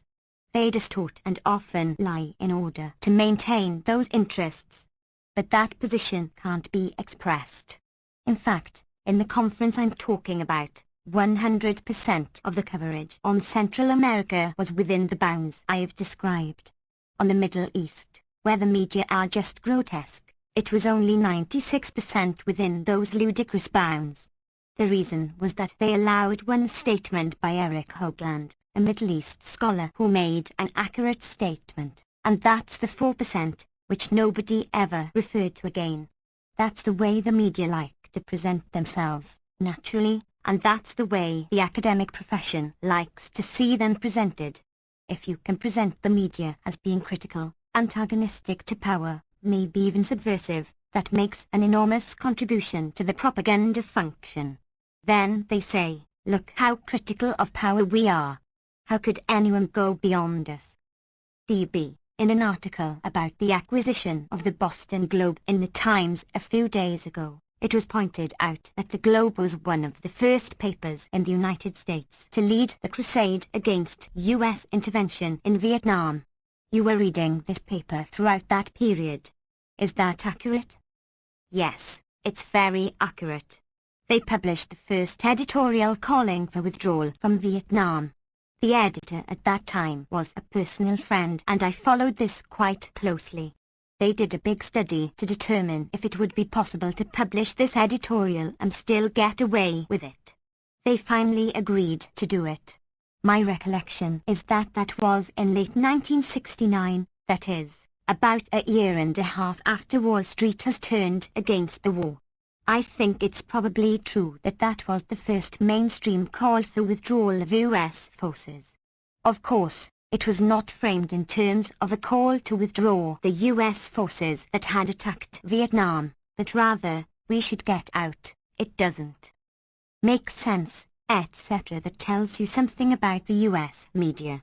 What it tells you is a year and a half after the business community determined that the government should liquidate the effort because it was harmful to U.S. economic interests. About that time, the courageous press timidly began to say, well, maybe we ought to do what the business community announced a year and a half ago, without even conceding the simple truth, that it was a war of U.S. aggression, first against South Vietnam, then all of Indochina.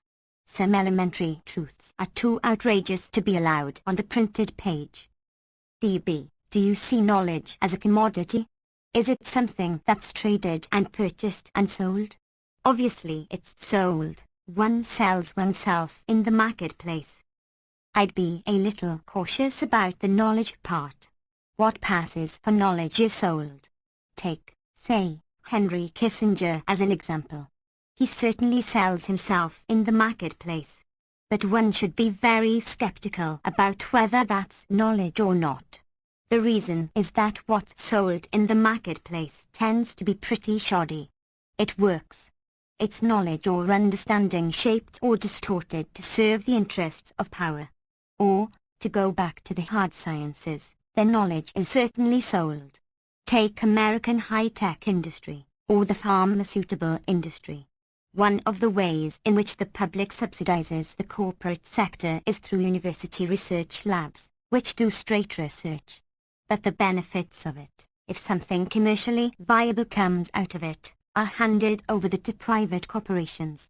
I don't know of any university departments which contract out directly to industry, but there are things not too far from that. DB, would you say information is a commodity? People make such statements. I'm a little leery about them. When you say that information is a commodity, it can certainly be sold, traded, in elementary ways, like a newspaper joins Associated Press and purchases articles, or you go to a bookstore and buy a book. Information is sold. That's not a deep point, I don't think. DB, what about ways of acquiring knowledge outside of the conventional structures, the colleges and universities? First of all, even within the conventional structures, colleges, universities, the New York Times, etc., if you read carefully, you can learn a lot. All of these institutions have an important internal contradiction. On the one hand, they wouldn't survive if they didn't support the fundamental interests of people who have wealth and power. If you don't serve those interests, you don't survive very long. So there is a distorting and propaganda effect and tendency. On the other hand, they also have within them something that drives them towards integrity and honesty and accurate depiction of the world, as far as one can do it. Partly that just comes out of personal integrity of people inside them, whether they're journalists or historians. But partly it's because they won't even do their job for the powerful unless they give a tolerably accurate picture of reality. So the business press, for example, often does quite good and accurate reporting, and the rest of the press too, in many cases. The reason is that people in power need to know the facts if they're going to make decisions in their own interests.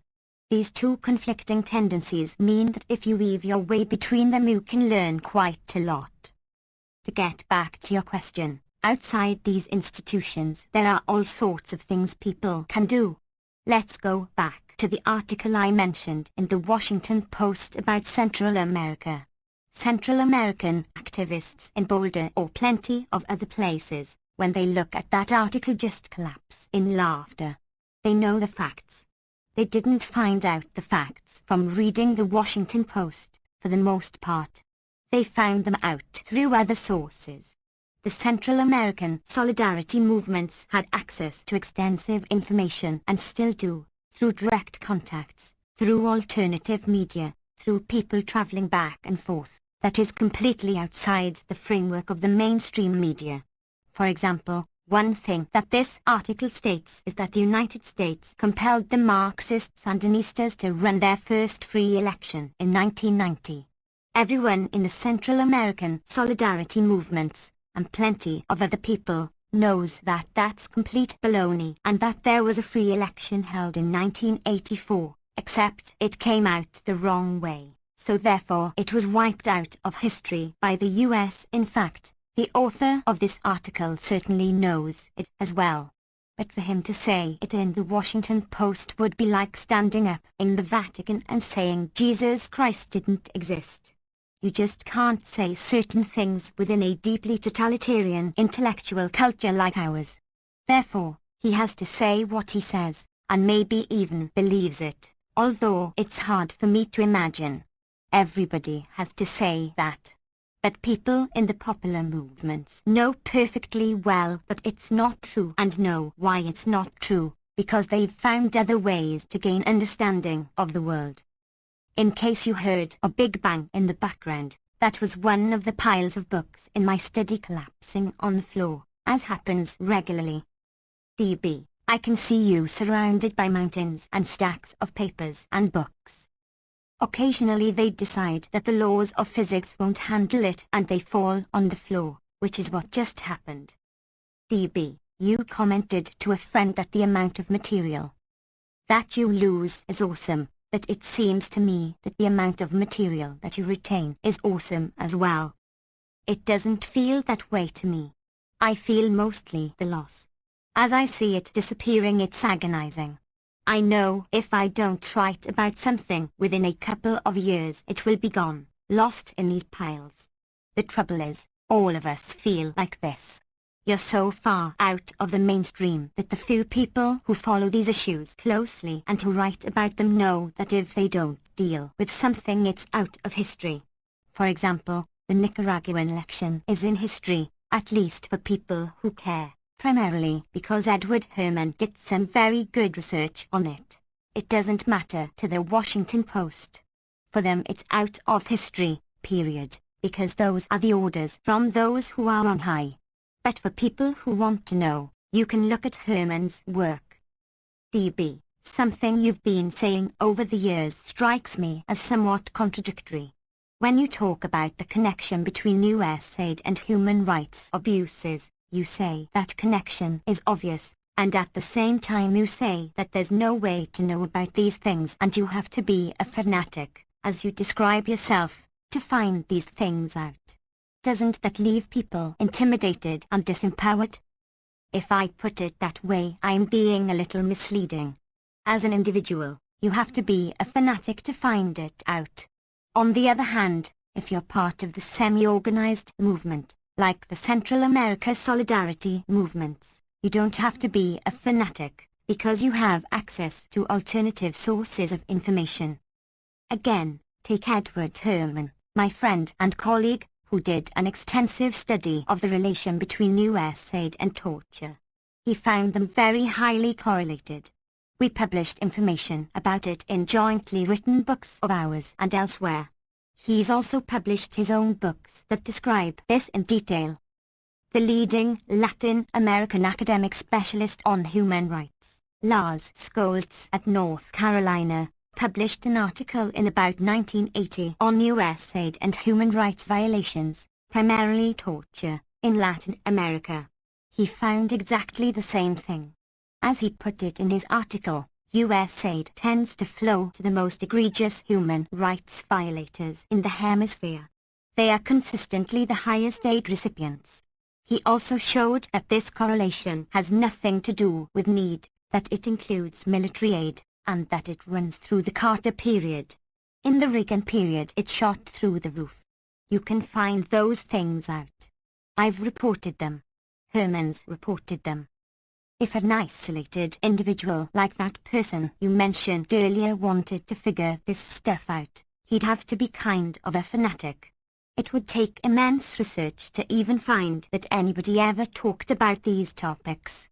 You're not going to find them in the New York Times Index. What you'll find is article after article about our profound commitment to human rights. On the other hand, if you are part of the popular movements, you have easy access to such material and you don't have to be a fanatic at all. You just have to have your eyes open. DB, in the tremendous amount of mail that you receive, are these views of isolation reflected? What is the temper of the mail? Overwhelmingly. There is a film, Manufacturing Consent, by Mark Akbar and Peter Wintonick that's been playing around the world, often on national television and around this country, too, though a little less prominently. I get a lot of letters, hundreds, maybe thousands. Very commonly the tone is very much like what the person you mentioned said. This also happens if I occasionally appear on TV in the United States, on Bill Maher's or Posner, Donahue. I get a lot of letters saying, I was very interested to hear what you had to say. I thought I was the only person in the world who had thoughts like this. Where can I learn more about it?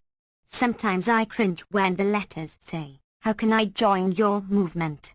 Meaning I haven't at all gotten across what I was trying to. DB, you steadfastly refuse to see the film Manufacturing Consent. Why? Partly because there's that feeling that however much they might have tried, there's something inherent in the medium which personalizes and gives the false and indeed ridiculous impression that leads to questions like, how can I join your movement? DB, how much time do you spend responding to mail per week? I hate to think about it. Probably 25 hours or so. DB, it's actually increased since the last time I spoke to you. It goes up and up. I was away for a couple of weeks in Europe and the Middle East giving lectures. When I came back, I think it took me over the 2 weeks of doing nothing else, just to clear away the mail. DB, these are individual responses.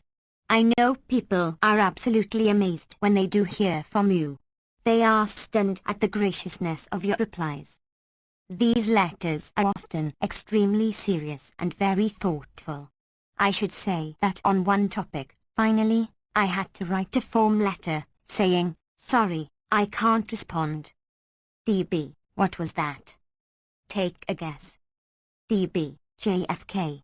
Conspiracy theories. That's it.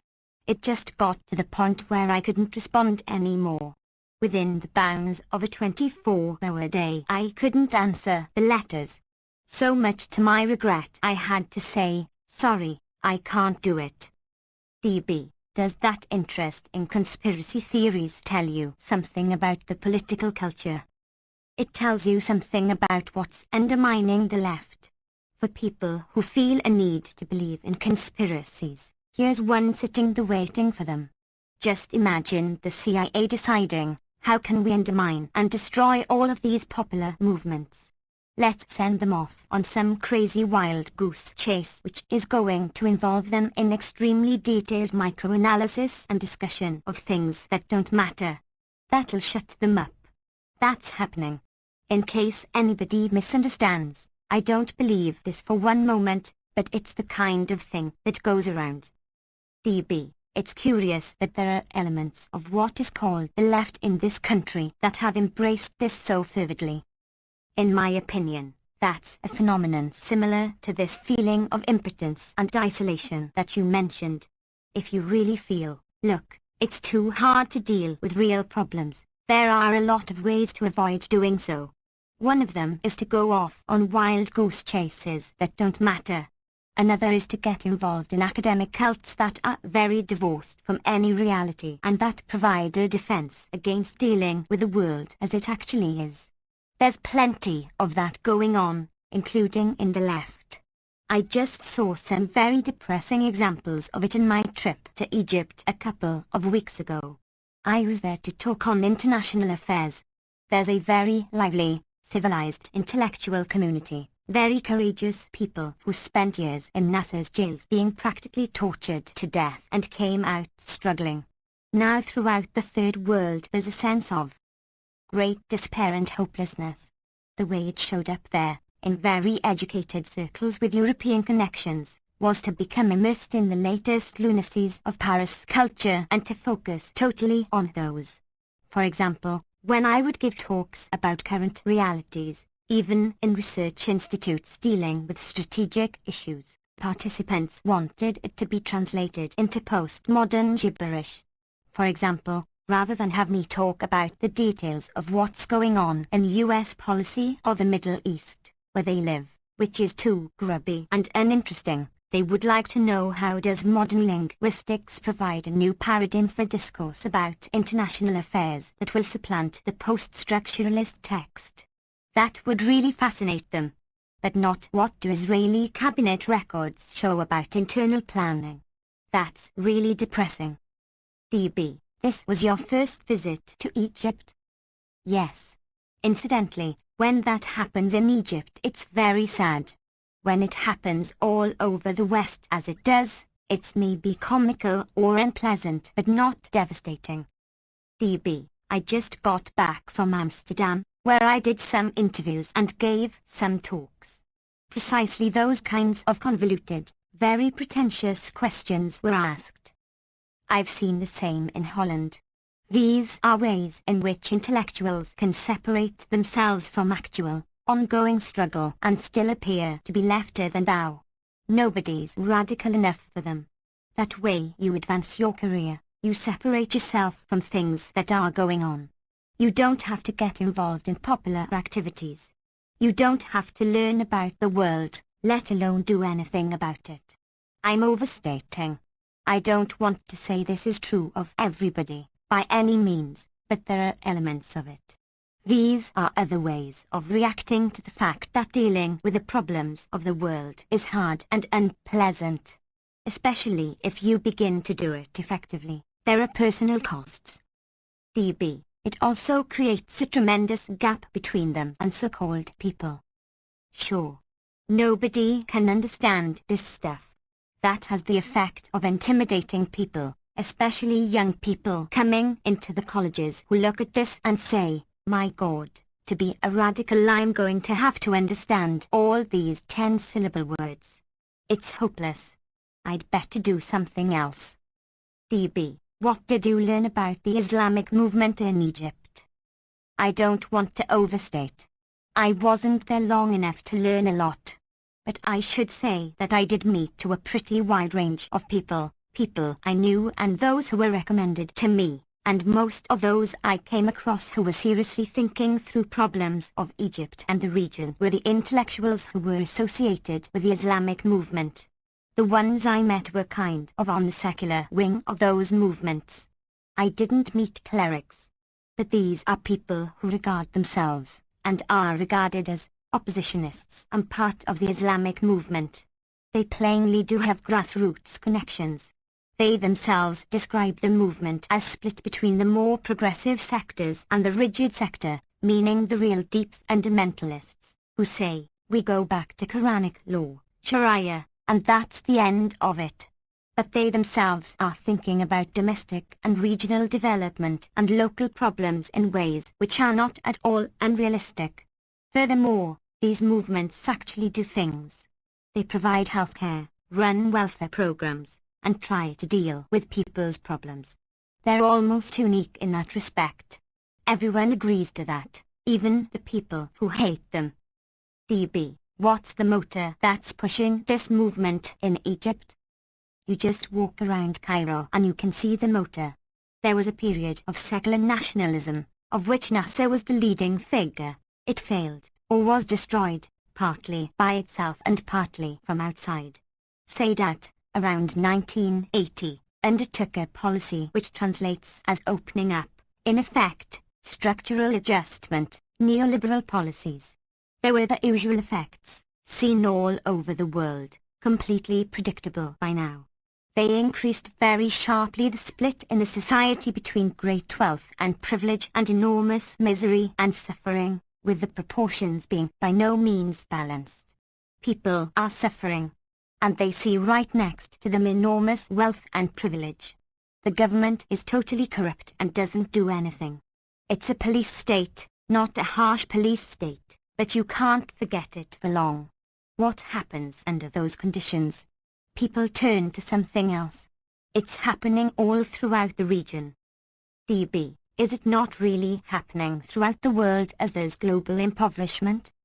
These tendencies are going on throughout the world.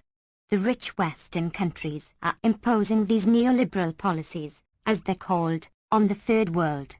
They have plenty of power. The debt crisis, for example, is being used as a very effective weapon to try to force most of the third world into these programs, which are lethal. The rich countries themselves don't accept those policies. They don't accept free market policies for themselves. They're too destructive. However, as the economy becomes more global, more internationalized, there is an automatic effect of bringing back third world tendencies into the rich countries themselves. It's not very mysterious. American capitalists can be very rich, but American workers are going to have to compete with people in what are, in effect, third world countries. DB, there was a photo in the paper here a couple of weeks ago of the University of Colorado graduating class. One senior held up a sign, "Will work for food." You see that right outside of rich shopping centers near where I live. The wealthy countries will never, and never have, accepted the neoliberal principles, the free market principles they impose on the poor.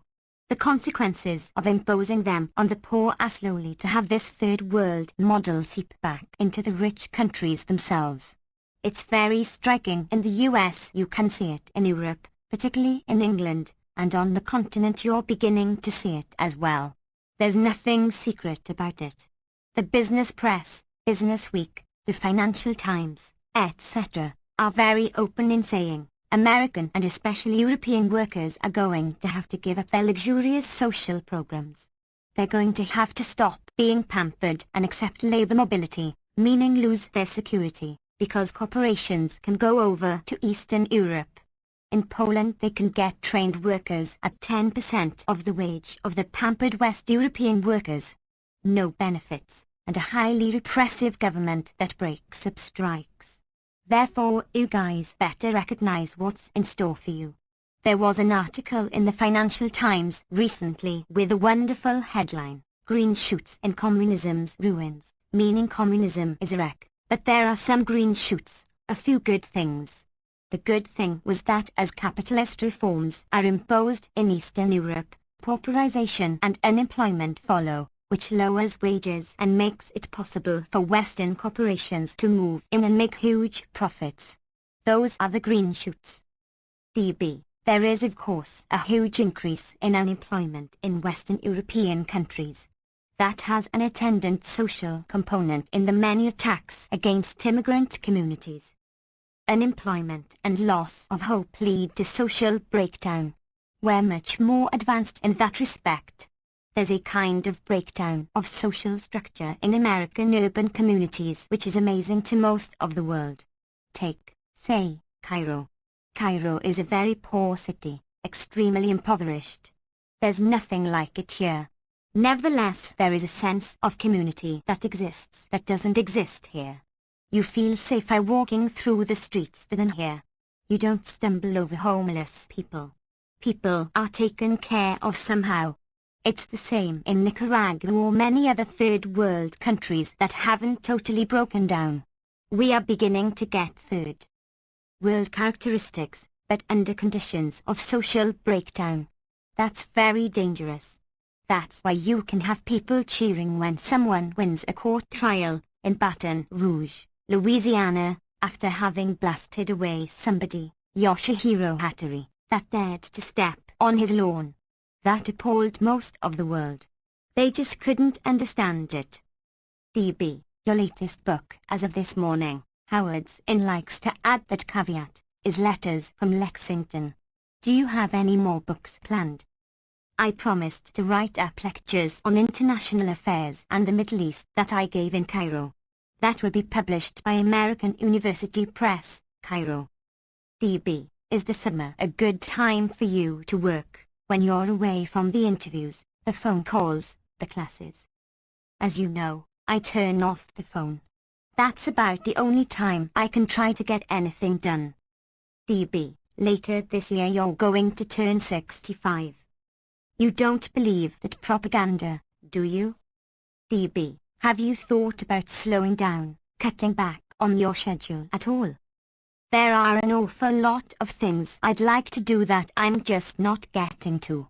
There isn't all that much time. DB, you know that anecdote that Mike Albert tells when he went to Poland some years ago. He found people who thought that there were two Noam Chomskys, one who did the linguistics work and the other who did the political work. Partly because the name doesn't sound as strange to them there. DB, there was a serious reactor explosion in a town named Tomsk in central Russia. Is the name of that town at all connected to Chomsky? It could be. Nobody really knows the etymology. Roman Jakobson, a great Slavic linguist and scholar, always told me that he was convinced that that was the origin, a corruption of Tomsk, Thomas basically. DB, is Varam your actual given name? It is, but my parents never used it, so I use my middle name. It's almost become my legal first name by now. Just to show you the good old days of real sexism. I once had to get a copy of my birth certificate and I discovered that a clerk who hadn't believed my name had crossed it out and written in pencil above it the Varan, Naomi. Well, why Varan? Because girls are allowed to have crazy names, not boys. DB, just to back up a little bit. You also went recently to Northern Ireland. What did you find there in terms of economic conditions and the political situation? I spent my time either in West Belfast, which is mainly Catholic and a very repressed area, or southern parts of Northern Ireland, within what is called bandit country, places where the British troops can only go in fairly substantial force and where there have been plenty of atrocities. I talked to human rights activists. I was at the Centre for Human Rights talking to Gerry Adams, the head of Sinn Féin, and others, and to a lot of people. The country is under military occupation. There's no secret about that. There are armoured personnel carriers going through the streets, armed blockades right in the middle of Belfast centre, etc. There is plenty of killing by paramilitaries on both sides. There is open debate about the extent to which or if the British forces are connected to the Loyalists, the mainly Protestant paramilitary, and there is probably some connection, but nobody knows how much. In the Catholic community, listening to the stories was very much like walking around the West Bank a couple of years ago, the same kinds of humiliation and beating and torture. There aren't a lot of ways to have your boot on someone's neck. It always turns out about the same. DB, it echoes the religious conflicts of the Middle Ages in Europe.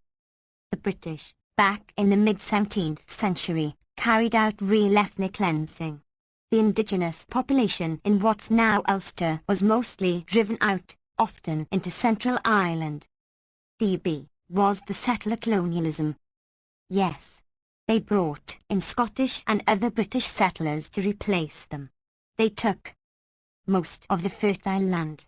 Travelling through South Armagh, near the border, I spent some time with a local civil rights group that was set up after several young men were murdered by British troops, who are now coming up for trial, years later. A farmer whose son had been killed took me around and showed me what things were like. They raise cattle, but they can only raise young cattle, because the earth is too infertile to grow grass good enough to raise adult cattle. So they raise calves and send them off somewhere. Every acre is completely reclaimed. You've first got to pull out all the rocks and move them somewhere else and try to level the ground. These are the areas to which the Irish were driven, off into the rocky hills, by the British, who cleansed the fertile areas and brought in their own settlers. It was a couple of centuries ago, but the residue is still there. DB, do you see any solution to the problem of Northern Ireland? There are contrary tendencies going on in Europe. There's a tendency toward centralization in the European Community Executive, which is almost totally insulated from public pressure, and there's a counter-tendency toward regionalization.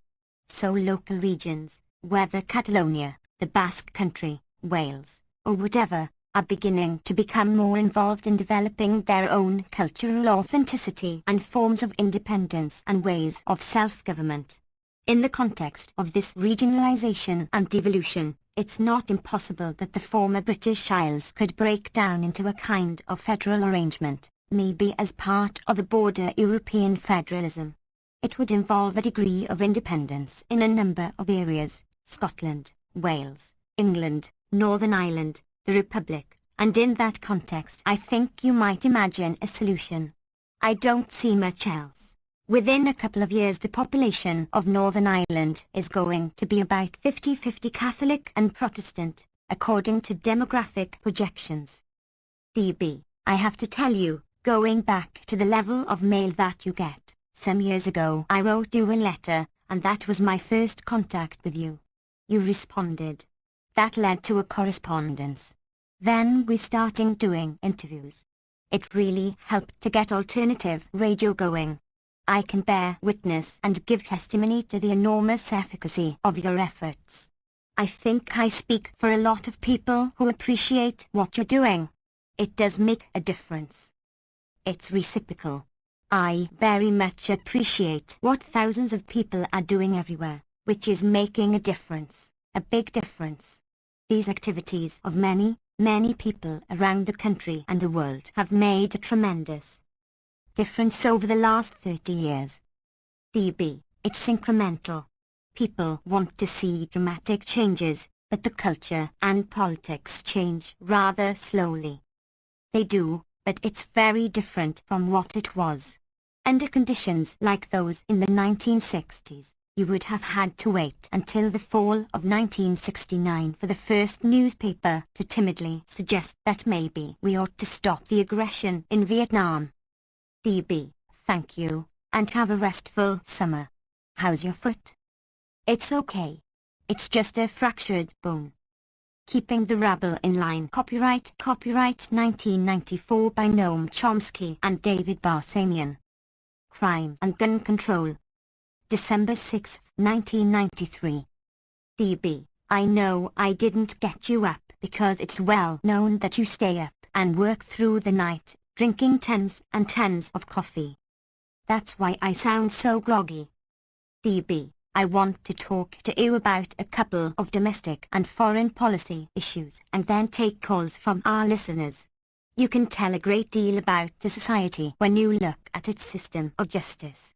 I was wondering if you would comment on the Clinton crime bill, in which some of the provisions are to hire 100,000 more cops, build boot camps for juveniles, spend more money for prisons, extend the death penalty to about 50 new offences, and make gang membership a federal crime, which is interesting, considering that there is something about freedom of association in the Bill of Rights.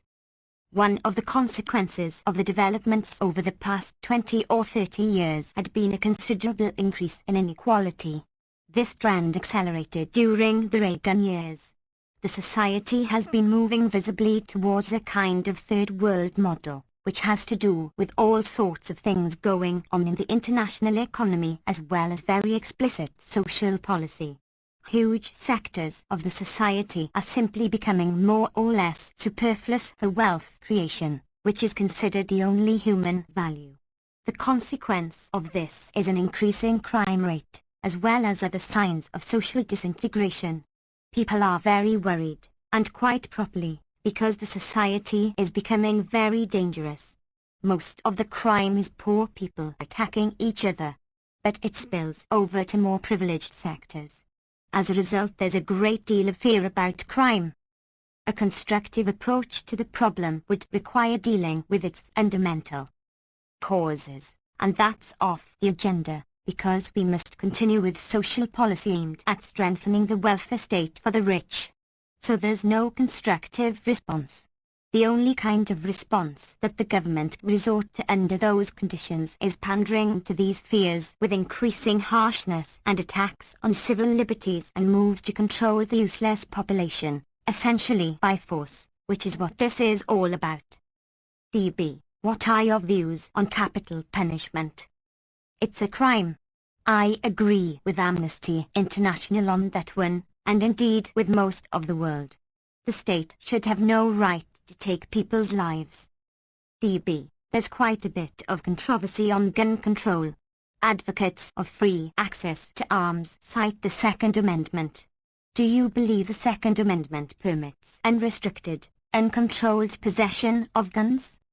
What laws permit and don't permit is a question that doesn't have a straightforward answer. Laws permit what the tenor of the times interprets them as permitting. But underlying the controversy over guns are some serious questions. Literally, the Second Amendment doesn't permit people to have guns. But laws are never taken literally, including amendments to the Constitution or constitutional rights. Underlying the controversy is something which shouldn't be discounted. There's a feeling in the country that people are under attack. I think they're misidentifying the source of the attack, but they feel under attack.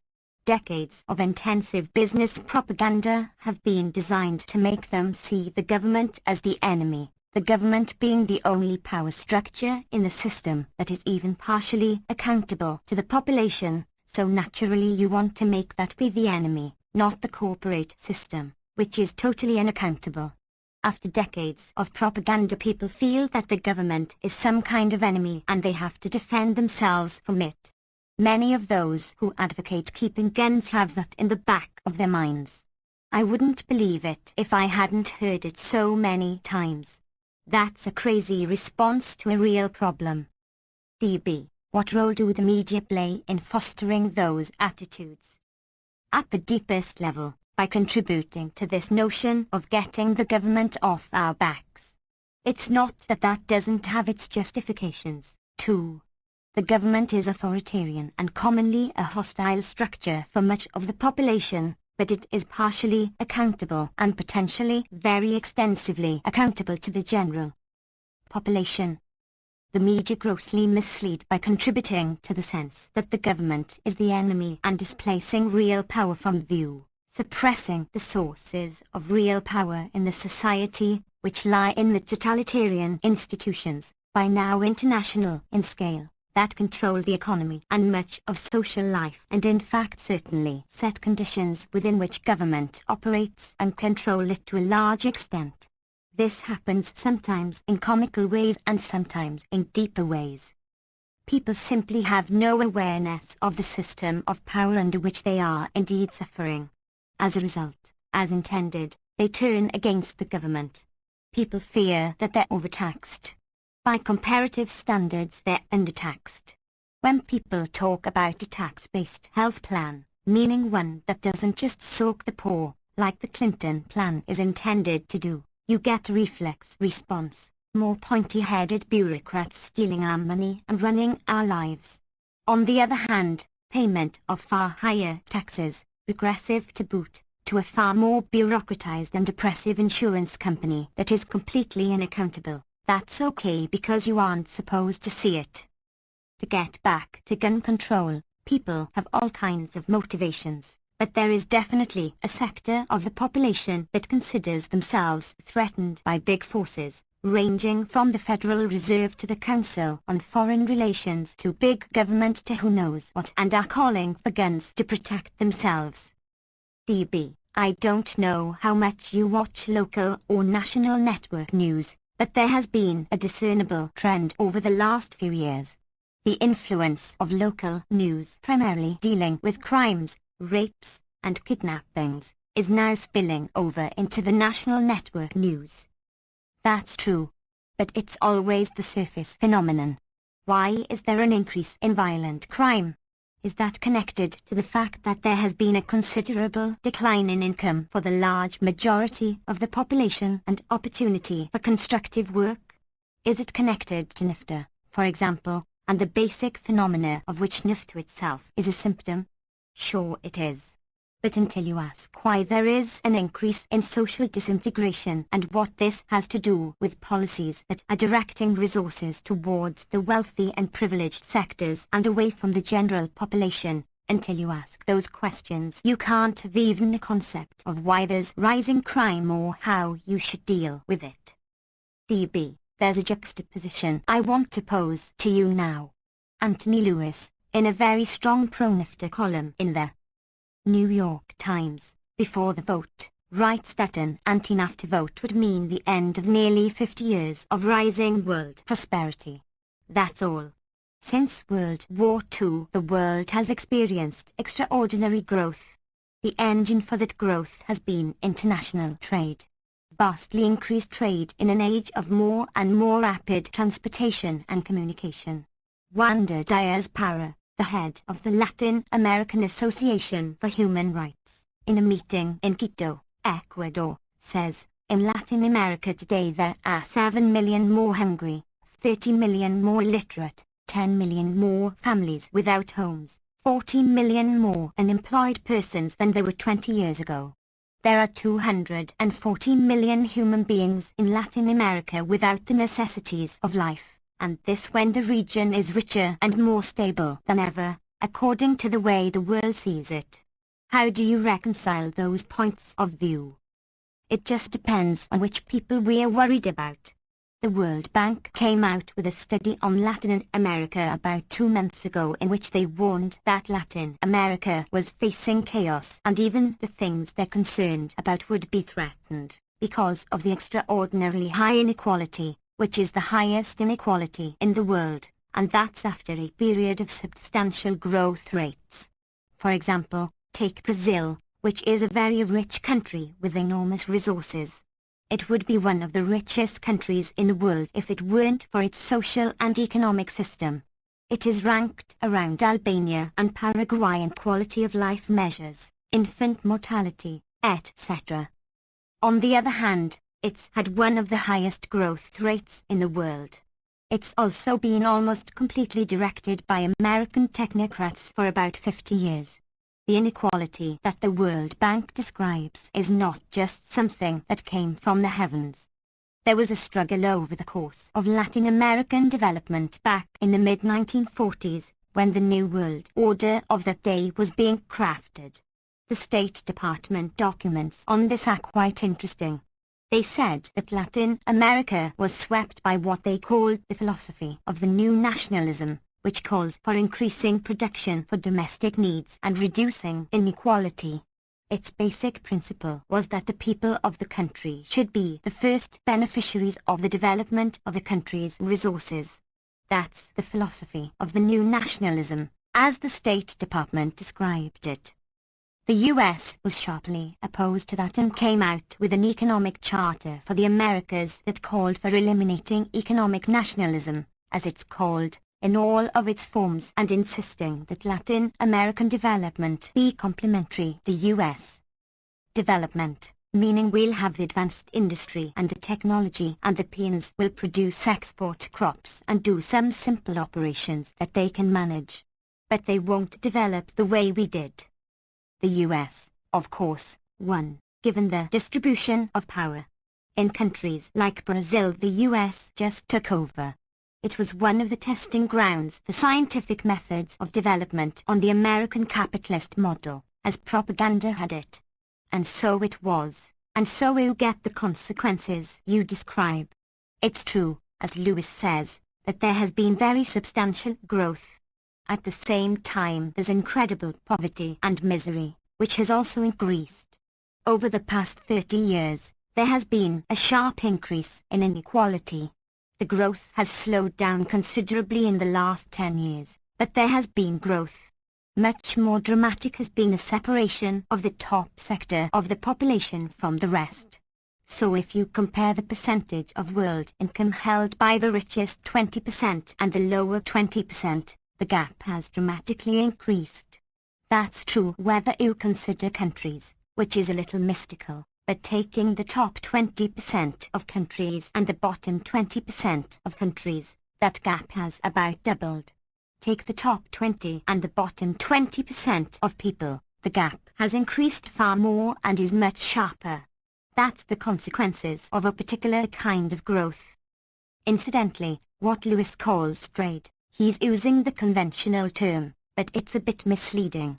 In fact, substantially misleading, for reasons we've already discussed. If the Ford Motor Company moves something from an assembly plant in Mexico to an assembly plant in the US, that's called trade. But it's not trade in any serious sense, and in fact the centrally managed policies within these totalitarian structures account for about 40% of the interchanges that are called trade.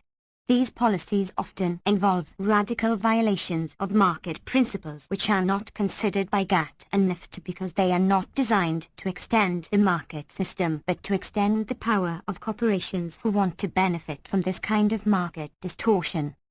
DB. So you see this trend of growth rates and increasing poverty simultaneously continuing?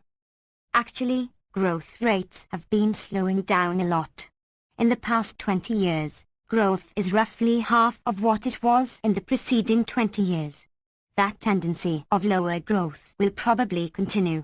One factor that has to do with that is the enormous growth of unregulated, speculative capital. That growth has accelerated rapidly basically since Nixon broke down the Bretton Woods system around 1970. By now, the unregulated financial capital is estimated by the World Bank at about $14 trillion. And about $1 trillion or so of that moves around every day. That creates pressures for deflationary policies. That's what that financial capital wants. It wants slow growth, low inflation. The huge amounts of capital, which overwhelm national states, make it very difficult to carry out stimulative programs. In the poorer societies it's hopeless. Even in the richer societies it would be very hard. What happened with Clinton's trivial stimulus package was a good indication. It amounted to nothing, $19 billion. It was shot down instantly. Financial capital, which is now an extraordinarily large part of the capital available internationally, has an anti-growth effect. It is driving much of the world into a low-growth, low-wage equilibrium. The figures are really astonishing. John Nee Atwell, one of the leading specialists in finance at Cambridge University, estimates that in 1970 about 90% of international capital was used for trade and long-term investment and 10% for speculation. In 1990 those figures were reversed, 90% for speculation. Also the quantity has grown enormously. The effects of that, as he points out, are what I just said. DB. The Boulder Daily Camera is part of the chain of Night Reader newspapers. In yesterday's edition they ran a box with questions and answers. What is GATT? What is the Uruguay round of GATT? Here's the part one wanted to ask you about. In the question, who would benefit from a GATT agreement? The answer given is, consumers would be the big winners. Does that track with your understanding of GATT? If you mean by consumers rich ones, yes. Rich consumers will gain. People who have lost their jobs, for example, and that will be true both in the rich countries and the poor, obviously are not going to be better consumers. Take a look at NIFTA, where the analyses have already been done, and even appeared in the press after the vote. Before that, there was a huge hype about how important the vote is, of which the Lewis column that you mentioned is a case in point. Do you remember the date of that article? DB, it was November 5th. Before the vote. That's the kind of stuff that was appearing before the vote. I noticed a quite striking difference the day after the vote. Immediately after the vote, the New York Times and other journals began for the first time discussing the consequences of NIFTA. That was interesting. Not that it was a surprise, but it shows what they knew all along. The day after the vote, the New York Times had its first article on the expected impact of NIFTA in the New York region. This generalizes for GATT also. It was a very upbeat article. They talked about how wonderful it was going to be. They said there would be a big improvement in finance and services, particularly. They'll be the big winners. Banks, investment firms, PR firms, corporate law firms will do just great.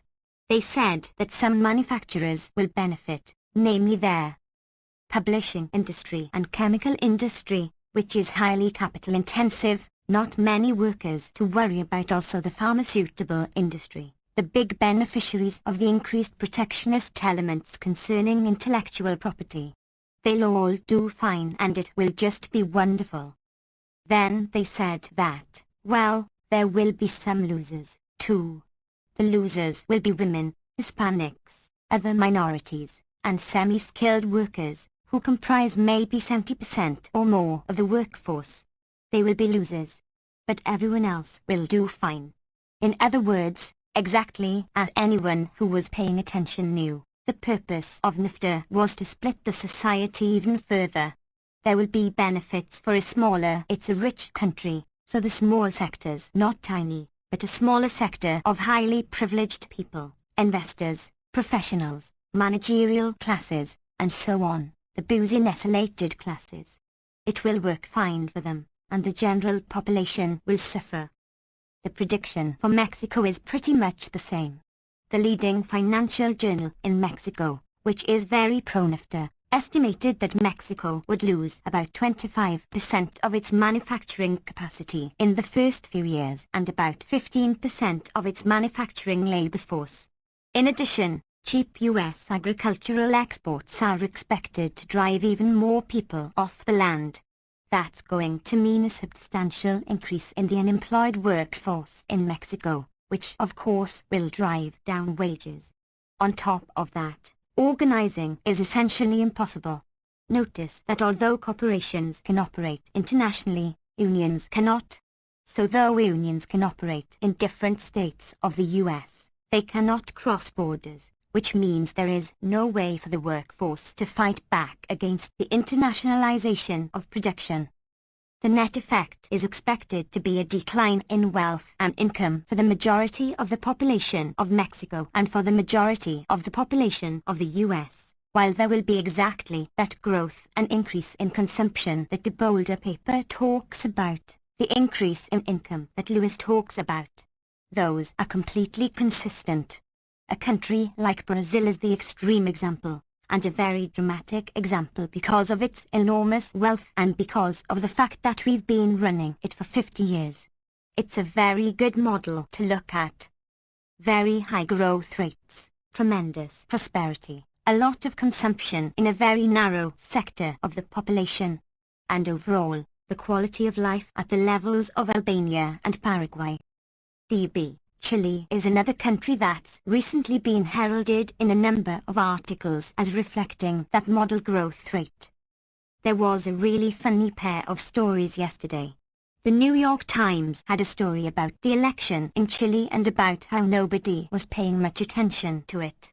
The headline was something about Chileans' satisfaction with the political system. It talked about how everyone is so satisfied and so happy that nobody's paying much attention to the election. The London Financial Times, hardly radical, they had a story on the election which was exactly the opposite. They quoted some data some polls that showed that 75% of the population are very unsatisfied, disgruntled was their word, with regard to the political system, which allows no options.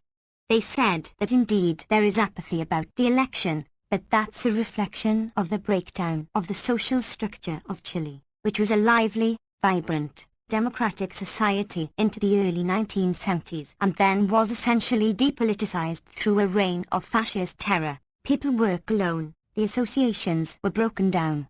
People are trying to fend for themselves.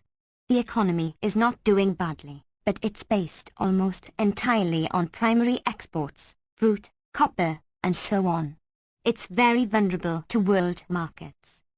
But the crucial thing is the dramatic breakdown of social relations and social structure, which is pretty striking in Chile, because it was a very vibrant and lively society for many, many years. The retreat into individualism and personal gain is the basis for the apathy. Nathaniel Nash wrote the Chile story for the Times. There's a section in there, a subheading called Painful Memories. It said many Chileans have painful memories of Salvador Allende's fiery speeches, which led to the coup in which thousands of people were killed. Notice they don't have painful memories of the torture, the fascist terror, just of Allende's speeches as a popular candidate. These are the ways in which the world is recreated for our edification. DB. This is a 7 a.m. early edition of Alternative Radio and we're talking to Professor Noam Chomsky. If you'd like to join this conversation, give us a call. One thing you've been talking about is the mystification of the notion of nation and country. You discussed it in a recent Z magazine article. I was struck by a November 15th front-page New York Times article. The headline is Nation Considers Means to Dispose of Its Plutonium. Options are unattractive, we are told, and there are no easy or quick answers to a problem that will not go away. So the nation is considering how to dispose of essentially what was a creation of private capital, plutonium. That's the familiar idea that profit is to be privatized but the cost is to be socialized. So in a sense it's correct to say that the costs are the costs for the nation, the people. But the profits weren't for the people, nor are they making the decisions to produce plutonium in the first place, and they're not making the decisions about how to dispose of it. Nor are they deciding on what ought to be a reasonable energy policy, which is no small issue. There are major questions about energy policy that ought to be right on the top of the social and political agenda today, things connected, say, with global warming. Let me give you an example. There was a study that came out in Science magazine about a month ago reviewing recent studies on global warming. The possibilities they were considering as plausible were that if the year 2000 goals on carbon dioxide emission are met, which is not likely, then within a couple of centuries, by 2300, the world's temperature would have increased by about 10 degrees centigrade, which would mean a rise in sea level that would probably wipe out a good bit of human civilization as it's currently constituted. Of course, this doesn't mean that the effects set in 300 years. They start setting in much sooner. Maybe it will be worse. Maybe it will be better. But possibilities like that will not be faced by any sane person with any equanimity. There's nothing being done about them at all. The same study says that in order to avoid this it will be necessary to undertake quite radical changes of a kind not even contemplated. These are what ought to be front-page stories and ought to be the focus of public attention and concern.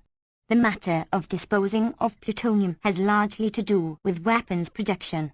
But there are quite serious questions about nuclear power that can't just be dismissed.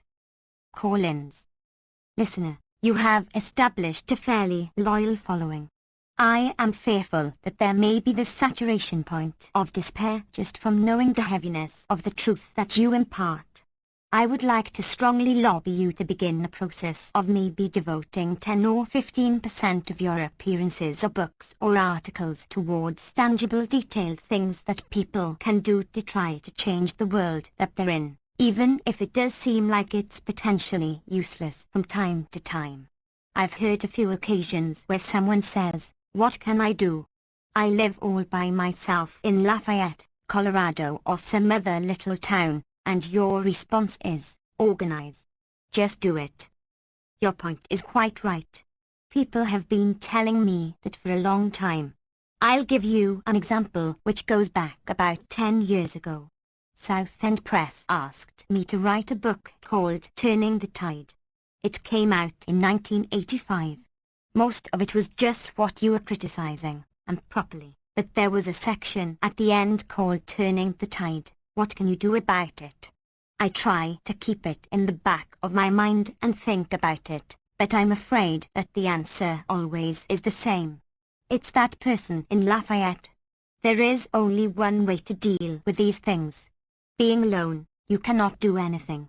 All you can do is deplore the situation. If you join with other people, they can be anything from a whole range of possibilities, from Ralph Nader's Public Citizen, to a local activist group to some solidarity group, and there are millions of things that are possible depending on where you want to put your efforts. If you join with other people, you can make changes. I don't know of any other answers. Listener, what's happening in Asia, particularly the growing economies in Southeast Asia, China, and so forth? What do you see for the future in terms of the demands of the environment on the political actions in those countries economically? Is it going to be another example of capitalist exploitation, or is the environment going to make such a demand that we could expect to see some kind of change in their awareness? Countries like Thailand or China are looming ecological catastrophes. These are countries where growth is being fueled by multinational investment and investor interests, and for them the environment is what are called externalities. You don't pay any attention to it. So if you destroy the forests in Thailand, say, that's okay as long as you make a short-term profit out of it. In China, just because of its scale, the disasters that lie not too far ahead could be extraordinary. The same is true throughout Southeast Asia. But the question remains that when the environmental pressures become such that the very survival of the people is jeopardized, do you see any change in the actions? Not unless people react. If power is left in the hands of transnational investors, the people will just die. D.B. Elaine Bernard and Tony Matsuchi were in Denver on December 3rd. They were talking about the possibility of creating a new Labour-based party. What are your views on that? I think that's an important initiative. It's interesting that right now, we're a little bit like the way Chile is described in the Financial Times, not the New York Times. The country is becoming very depoliticized and negative. About half the population thinks both political parties should be disbanded. There's a real need for something that would articulate the concerns of that substantial majority of the population which is being left out of social planning and the political process. Those, for example, who will be harmed by NAFTA, a substantial majority, as even the Times can see. Labour unions have been a significant force for democratization and progress, not always, but often, in fact the main social force. On the other hand, when they are not linked to the political system through a Labour-based party, there's a limit on what they can do. Take, say, healthcare. Powerful unions in the US were able to get fairly reasonable healthcare provisions for themselves. For example, auto workers were able to get good provisions for themselves. But since they are acting independently of the political system, they did not attempt to or succeed in bringing about decent health conditions for the population. Compare Canada, where the unions also pressed for health care, but not just for their own industry, but rather for the population. Being linked to Labour-based parties, they were able to implement health care for the population. That's an illustration of the kind of difference that a politically oriented popular movement like Labour can achieve. We're not in the day any longer where the industrial workers are the majority or even the core of the labour force. But the same questions arise. I think Lane Bernard and Tony Mazzacchi are on the right track in thinking along those lines. In that same Anthony Lewis column that I referred to earlier, he had this to write: unions in this country, sad to say, are looking more and more like the British unions ... backward, unenlightened. The crude, threatening tactics used by unions to make Democratic members of the House vote against NIF underline the point. That brings out Lewis's real commitments very clearly. What he called crude, undemocratic tactics which were assailed by the President and the press, were Labour's attempt to get their representatives to represent their interests. By the standard of the elite, that's an attack on democracy, because the political system is supposed to be run by the rich and powerful. So for example, corporate lobbying, which vastly exceeded Labour lobbying, was not considered raw muscle or anti-democratic. Did Lewis have a column denouncing corporate lobbying for NIFTA? I didn't see it. I didn't see it either. This reached a peak of absolute hysteria before the vote. The day before the vote, the New York Times lead editorial was exactly along the lines of your quote from Lewis, and it included a little box of the dozen or so representatives of the New York region who were voting against NIFTA. It listed their contributions from Labour and said, "This raises ominous questions about political influence of Labour and whether they're being honest, etc." As a number of these representatives later pointed out, the Times didn't have a box listing corporate contributions to them or to others, nor, we may add, did it have a box listing advertisers of the New York Times and their attitudes towards NIFTA. In a way you can't object to Lewis and the Times. They are simply taking for granted a principle, which is that the rich and powerful have a right to twist the arms of their legislators and to dictate to them what they should do because that's what democracy is. Democracy is a system where the rich and privileged and powerful make decisions in their own interests, and if the general population tries to press for their interests, that's raw muscle and anti-democratic and are ominous signs. It was quite striking to watch the hysteria that built up in privileged sectors, like the New York Times commentators and editorials as the NIFTA vote approached. They even allowed themselves the use of the phrase class lines, which is very rare in elite circles. You're not allowed to admit that the US has class lines. But this was considered a really serious issue, and all bars were let down. So you get columns of the kind by Anthony Lewis that you described, with a real indication of hatred of democracy at the core of it. The tacit assumption is if working people try to press for their interests in the political arena, that's anti-democratic. But if corporate power does so at a vastly greater rate, that's fine. Listener, I've often wondered about the people who have power through their extensive financial and economic resources. Are they really as manipulative as you say? Is it possible to reach them with logic and rationale? They're acting very logically and very rationally in their own interests. Let's be specific about it. Take the Chief Executive Officer of Aetna Life Insurance. He is one of the guys who is going to be running our healthcare program and who makes $23 million a year in just plain salary. Could you reach him and convince him that he ought to lobby against having the insurance industry run the healthcare program because that's going to be very harmful to the general population, as indeed it will be? Suppose you could.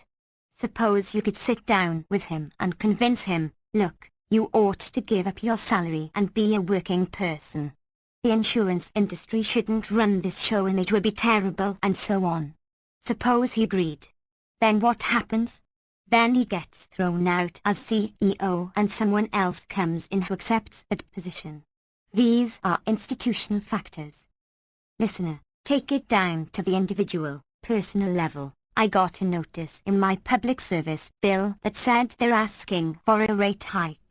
I work, and I really don't have the time to sit down and write a letter of protest. This happens all the time, and not just with me. It happens with most people who have to work. They don't have time to be active politically to change something. So those rate hikes go through without anybody ever really pointing out what's going on. One of the things that I've always thought, and I know this is probably not democratic, is why is there not a limitation on the amount of profit anybody can make, any corporation, any business? I think that's highly democratic, in fact. There's nothing in the principle of democracy that says that power and wealth should be highly concentrated so that democracy becomes a sham. But your point is quite correct. If you're a working person you just don't have time, alone, to take on the power company. That's exactly what organization is about. That's exactly what unions are for. That's exactly what political parties of the kind that David was mentioning earlier, based in working people, are for. So if such a party was around, the kind Bernard and Matt Suchi are proposing, they would be the ones speaking for you who would tell the truth about what's going on with the rate hike. Then they would be denounced by the New York Times for being anti-democratic, for representing popular interests rather than power interests. Since the Kennedy assassination, there is a bureaucratic philosophy that business and elite power circles control our so-called democracy. Has that element changed at all with the Clinton administration coming in? First of all, it didn't change with the Kennedy administration. It was very much the case for Kennedy. Kennedy himself was very pro-business. He was essentially a business candidate. Nothing changed with the assassination in this respect. The Kennedy assassination had no significant effect on policy that anybody has been able to detect. There was a change in the early 1970s, but that was under Nixon. It had to do with changes in the international economy, the kind that I talked about earlier. Clinton is exactly what he says he is, a pro-business candidate.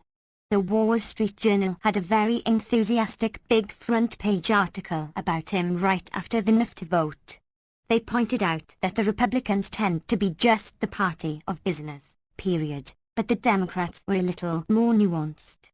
They tend to be the party of big business with less concern for small business. They said that Clinton is typical of this. They quoted executives of the Ford Motor Company and the steel industry and so on as saying this is the best administration they ever had. They ran through his achievements, and you can see it. The day after the House vote, the New York Times had a very revealing front-page pro-Clinton story by their Washington correspondent, R.W. Apple. People had been criticizing Clinton because he just didn't have any principles. He backed down on Bosnia, on Somalia, on his economic stimulus, on Haiti, on the health program. He was willing to give things up. It seemed like this guy had no bottom line at all. Then he proved that he really was a man of principle and he really has backbone, and he silenced his detractors, namely by fighting from the corporate version of NAFTA. So he does have principles, namely, he listens to the call of big money. They thought that was great. The same was true of Kennedy. Is there any element of the large corporate conglomerates that would have beneficial effect? That's not the right question to ask. A lot of what's done by corporations will happen to have, by accident, beneficial effects for the population. The same is true of the government or anything else. But what are they trying to achieve? They're not trying to achieve a better life for workers and the firms in which they work, as the Clinton people have it. What they're trying to achieve is profits and market share. That's not a big secret. That's the kind of thing people should learn in 3rd grade. In the business system, people are trying to maximize profit, power, market share, control over the state. By accident, sometimes that will help other people. It's just accidental. Listener, I'd like to ask Mr. Chomsky about the US support for Yeltsin versus democracy in Russia, and if this country has a vested interest in continuing support for the drug trade in the world. On Yeltsin, it's pretty straightforward. Yeltsin was the tough, autocratic Communist Party boss of Sverdlovsk. He has filled his administration with the old party hacks who ran the place under the earlier Soviet system. The West likes him a lot. For one thing, He's tough and ruthless and autocratic. For another, he's going to ram through what are called reforms, a nice word, the policies which are designed to return the former Soviet Union to the third world status that it had for 500 years prior to the Bolshevik Revolution. The Cold War was largely about the demand that this huge region of the world once again become what it had been, offering resources, markets and cheap labor, serving the West. Yeltsin is leading the pack on that one. Therefore he's democratic. That's standard. That's what we call a democrat anywhere in the world, someone who follows the Western business agenda. On the drug trade, it's complicated. I don't want to be too brief about it. When you say does the government support the drug trade, of course not. Although even here, there are complexities. You can't talk about marijuana and cocaine in the same breath. Marijuana simply doesn't have the lethal effects of cocaine. You can debate about whether it's good or bad, but out of about 60 million users, I don't think there's a known case of overdose. The criminalization of marijuana has purposes and motives beyond concern over drugs. On the other hand, hard drugs, to which people have been driven to a certain extent by the prohibitions against soft drugs, those are very harmful, although deaths are nowhere near the level of tobacco and alcohol. And here it's kind of complex. There are sectors of American society that profit from the hard drug trade, like the big international banks that do the money laundering or the chemical corporations that provide the chemicals for the industrial production of hard drugs. On the other hand, people who live in the inner cities are being devastated by them. So there are different interests. Listener, two things. One is just a comment. That is that on this issue of gun control, I believe that in fact the US is becoming much more like a third world country. There's nothing that's going to put a stop to it, necessarily. I look around and I see a lot of third world countries where if the citizens had weapons they wouldn't have the government they've got. I think that maybe people are being a little short-sighted in arguing for gun control and at the same time realizing that the government they've got is not exactly a benign one. The other thing is that I think that a lot of this stuff correlates with work that the Social Revolutionary Party did as early as 1914 in trying to understand business cycles. Kondratiev pointed out that there's a 6-year cycle of prosperity in the US and in the world. It's inversely tied in with real interest rates. Real interest rates started to rise in the US in October of 1979. They've been rising ever since. And that in one sense tells the whole story. Interest rates are important. There's some evidence from the Kondratiev cycle. But I don't really think those are the big issues. However, on your first point, it illustrates exactly what I think is a major fallacy. You pointed out that the government is far from benign. That's true. On the other hand, the government is at least partially accountable and could become as benign as we make it. What is not benign and is extremely harmful is what you didn't mention, namely business power, highly concentrated, by now largely transnational power both in the producing and financial sectors. That's very far from benign. Furthermore, it's completely unaccountable. It's a totalitarian system. It has an enormous effect on our lives and also on why the government is not benign. As for guns being the way to respond to this, that's frankly outlandish. It's true that people think that. They think if we have guns we can make it more benign. If people have guns, the government has tanks. If people have tanks, the government has atomic weapons. There's no way to deal with these issues by violent force, even if you think that that's morally legitimate. Guns in the hands of American citizens are not going to make the country more benign. They're going to make it more brutal, ruthless and destructive. So while one can recognize the motivation that lies behind some of the opposition to gun control, I think it's sadly misguided. DB, in a review of a book we did, Chronicles of Dissent, it was suggested by the reviewer that I ask you tougher questions. So I thought I would save my toughest question for you right at the end. Are you ready? I'm ready to hang up. Chuckles. DB, I want to know what MIT professor was born on December 7, 1928 in Philadelphia. You've got 5 seconds. How would I know anything about MIT professors? DB, happy birthday tomorrow, Noam.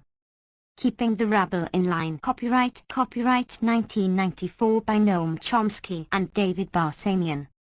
The Emerging Global Economic Order. February 1, 1994. DB, in the fall of 1993 the Financial Times trumpeted, the public sector is in retreat everywhere. This is before the passage of the 2 major corporate state initiatives, NAFTA, North American Free Trade Agreement, and GATT, General Agreement on Trade and Tariffs. How were they able to do it, and what are the consequences?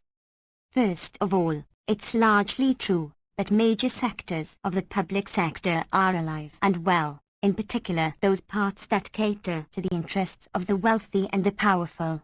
They're declining somewhat, but they're still very lively. They're not going to disappear. How were they able to do it? These are developments that have been going on for about 20 years now. They had to do with major changes in the international economy that we've talked about in earlier discussions. For one thing, the period of US global economic hegemony had pretty much ended by the early 1970s. Europe and Japan had re-emerged as major economic and political entities. There was pressure on profits. The costs of the Vietnam War were very significant for the US economy, and extremely beneficial for its rivals. That tended to shift the world balance. In any event, by the early 1970s the US felt that it could no longer sustain its traditional position as essentially international banker, which was codified in the Bretton Woods agreements at the end of the Second World War. Nixon dismantled that system. That led to a period of tremendous growth in unregulated financial capital.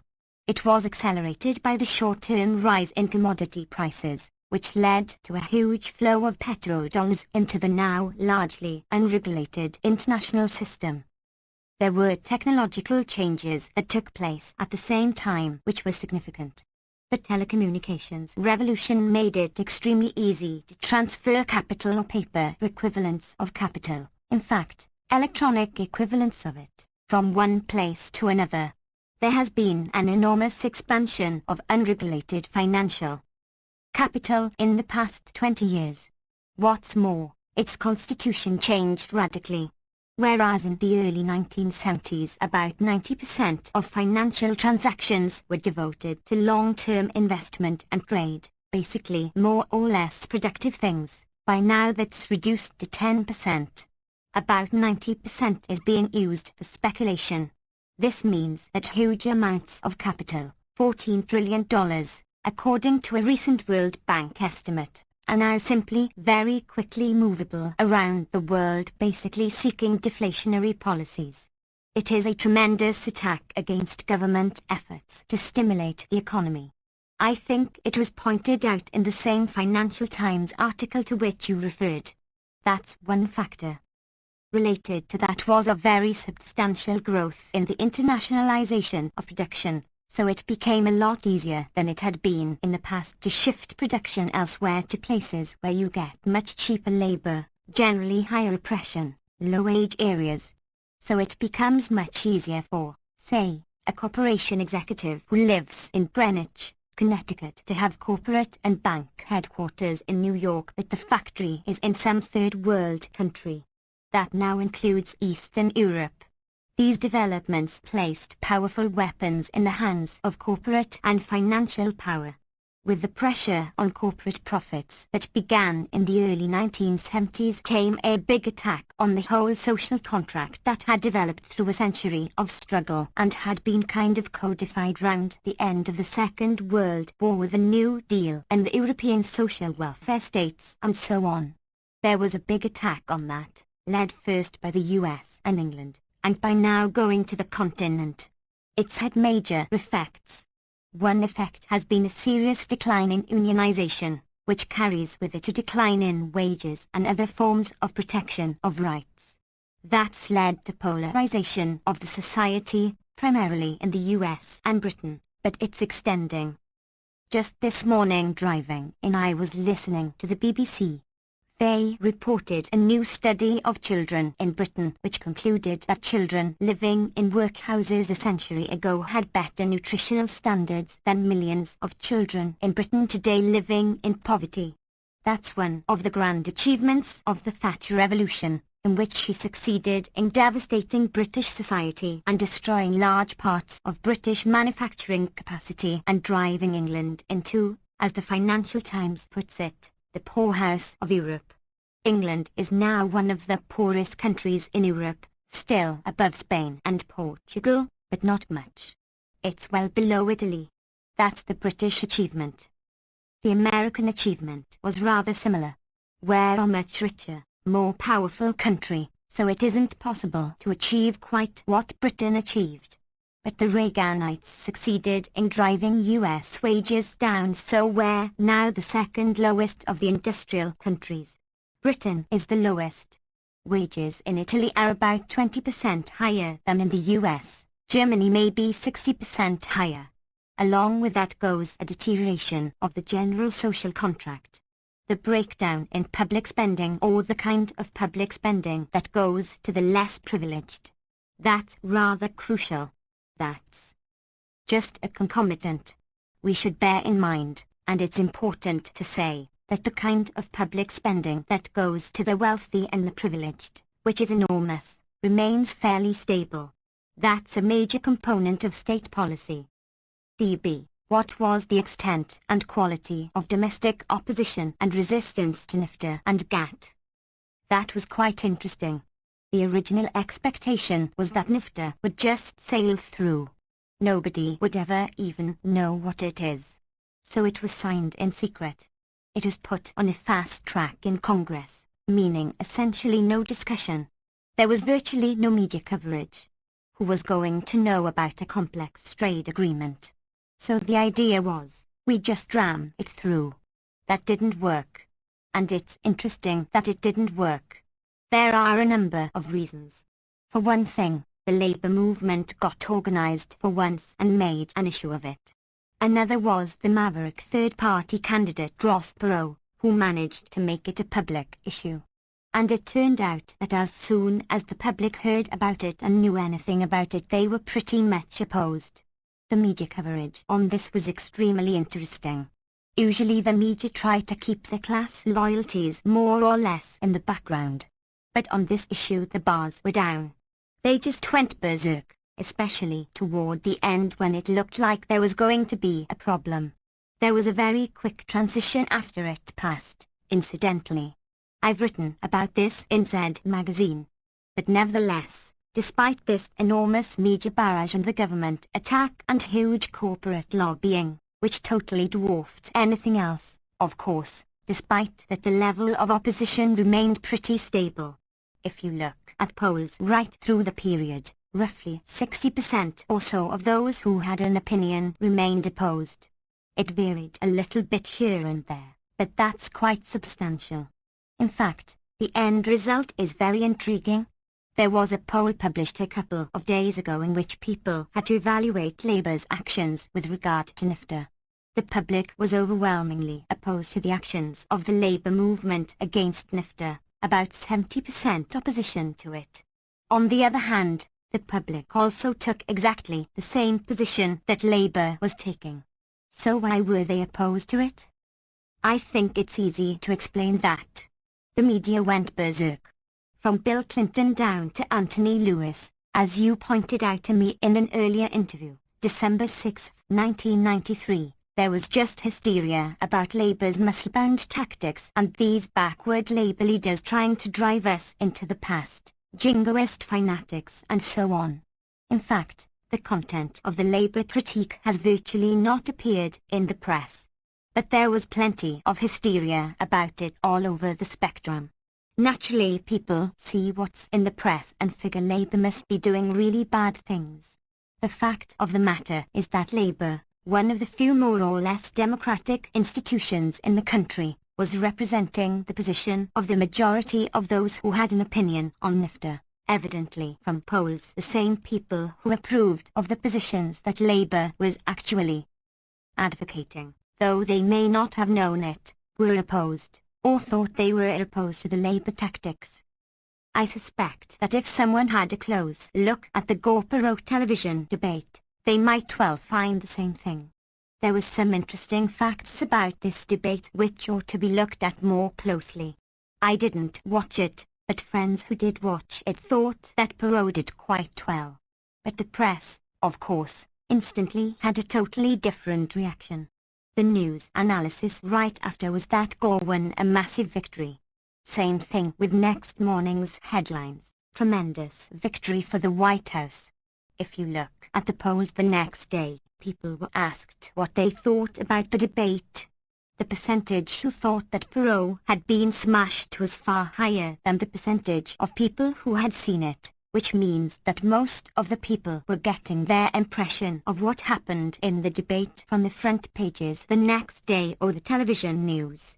As the story, whatever it may have been, was filtered through the media system, it was turned into what was needed for propaganda purposes, whatever may have happened. That's a topic for research. But on the reaction of the public to Labour's tactics, it's quite striking.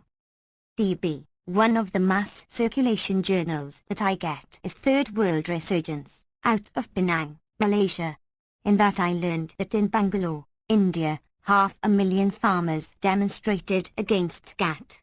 I wonder if your local paper, the Boston Globe, featured that. I also read it in Third World Resurgence and in Indian journals. I don't recall having seen it here. Maybe there was something. I wouldn't want to say it wasn't reported without checking. But there is plenty of public opposition in India to GATT. The same in Mexico on NAFTA. Incidentally, you asked about GATT. What they had planned for NAFTA worked for GATT. So there was virtually no public opposition to GATT, or even awareness of it. I doubt a tiny fraction of the country even knows what it's about. So that may be rammed through in secret, as intended. Strikingly, they couldn't quite do that in the case of NAFTA. It took a major effort to get it through, one which was very revealing about class loyalty and class lines. In Mexico there was substantial public opposition. That was barely reported here. What happened in Chiapas doesn't come as very much of a surprise. There has been an attempt to portray the Chiapas rebellion as something about the underdeveloped South as distinct from the developed modern North. At first the government thought they'd just destroy it by violence, but they backed off and they'll do it by more subtle violence, when nobody's looking. Part of the reason they backed off is surely they were afraid that there was just too much sympathy all over the country and that if they were too upfront about suppression they'd cause themselves a lot of problems all the way up to the Mexican border. The Mayan Indians in Chiapas are in many ways the most oppressed people in Mexico. Nevertheless, the problems they are talking about are the problems of a large majority of the Mexican population. Mexico too has been polarized by this decade of neoliberal reforms which have led to very little economic progress but have sharply polarized the society. Labor's share in income has declined radically. The number of billionaires is shooting up. DB, but I found the mainstream media coverage of Mexico during the NAFTA debate somewhat uneven. You mentioned the New York Times. They have allowed in a number of articles that official corruption was and is widespread in Mexico. In fact, in one editorial they virtually conceded that Salinas stole the 1988 presidential election. Why did that information come out? I think that that's impossible to repress. Furthermore, there were scattered reports in the Times of popular protest against NAFTA. Tim Golden, their reporter in Mexico, had a story a couple of weeks before the vote, probably early November, in which he said that lots of Mexican workers are concerned that their wages would decline after NAFTA. Then came the punchline.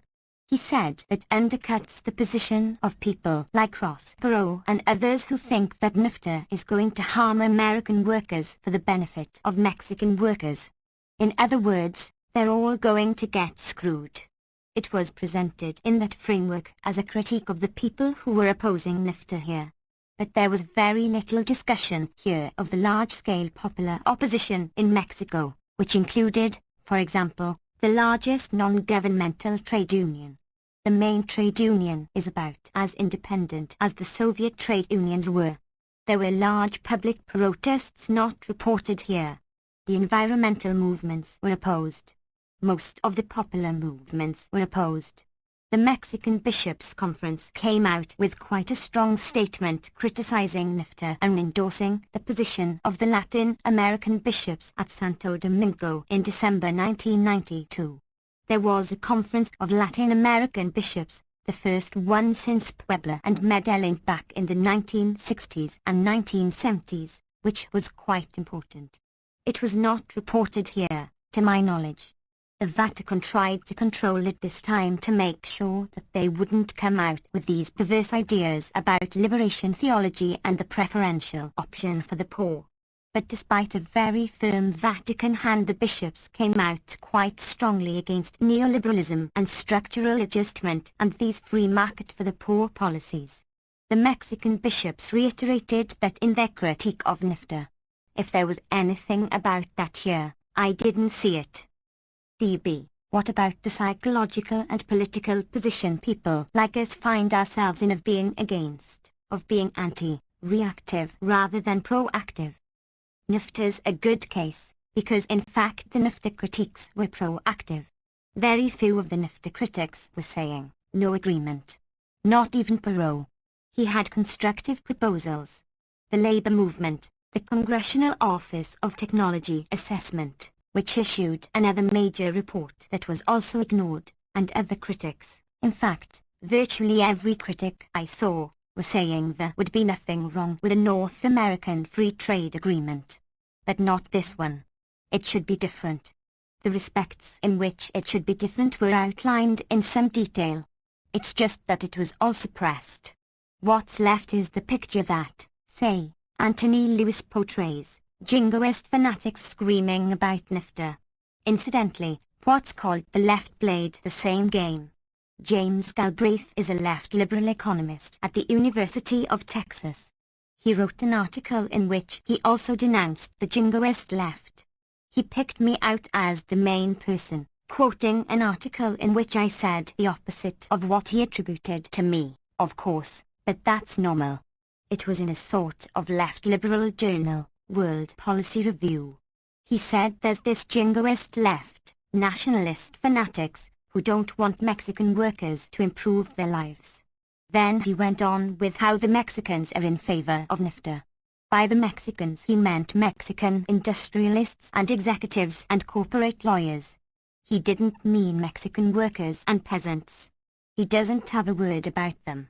All the way over from people like James Galbraith and Anthony Lewis, to way over to the right, you had this very useful fabrication, that critics of NIFTA were just reactive and negative and that they were jingoist and were against progress and wanted to go back to old-time protectionism.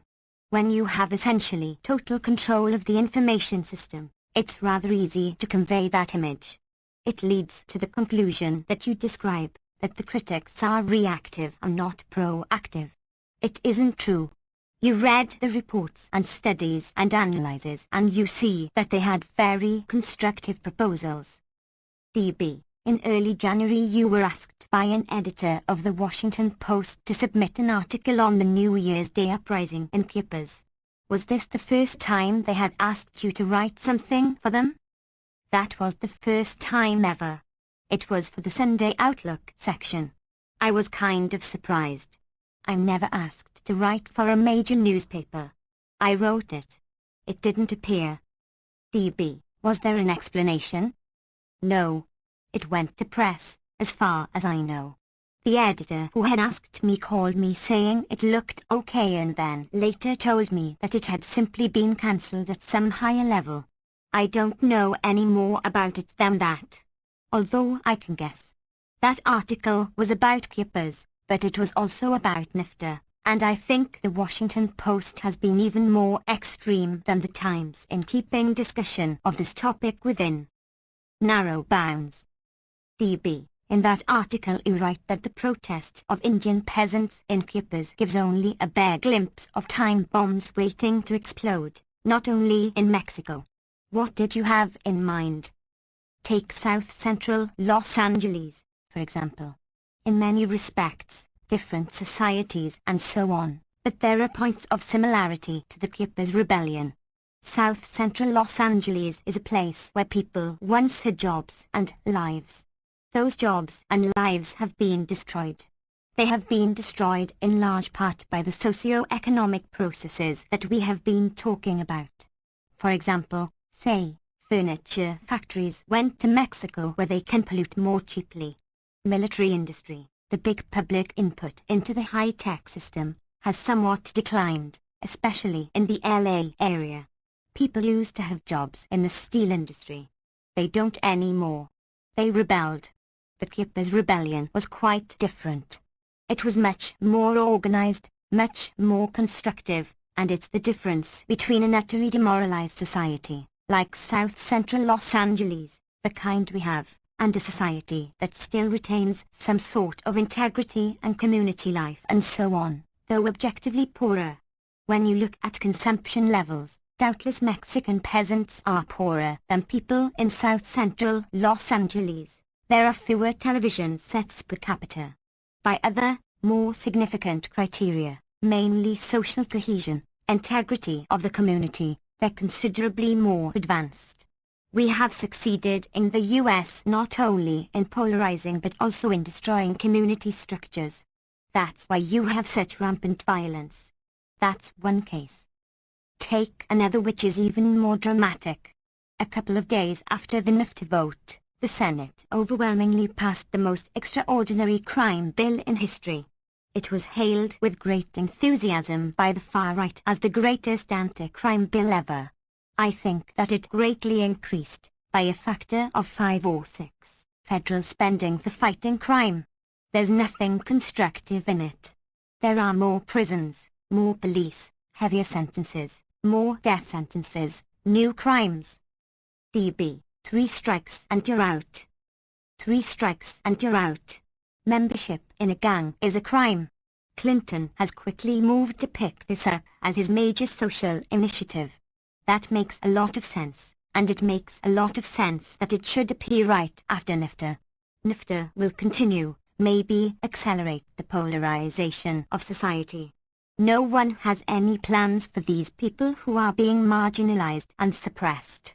There will be more South Central Los Angeles type situations. It's unclear how much pressure and social decline and deterioration people will accept. One tactic is just drive them into urban slums. Concentration camps, in effect, and let them prey on one another, but that has a way of breaking out and affecting the interests of wealthy and privileged people. So we'd better build up the jail system, which incidentally is also a shot to the economy. That's public spending, which gives a kind of economic stimulus as well. It's natural that Clinton should pick exactly that as his topic. Not only for a kind of ugly political reason. It's easy to whip up hysteria about that. But also because it reflects the general point of view of the so-called New Democrats, the business-oriented segments of the Democratic Party. DB. One last point on Mexico. You talked about the wages being depressed. There has also been significant union busting and smashing. Describe what happened at a couple of auto plants in Mexico, one involving Ford and one involving Volkswagen. Ford and VW are 2 big examples. Within the last few years, I think for VW it was 1992 and Ford a few years earlier, Ford just fired its entire workforce and would re-larger at a much lower wage level, only those who agreed to be non-unionized. They're backed by the always ruling party when they do this. In VW's case it was pretty much the same. They fired workers who supported an independent union. They were willing to allow the fraudulent government union. But those who sought to get an independent union were kicked out, and only those who agreed not to support it were rehired at lower wages. A few weeks after the NIFTA vote in the US, Workers at Edge and Honeywell plant in Mexico were fired for union activities. I don't know what the outcome is, but that was again symbolic. That's exactly what things like NAFTA are about. Whether NAFTA in the long term will lower the wages of Mexican workers is kind of hard to predict. There are a lot of complicated factors. I think it may very well. That it will lower the wages of American workers is hardly in doubt. The strongest NAFTA advocates point that out in the small print. My colleague at MIT, Paul Krugman, is a specialist in international trade and interestingly one of the economists who had done some of the theoretical work showing flaws in free trade. He nevertheless was an enthusiastic advocate of NAFTA, which is, I should stress, not a free trade agreement. But he did point out, if you look, that the only people who will lose will be unskilled workers. A footnote, 70% of the workforce is classified as unskilled. They're the only ones who will lose. The Clinton administration has various, I don't know if they believe it or not, fantasies about retraining. They aren't doing anything about that, but even if they did, it would probably have very little impact. What's true of industrial workers is also true of skilled white-collar workers. You can get software programmers in India who are very well trained at a fraction of the cost of American programmers. Somebody involved in this business recently told me that Indian programmers are actually being brought to the US and kept at Indian salaries, a fraction of American salaries, in software development. So that can be farmed out just as easily. The chances of retraining having much of an effect are slim. The problems are quite different. The problems are that in the search for profit, you will try to repress people's lives as much as possible. You wouldn't be doing your job otherwise. DB, an interesting thing happened in Alabama involving Daimler-Benz, the big German auto manufacturer. This deterioration of the policies that destroy unions and undermine wages have a whipsaw effect. It's not only Mexico and the US, it's also across the industrial world. So, now that the US has managed, under Reagan, to drive wages down way below the level of its competitors, except for Britain, that's had its international effects. So one of the effects of the so-called free trade agreement with Canada was to stimulate a big flow of jobs from Canada to the southeast US because these are essentially non-union areas. Wages are lower. You don't have to worry about benefits. Workers can barely organize. So that's an attack against Canadian workers. What you're describing now simply shows the internationalization of these effects. Daimler-Benz, which is Germany's biggest conglomerate, was seeking essentially third-world conditions. They managed to get the southeastern states to compete against one another to see who could force the public to pay the most to bring them there. Alabama gave the biggest package. They offered them hundreds of millions of dollars in tax benefits. They practically gave them the land for free. They agreed to build all sorts of infrastructure for them. The cost to the citizens of Alabama is substantial.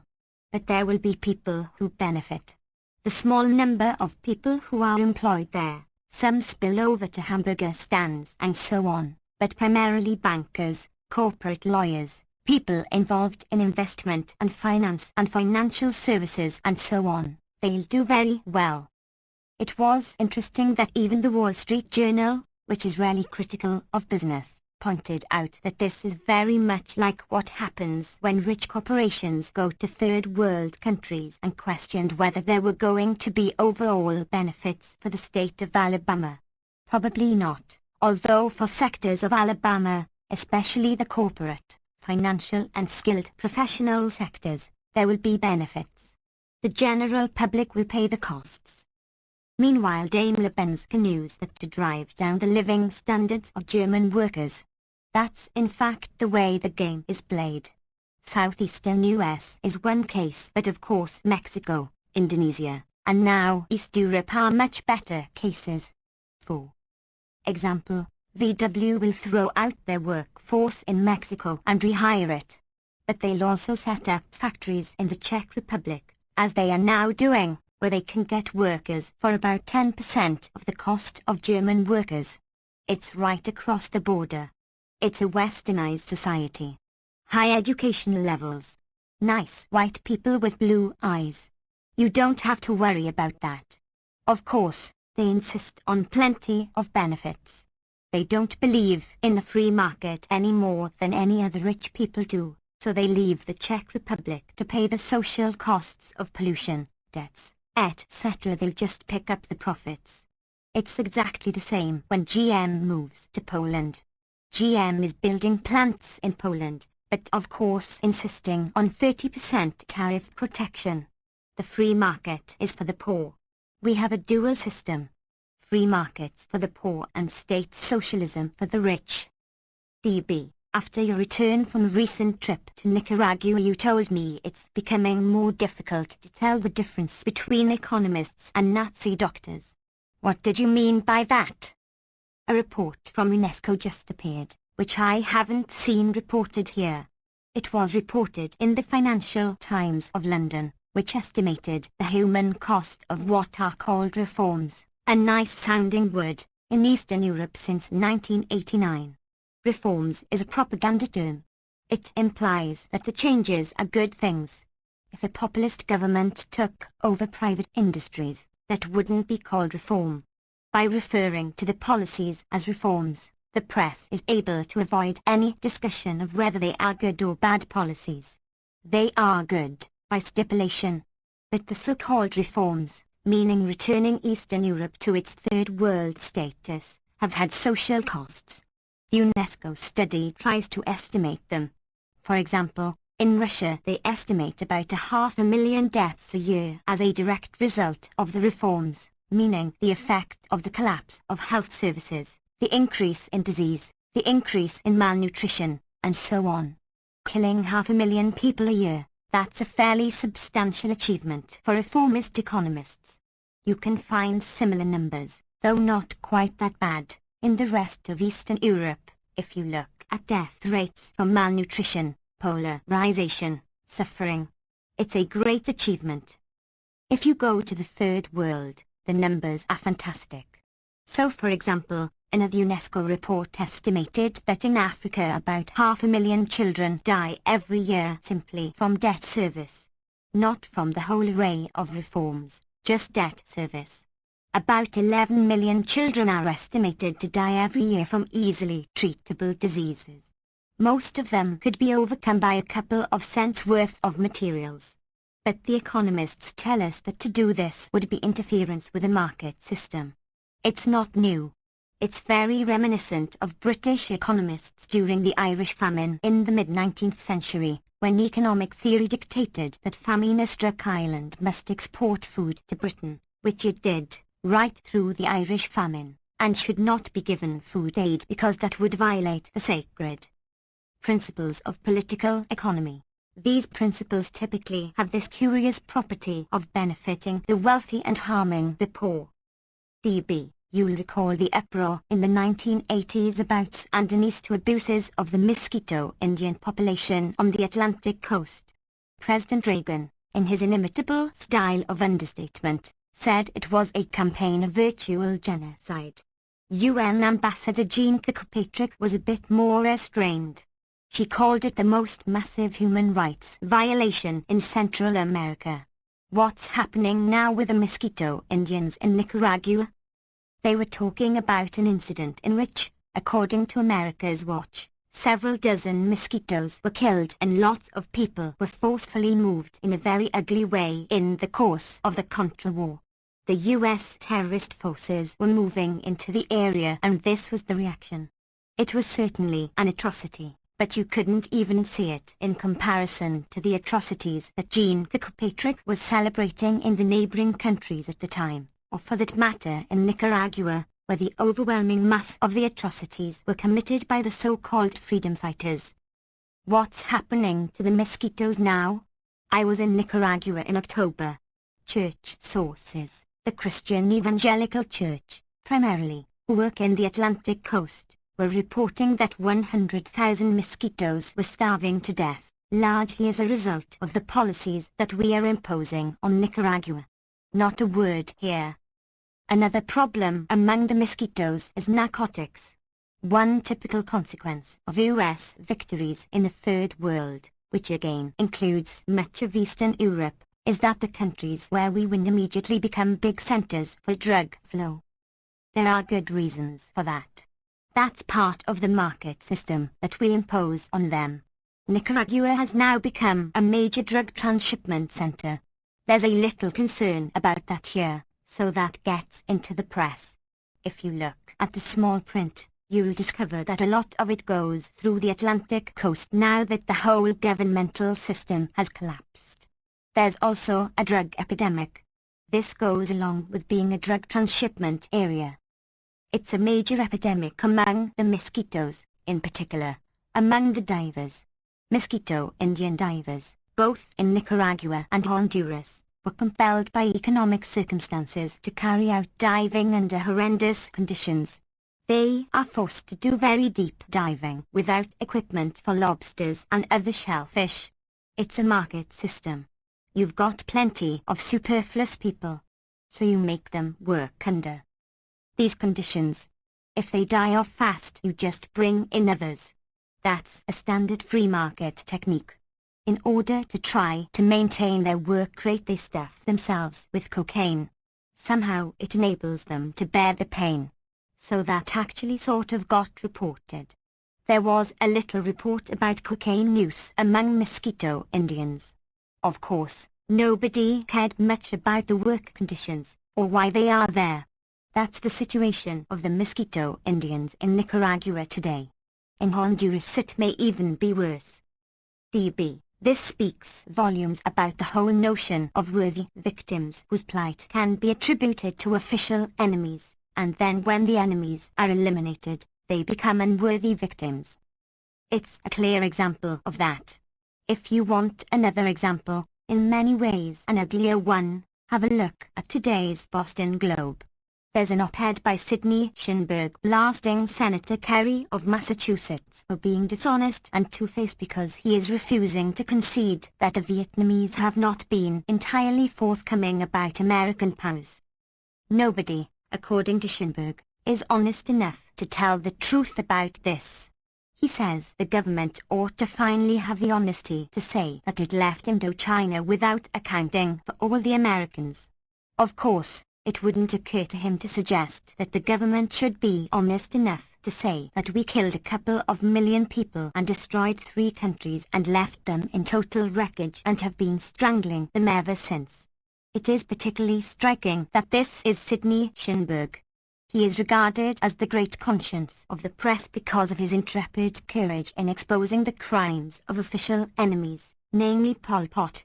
He also happened to be the main U.S. reporter in Phnom Penh in 1973, which was the peak of the U.S. bombardment of inner Cambodia, when tens of thousands of people were being killed and the society was being wiped out. Nobody knows very much about the bombing campaign and its effects because people like Sidney Schinberg refused to cover it. It wasn't a big effort for him to report it. He didn't have to go trekking off into the jungle to find the appropriate refugees. He could walk across the street from his fancy hotel in Phnom Penh, where there were hundreds of thousands of refugees driven from the countryside into the city. I went through all of his reporting. It's reviewed in detail in Manufacturing Consent, my book with Edward Herman. He simply refused to interview refugees to find out what was going on in inner Cambodia. Only a few sentences of refugee testimony appear in his dispatches. To heighten the depravity, to make it very clear just what he is, there happens to be one rather detailed report of an American atrocity. If you look at the movie The Killing Fields, which is based on his story, it opens by describing this atrocity, which he did report for about 3 days. What's the one report? American planes hit the wrong village, a government village. That's an atrocity. That was reported. How about when they hit the right village? We don't care about that. One of the reasons why we know very little about this monstrous atrocity in inner Cambodia is that people like Sidney Schinberg wouldn't report it. Now he's orating about the lack of honesty and the two-facedness of people who won't say that we left POWs behind. Incidentally, take a look at the US record with POWs. It was atrocious. Not only in Vietnam, where it was monstrous, but in Korea, where it was even worse. US treatment of POWs in Korea was an absolute scandal. It's been well discussed in the scholarly literature.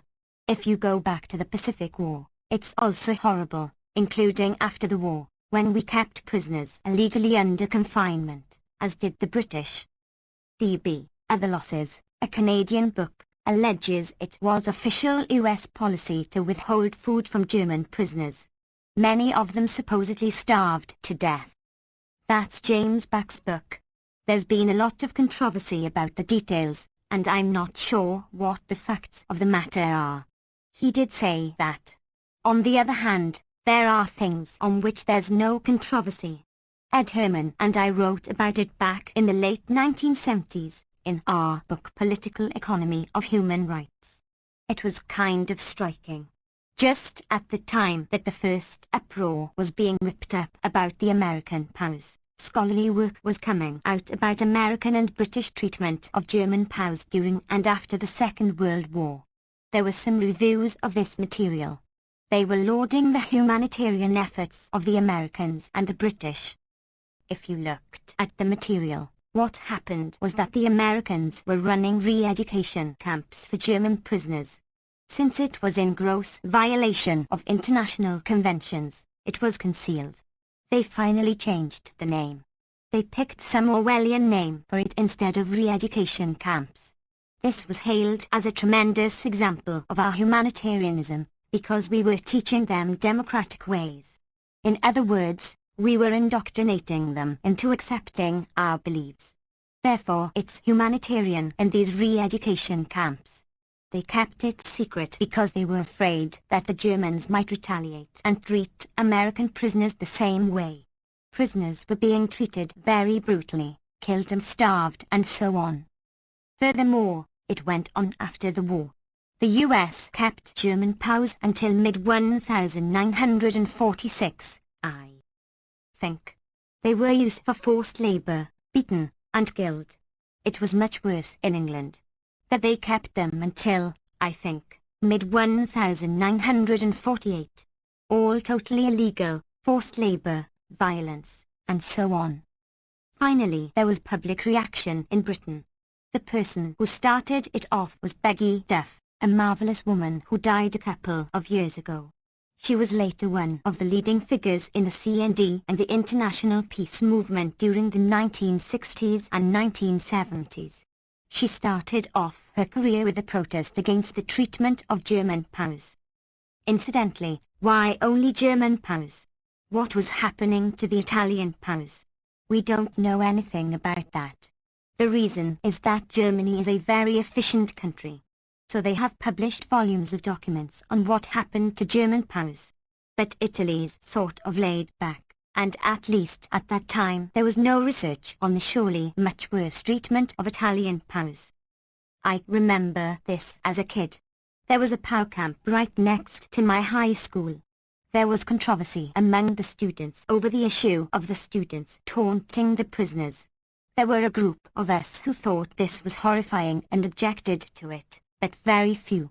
That's not the worst of it, of course. D.B. At the same time this was going on with the prisoners of war after World War II, there was Operation Paperclip. Chris Simpson describes this in his book Blowback, and you've discussed it as well. It involved the importation, on a large scale, of known Nazi war criminals, rocket scientists, camp guards, etc. That was part of it. But it was actually much worse than that. There was also an operation involving the Vatican and the US State Department, and American-British intelligence, which took some of the worst Nazi criminals, like Klaus Barbie, and used them. Klaus Barbie was taken over by US intelligence and returned to exactly the operations that the Nazis had him doing. Later, when it became an issue, some of his supervisors pointed out that they didn't see what the fuss was all about. They said, We needed a guy who would attack the resistance. We had moved in. We had replaced the Germans. We had the same task they did, namely destroy the resistance, and here was a specialist. He had been working for the Nazis to destroy the resistance, the butcher of Lyon, so who would be better placed to continue exactly the same work for us when we moved in to destroy the resistance? So Barbie worked for the Americans as he had worked for the Nazis. When they could no longer protect him, they moved over to the Vatican-run Ratline operation, with Croatian Nazi priests and others, and managed to spirit him off to Latin America, where his career continued.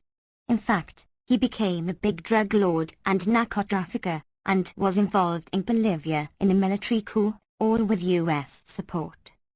Klaus Barbie was basically a small operator. There were much bigger people. We managed to get Walter Roth, the guy who invented gas chambers, off to Chile. Others went to fascist Spain. This was a big operation involving many top Nazis. That's only the beginning. Reinhard Gehlen was the leading figure. He was the head of German military intelligence on the Eastern Front. I don't have to tell you what that means. That's where the real war crimes were.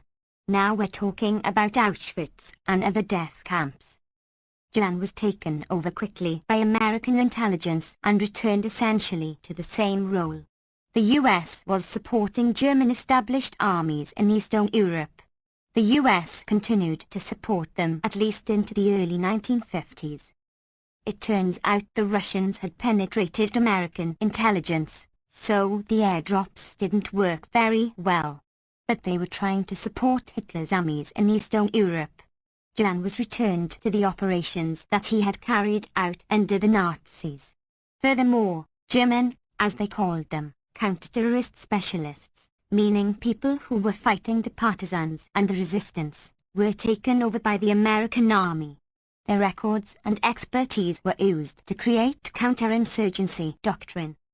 In fact, if you look at the American Army counterinsurgency literature, a lot of which is now declassified, it begins by an analysis of textbooks written with the cooperation of Nazi officers recording the German experience in Europe. It describes everything from the point of view of the Nazis, for example, which techniques for controlling resistance worked, which ones didn't work. That becomes simply transmuted with barely a change into American counterinsurgency literature. This is discussed at some length by Michael McClintock in a book called Instruments of Statecraft, a very good book which I've never seen reviewed. It's quite illuminating on this topic. DB. This makes an interesting counterpoint to the opening of the Holocaust Museum in Washington, D.C. and the current widespread popularity of Steven Spielberg's film Schindler's List, that the US was not passively engaged in recruiting German war criminals but was in fact actively engaged. Is it about this that you say that if a real history of the aftermath of the Second World War were ever written, this would be the first chapter? This would be a part of the first chapter. Recruiting Nazi war criminals and saving them is bad enough, but continuing the activities that they carried out is worse. The first chapter of post-war history, in my view, would be the description of the British and US operations, mostly US, given power relations, throughout the world to destroy the anti-fascist resistance and restore the traditional essentially fascist order to power. That took different forms in different parts of the world. In Korea, where we ran it alone, it meant killing about 100,000 people, just in the late 1940s before what we called the Korean War. In Greece it meant supporting the first major counterinsurgency war, which destroyed the peasant and worker-based anti-Nazi resistance and restored collaborators to power. Italy is a very interesting case. A lot of information is just coming out now.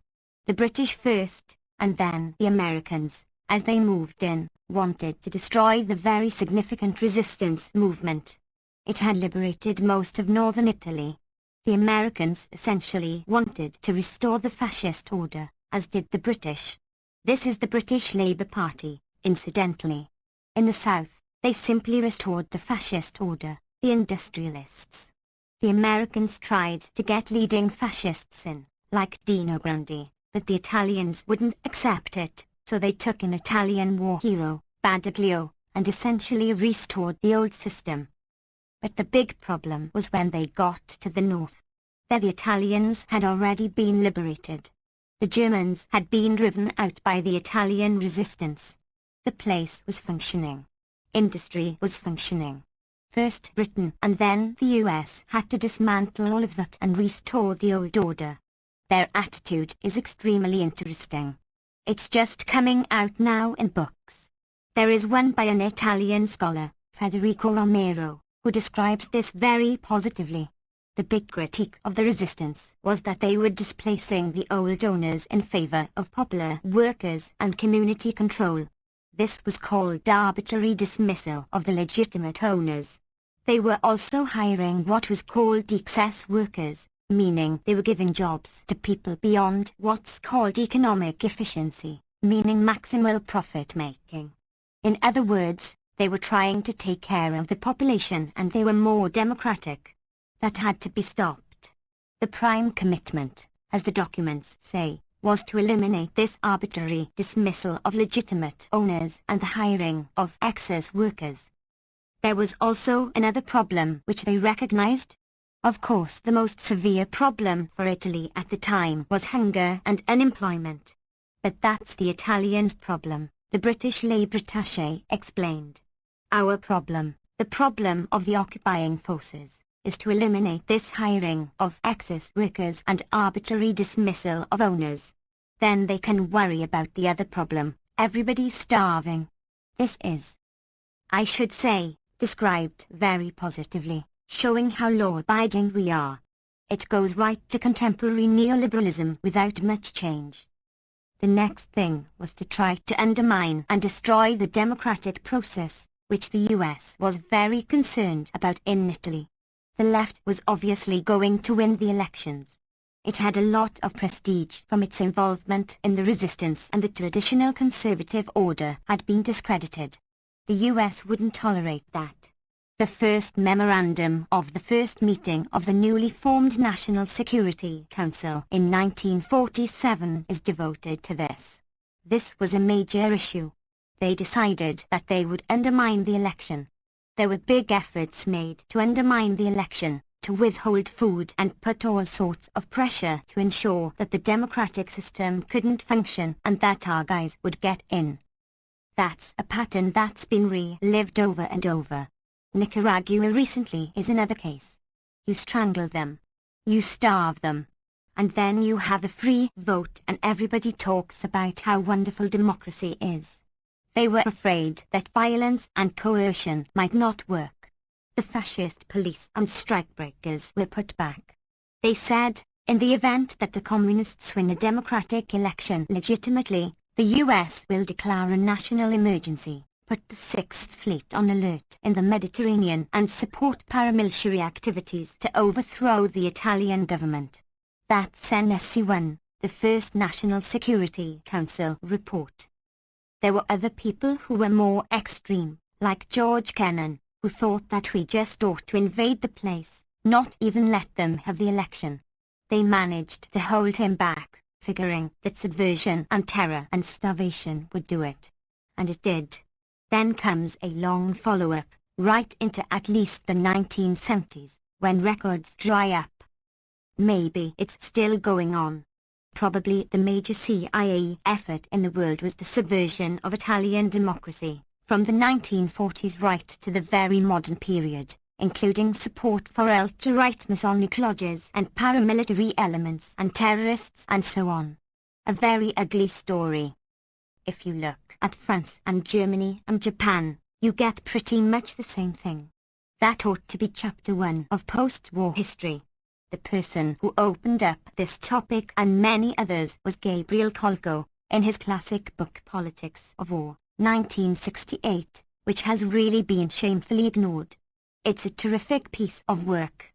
A lot of the documents weren't around then, but his picture turns out to be quite accurate, and it's been by now supplemented by a lot of specialized monographic materials. DB Let's talk about human rights in a contemporary framework with one of our major trading partners, China. Today is a good day to talk about it. The State Department just came out with its report on human rights in China. I haven't read the whole report, just the newspaper account, but I'm willing to predict. In the Asia-Pacific Summit in Seattle, the one substantive achievement was sending more high-tech equipment to China, in violation of legislation, which the government would reinterpret to allow it. The legislation was because of China's involvement in nuclear and missile proliferation, so we therefore sent them nuclear generators and sophisticated satellites and grey supercomputers. Right in the midst of that summit is a little tiny report which you can find tacked onto the articles about the grand vision in Asia, saying that 81 women had been burned to death. They were locked in a factory in what's called booming Guangdong province, the economic miracle of China. A couple of days later 60 workers were killed in a Hong Kong-owned factory. The China Labour Ministry reported that 11,000 workers had been killed in industrial accidents just in the first 8 months of 1993, double the figure of the preceding year. These atrocities and the women locked into factories never enter the Human Rights Report. On the other hand, it would be unfair to say that labour practices never enter it. They do. There's been a big hullabaloo about the use of prison labour. Front page stories in the Times. It's terrible. Prison labour we're opposed to. But locking women in factories in foreign-owned enterprises where they burn to death, that's just one of those things that happens. What's the difference? Very simple. Prison labour does not contribute to private profit. That's state enterprise. Prison labour in fact undermines private profit because it competes with private industry. On the other hand, locking women in factories where they burn to death contributes to private profit. So prison labour is a human rights violation. But there is no right not to be burned to death. In fact, that's just part of the capitalist system. We're in favor of that. People might be burned to death, but we have to maximize profit. From that principle everything follows. Opposition to prison labor to silence about 11,000 workers being killed in industrial accidents. DB, notions of democracy fill the air. Clinton's national security advisor, Anthony Lake, is encouraging democracy enlargement overseas. Might Anthony Lake extend that to the US? I can't tell you what Anthony Lake has in mind, but the concept of democracy that's been advanced is a very special one. It's one that the more honest people on the right describe accurately. For example, there are some interesting writings recently by Thomas Carothers, who was involved in the Reagan administration in what A. called the Democracy Assistance Project in the 1980s. He has a book and several articles about the achievements of the project. He takes the commitment seriously, which is odd, to say the least, even given his own report and evaluation. Carothers gives an assessment which is rather accurate. He said that the US sought to create a form of top-down democracy which would leave traditional structures of power with which the US has always been allied still in effective control. That kind of democracy is okay. That's the kind of democracy that's being enhanced, at home as well, a form of democracy which leaves traditional structures of power in control and in fact, in greater control. Traditional structures of power are basically the corporate sector and its affiliates. Any form of democracy that leaves them unchallenged, that's admissible. Any form that undermines their power is as intolerable as ever. DB, we should have a lexical definition of democracy and then the practical definition. The practical definition is something like the one that Thomas Carothers describes and criticizes. The lexical definition is that democracy has lots of different dimensions. But roughly speaking, a society is democratic to the extent that people have meaningful opportunity to take part in formation of public policy. Insofar as that's true, the society's democratic, and there are a lot of different ways in which that can be true. society can have the formal trappings of democracy and not be democratic at all. The Soviet Union, for example, had elections. DB, you've commented that the US has a formal democracy with primaries, elections, referenda, recalls, and so on. But what is the content of this democracy in terms of popular participation? The content has generally been rather slight. There are changes, but over long periods the involvement of the public in planning or implementation of public policy has been quite marginal. It's a business-run society. For a long time the parties have reflected business interests. One version of this view which I think has much power behind it is what political scientist Thomas Ferguson calls the investment theory of politics. He argues that since the early 19th century the political arena has been a domain in which there's a conflict for power among groups of investors who coalesce together on some common interest and invest to control the state. The ones who participate are the ones who have the resources and the private power to become part of a meaningful coalition of investors. He argues, plausibly, I think, that long periods of apparent political compromise, when not much is going on of a major character in the political system, are simply periods in which the major groups of investors have seen more or less eye to eye on what public policy should look like. The moments of conflict which come along, like the New Deal, are cases where you do have some differences in perspective and point of view among groups of investors. So in the New Deal period there were various groupings of private capital which were in conflict over a number of issues. He identifies, among others, a high-tech capital-intensive, internationally oriented, export-oriented sector who tended to be quite pro-New Deal and in favor of the reforms. They wanted an orderly workforce. They didn't want to be bothered. They wanted an opening to foreign trade. A more labor-intensive, more domestically oriented group, essentially around the National Association of Manufacturers, were strongly anti-New Deal. They didn't want any of these reform measures. Of course, those groups were not the only thing involved. There was the labor movement, a lot of public ferment and so on, that led to something happening in the political arena. DB, you view corporations as being incompatible with democracy.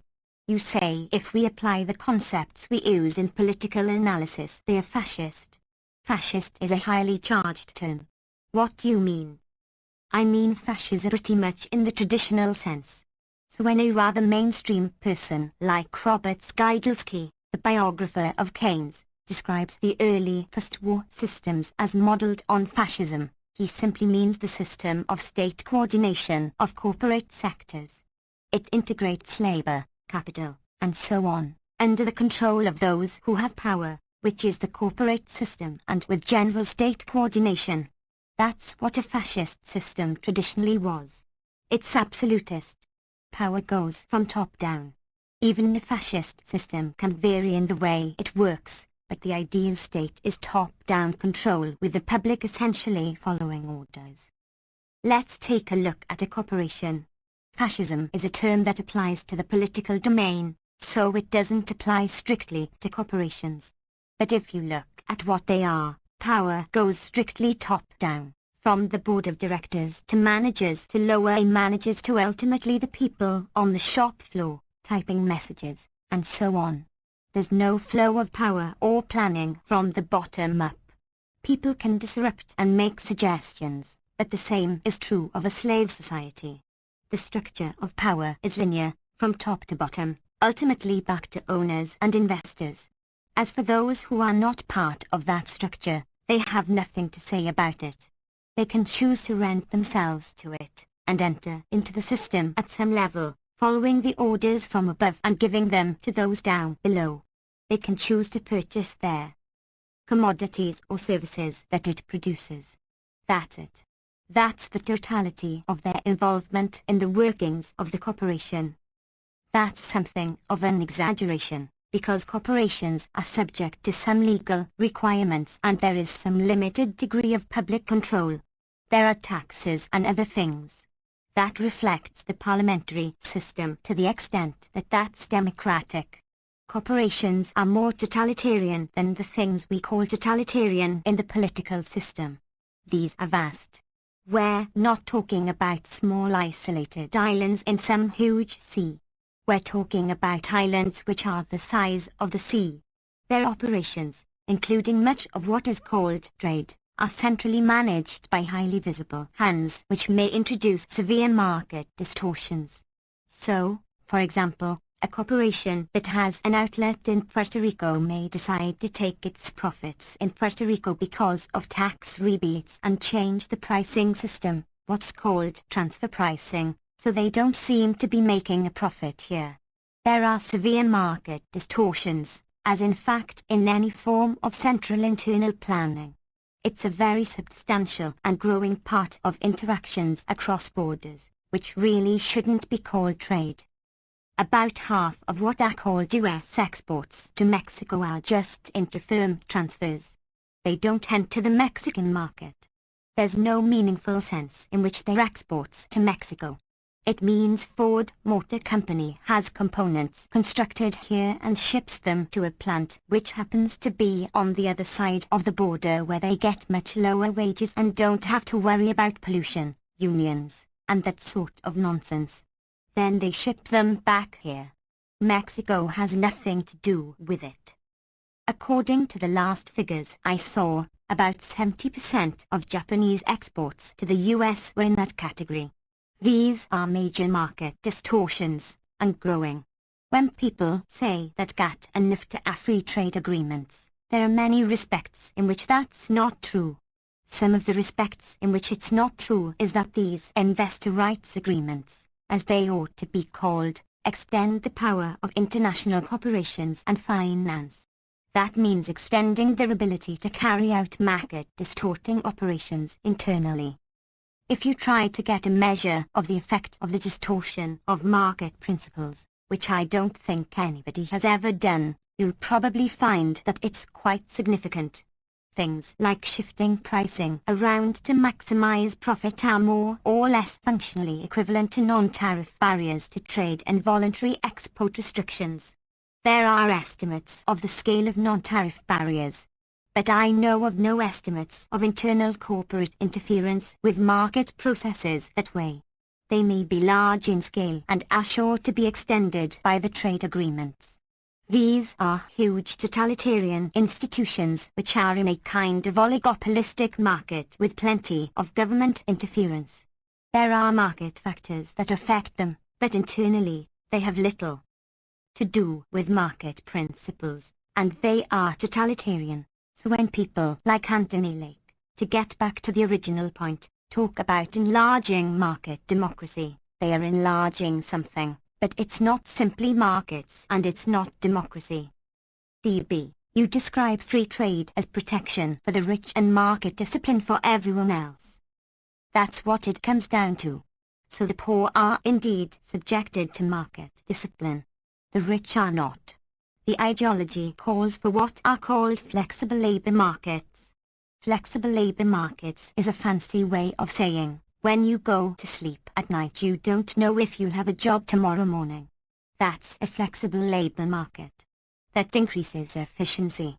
Any economist can prove that it increases efficient use of resources if people have no job security, if you can get thrown out and somebody cheaper can come in the next morning. That's the kind of market discipline that the poor are to be subjected to.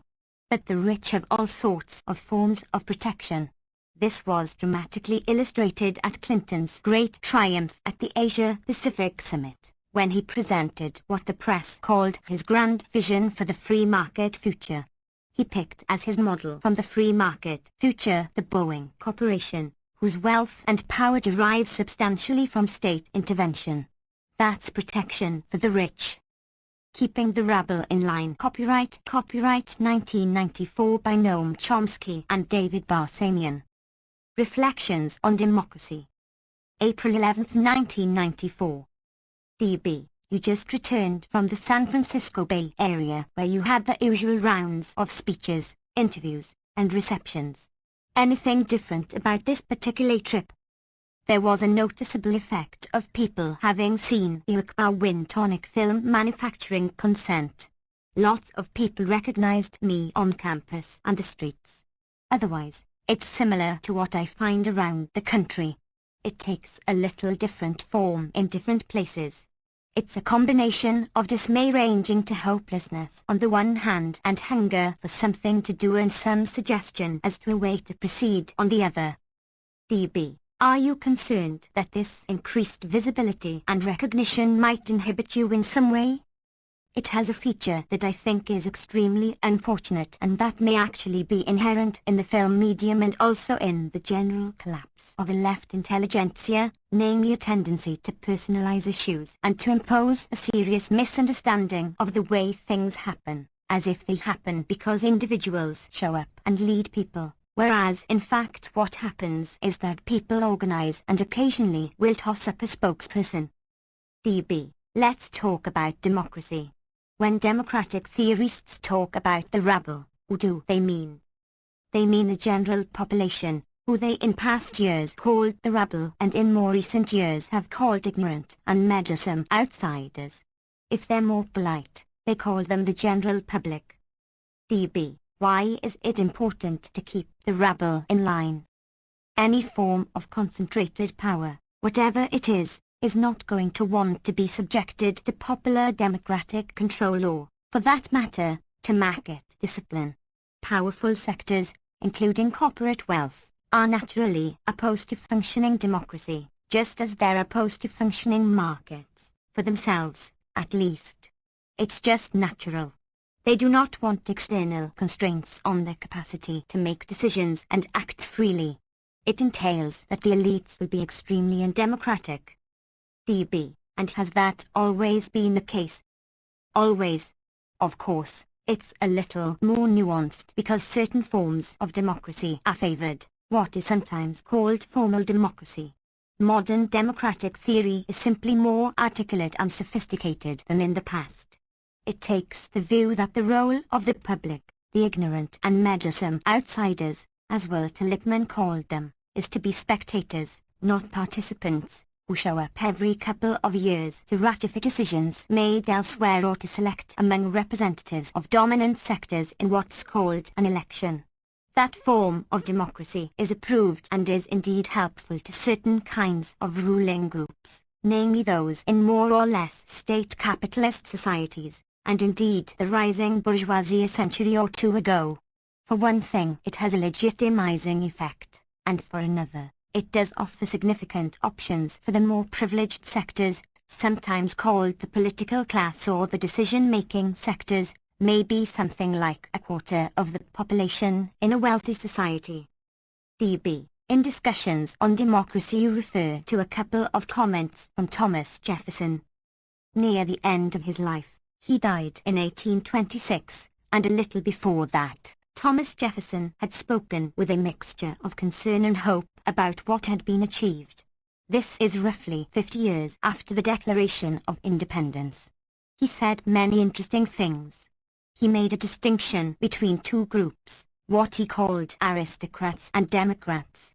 The aristocrats are, in his words, those who fear and distrust the people and wish to draw all powers from them into the hands of the higher classes. The Democrats are those who identify with the people, have confidence in them, cherish and consider them as the most honest and safe, although not the most wise depository of the public interest. So the Democrats say, look, people must be in control, whether or not I think that they're going to make the right decisions. The aristocrats fear and distrust the people and say that the higher classes shall take all powers into their hands. What he called the aristocrats include the modern intelligentsia, whether in their Leninist variety or in the variety that appears in state capitalist democracies. So those who warn us of the democratic dogmatisms about men being the best judges of their own interests say that they are not the best judges, we are. I'm quoting one of the founders of contemporary political science, Harold Lasswell, representing the standard view. They are what Jefferson called the aristocrats. Their view has a close similarity to the Leninist doctrine that the vanguard party of radical intellectuals should take power and lead the stupid masses to a bright future. Those views run across the board in the groups that are considered respectable intellectuals in their own societies. In fact, this is the victory of Thomas Jefferson's aristocrats, something which he feared and hoped might not happen, but indeed did happen, not entirely in the forms he predicted, but in the general character. These insights, of which Jefferson was one of the earliest articulate spokespersons, continued through the 19th century. Later on, Bakunin made a similar distinction, predicting that the intellectual classes, more or less becoming visible as an independent element in the world, would separate into two groups, those that he called the red bureaucracy, who would take power into their own hands and create one of the most malevolent and vicious tyrannies in human history, and those who would conclude that power lies in the private sector and would become the intellectual servants of state and private power in what we now call state capitalist societies and, in his term, would beat the people with the people's stick, meaning they would profess democracy while serving as what were later called the responsible men, Lippmann, who would make the decisions and the analysis and keep the bewildered herd, Lippmann, in hand. Those are two categories of what Jefferson called aristocrats. Democrats do exist, but they're increasingly marginal. D.B. You also cite the 20th century philosopher and educator John Dewey in a kind of link with Jefferson. What did Dewey have to say about this subject? Dewey was one of the last spokespersons of what you might call the Jeffersonian view of democracy. Of course, he was writing a century later. Jefferson himself, some years before the remarks I quoted, warned of the danger that the government would fall into the hands of what he again called an aristocracy of banking institutions and moneyed corporations, what we would nowadays call corporations. He warned that that would be the end of democracy and the defeat of the American Revolution. That's pretty much what happened in the century that followed, far beyond his worst nightmares. Dewey was writing in the early part of the 20th century. His view was that democracy is not an end in itself, it's a means by which people discover and extend and manifest their fundamental human nature and human rights, which is rooted in freedom and solidarity and a choice of both work and other forms of participation in the social order and free individual existence.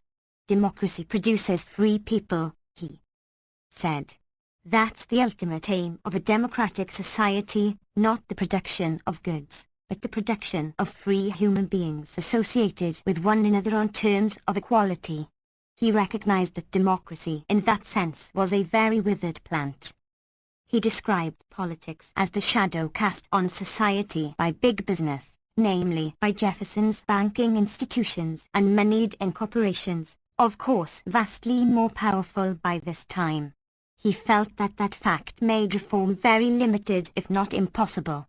Here are his words: as long as politics is the shadow cast on society by big business, the attenuation of the shadow will not change the substance. So reform may be of some use, but it's not going to bring democracy and freedom. These are undermined by the very institutions of private power, which of course he recognized, as did Jefferson and other classical liberals, as absolutist institutions. They're unaccountable. They're basically totalitarian in their internal structure. They're powerful far beyond anything that Dewey dreamed, for that matter. He also spelled out exactly what they were. He made it quite clear that as long as there is no democratic control of the workplace, of the banking institutions and moneyed corporations, there will be only the most limited democracy. D.B. A question about your methodology and research. You retrieve and resurrect very valuable material, for example on Jefferson and Bakunin and Dewey and Adam Smith. There is that great St. Augustine story on pirates and emperors that you use. When did you read St. Augustine on the difference between pirates and emperors? The St. Augustine story was actually brought to my attention by a friend, Israel Shahak, the Israeli dissident. He mentioned that to me. It was a nice story. D.B. Do you file these away? You dug out a quote from John Jay, "Those that own the country ought to govern it." Where did you find that? I read it somewhere. DB, it's a very impressive service. This literature is all accessible. Thomas Jefferson and John Dewey, for example, it's hard to think of more leading figures in American history. All of these things are as American as apple pie. When you read John Dewey today, or Thomas Jefferson, their work sounds like that of some crazed Marxist lunatic. But that just shows how much intellectual life has deteriorated. These are straight developments from the classical liberal period. In many ways they received their earliest, and often most powerful, formulation in people like Wilhelm von Humboldt, somebody who I've been greatly interested in, and who inspired John Stuart Mill. Von Humboldt was one of the 18th century founders of the classical liberal tradition. He, like Adam Smith and other basically pre-capitalist classical liberals, felt that at the root of human nature is the need for free creative work under one's own control. That must be at the basis of any decent society.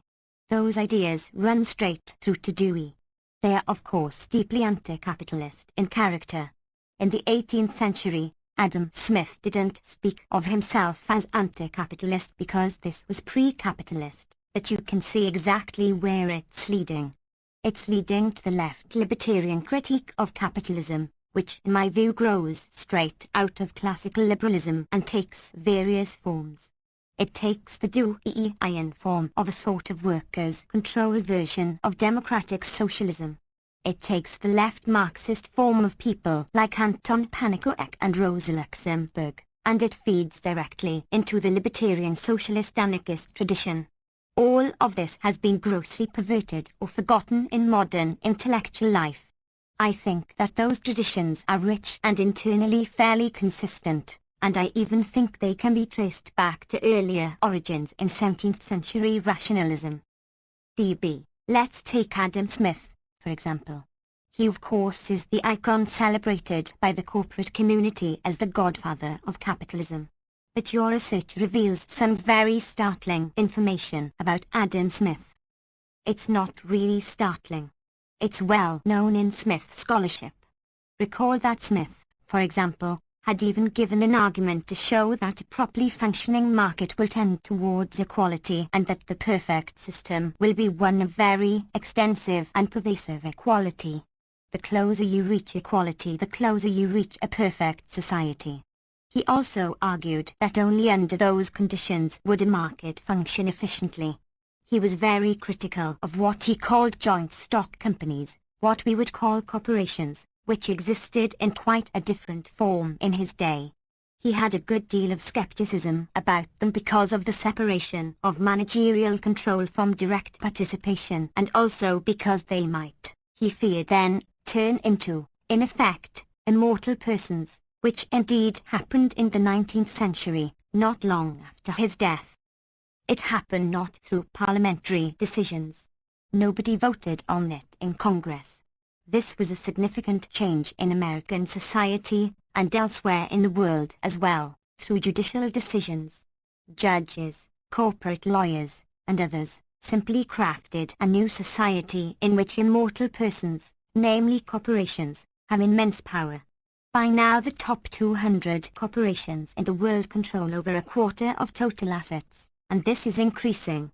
Just this morning Forbes magazine came out with its annual listing of the top American corporations and their assets, their behavior, and their welfare, and found increasing profits, increasing concentration, and reduction of jobs, a tendency that's been going on for some years. DB, you suggest that to further democracy people should be seeking out authoritarian structures and challenging them, eliminating any form of absolute power and hierarchic power. How would that, for example, work in a family structure? In any structure, including a family structure, there are various forms of authority. A patriarchal family, that kind of family structure, may have very rigid authority, from the father usually, setting rules that others adhere to, in some cases administering severe punishment if there's a violation of them. There are other hierarchical relations among siblings, between the mother and father, gender relations, and so on. These all have to be questioned. Sometimes I think you can find that there's a legitimate claim to authority, that is, the challenge to authority can sometimes be met. But the burden of proof is on the authority. So for example, some form of control over children is justified. It's fair to prevent the child from putting his or her hand in the oven, let's say, or from running across the street in traffic. It's even proper to place clear bounds on children. They want them. They want to understand where they are in the world. However, all of these things have to be done with sensitivity and with self-awareness and recognition that any authoritarian role that one plays, or that someone else plays, does require justification. It's not self-justifying. DB, this is a difficult question. When does that child move to an autonomous state where the parent doesn't need to provide authority? I don't think there are formulas for this. For one thing, it's not that we have solid scientific knowledge and understanding of these things. We don't. There's a mixture of experience and intuition plus a certain amount of study which yields a limited framework of understanding, about which people may certainly differ. Beyond that there are plenty of individual differences. So I don't think there's a simple answer to that question. The growth of autonomy and self-control and expansion of the range of legitimate choices and the ability to exercise them, that's growing up. DB, let's talk about media and democracy. In your view, what are the communications requirements of a democratic society? I would agree with Adam Smith on this. We would like to see a tendency toward equality. Equality doesn't just mean the extremely spare form of equality of opportunity that's considered part of the dominant value system here.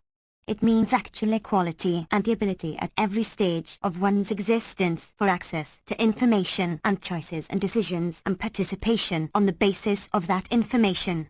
So a democratic communications system would be one that involves large-scale public participation, that reflects on the one hand public interests and on the other hand real values, like truth and integrity and discovery and so on. Pursuit and dissemination of scientific understanding, for example, isn't something that results from parliamentary choices. It does in part because of funding and so on, but it also pursues its own path. And it's pursuing values that are significant in themselves. D.B. Bob Chomsky, in his recent book Telecommunications, Mass Media and Democracy, details the rather contentious debate between 1928 and 1935 for control of radio in the US. How did that battle for radio play out? That's a very interesting topic, and he's done an important service by bringing it out. It's very pertinent today, because we are involved in a very similar battle over this so-called information highway. In the 1920s, the first major means of mass communication came along after the printing press, which was radio. It's obvious that radio is a bounded resource. There was no question in anyone's mind that the government was going to have to regulate it. There's only a fixed bandwidth. The question was, what form would this government regulation take? There were essentially two choices. It could offer this new technology, this new form of mass communication, as, in effect, a public service, meaning that it would be public radio, with popular participation, and as democratic as the society is. Public radio in the Soviet Union would have been totalitarian, and public radio in, say, Canada or England would be partially democratic insofar as the societies are democratic, which they are to an extent. That debate was pursued all over the world, at least in the wealthier societies that had choices, and it split. The US went one way, and the rest of the world, maybe all of it, I can't think of an exception, went the other way. Almost the entire world went in the direction of public radio. The US chose private radio. Chose is a funny word. The distribution of power in the US led to commercialization of radio. not 100%, so you were allowed to have small radio stations, say, a college radio station, which can reach a few blocks. But in effect it was handed over to private power. There was, as Chomsky points out, a considerable struggle about that. There were church groups and some labor groups and other public interest groups that felt that the US should go the way the rest of the world was going. They lost out. This is very much a business-run society.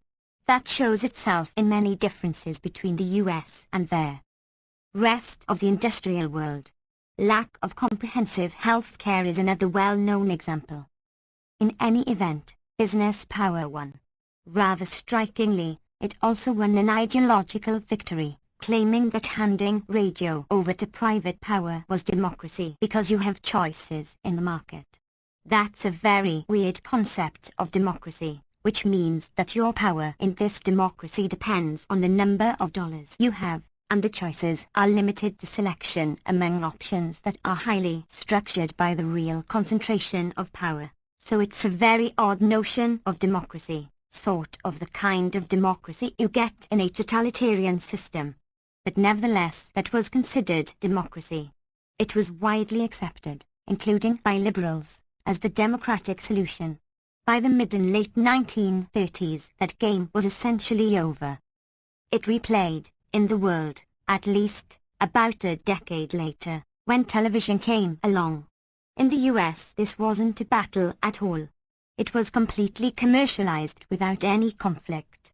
But again, in the rest of the world, maybe in the entire rest of the world, it moved into the public sector, again a big split between the US and other countries. There was a slight modification of this in the 1960s.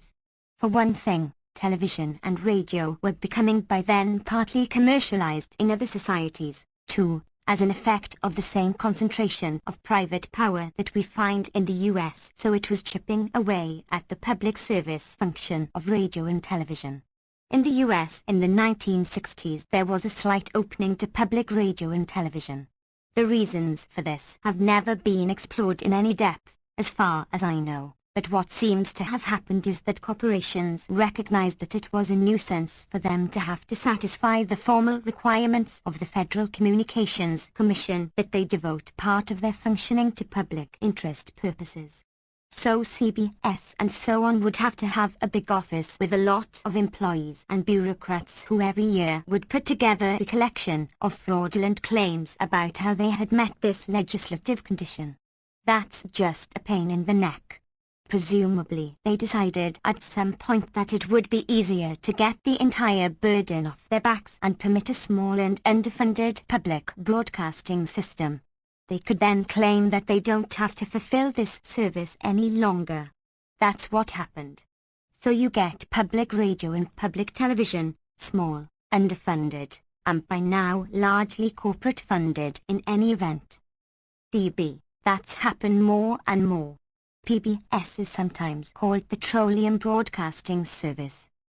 That's again a reflection of the interests and power of a highly class-conscious business system which is always fighting an intense and self-conscious class war. These issues are coming up again in the decisions that are going to be made about the new communications technology, the Internet, the interactive technologies that are being developed and so on. And again we're going to find exactly the same conflict. It's going on right now.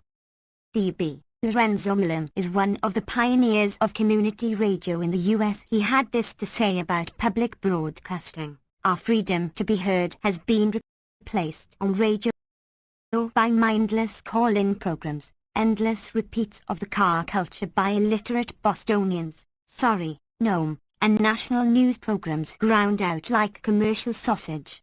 On television, any access by the poor and dispossessed is replaced by lions eating wildebeests, Lawrence Welk, and hour-long programs dedicated to the wonders of theme parks. Those of us who once hoped that commercial radio and television would live up to their initial hopes now have to be satisfied with the exposure of our most lurid preoccupations on the likes of Oprah, Geraldo, Arsenio, sandwiched between the prime-time ritual murder of our children. I don't see any reason why one should have had any long-term hopes for anything different. Commercially run radio is going to have certain purposes, namely the purposes designed and determined by those who own and control it.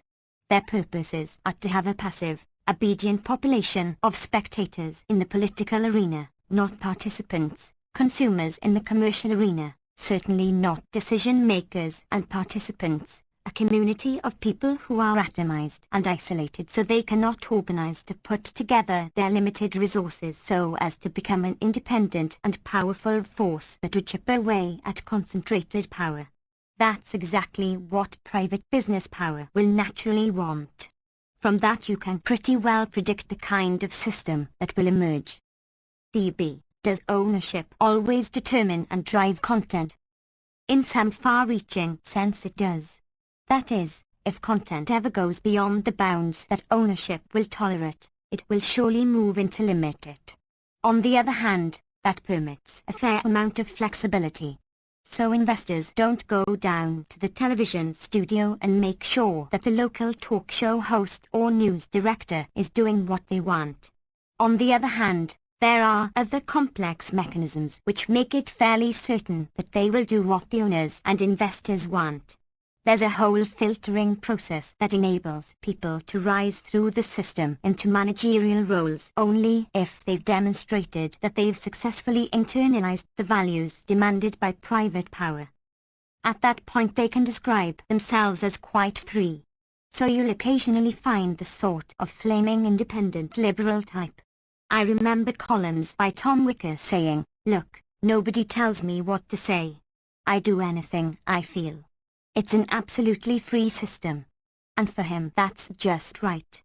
After he had demonstrated to the satisfaction of the bosses that he had internalized their values, he was entirely free to write anything he wanted. DB. Within the ideological framework, both PBS and NP are frequently come under attack as being left-wing. This is an interesting sort of critique. The fact is that they are elite institutions, reflecting by and large the points of view and interests of wealthy professionals who are very close to business circles, including corporation executives. Their circles happen to be liberal by certain criteria. That is, if you took a poll among corporation executives on matters like, say, abortion rights, I've never seen this done, but I presume that they would be together with what's called the liberal community. The same on lots of social issues. They would tend not to be fundamentalist, born-again Christians, for example. They might tend to be more opposed to the death penalty than the general population. You'll find the wealthy and the privileged, including CEOs of corporations and big investors and so on, at the liberal fringe on a whole series of issues. The same will be true on things like civil rights and freedom of speech, I suspect. Since those are aspects of the social order from which they gain, they will tend to support them. If you look at support for the American Civil Liberties Union, I'm sure you'll find plenty of private wealth backing it. So by these criteria, by these standards, the powerful elites who basically dominate the country and own it tend to be liberal. That reflects itself in an institution like PBS. DB. You've been on National Public Radio twice in 23 years, on McNeil once in its almost 20 years. What if you were on McNeil 10 times? Would it make a difference? Not a lot. I'm not quite sure of those numbers. I don't know where they come from, and my own memory is not that precise. For example, I've been on local PBS stations in particular towns. DB. I'm talking about the national network. Probably something roughly like that is correct. I don't know the exact numbers. It wouldn't make a lot of difference. In fact, in my view, if the managers of the propaganda system were more intelligent, they would allow more leeway to real dissidents and critics. Because it still wouldn't make much of a difference, given their overwhelming weight of propaganda on the other side and the constant framing of issues, even in the news stories and in that huge mass of the media system that is simply devoted to diverting people and making them more stupid and passive. It would also give the impression of broader debate and discussion, and hence would have a legitimizing function.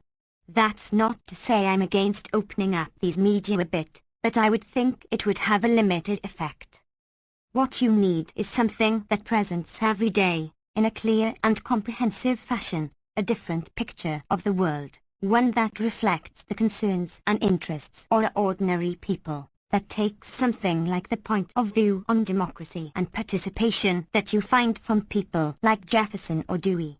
Where that happens, and it has happened, even in modern societies, it has effects.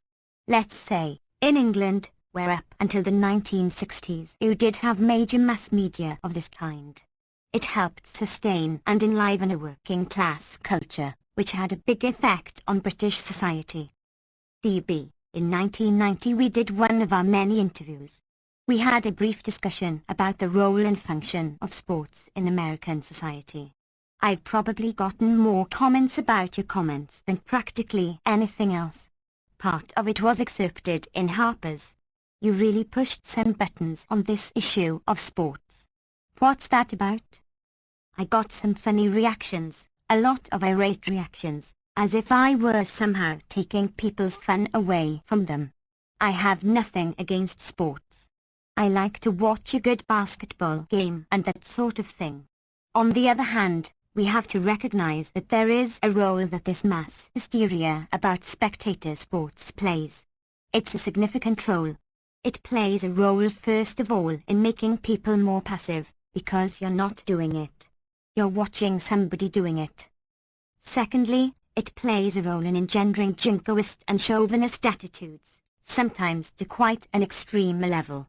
I saw something in the newspapers just a day or two ago about how high school teams are now so antagonistic and passionately committed to winning at all costs that they can't even do civil things like greeting one another because they're ready to kill one another.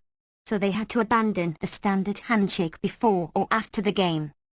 Those are the things that spectator sports engender, particularly when they're designed to organize a community to be hysterically committed to the gladiators. That's very dangerous, and it has lots of deleterious effects. Furthermore, I think things like that are understood and are part of the planning system, part of the public relations control system. I was reading something about the glories of the information highway not too long ago. I can't quote it exactly, but I'll paraphrase the general tone. It was talking about how wonderful and empowering it's going to be with these new interactive technologies. Two basic examples were given. For women, what it's going to offer is highly improved methods of home shopping.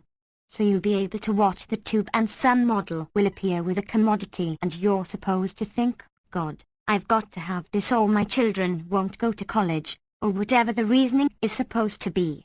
So you press a button and they deliver it to your door within a couple of hours. That's interactive technology liberating women.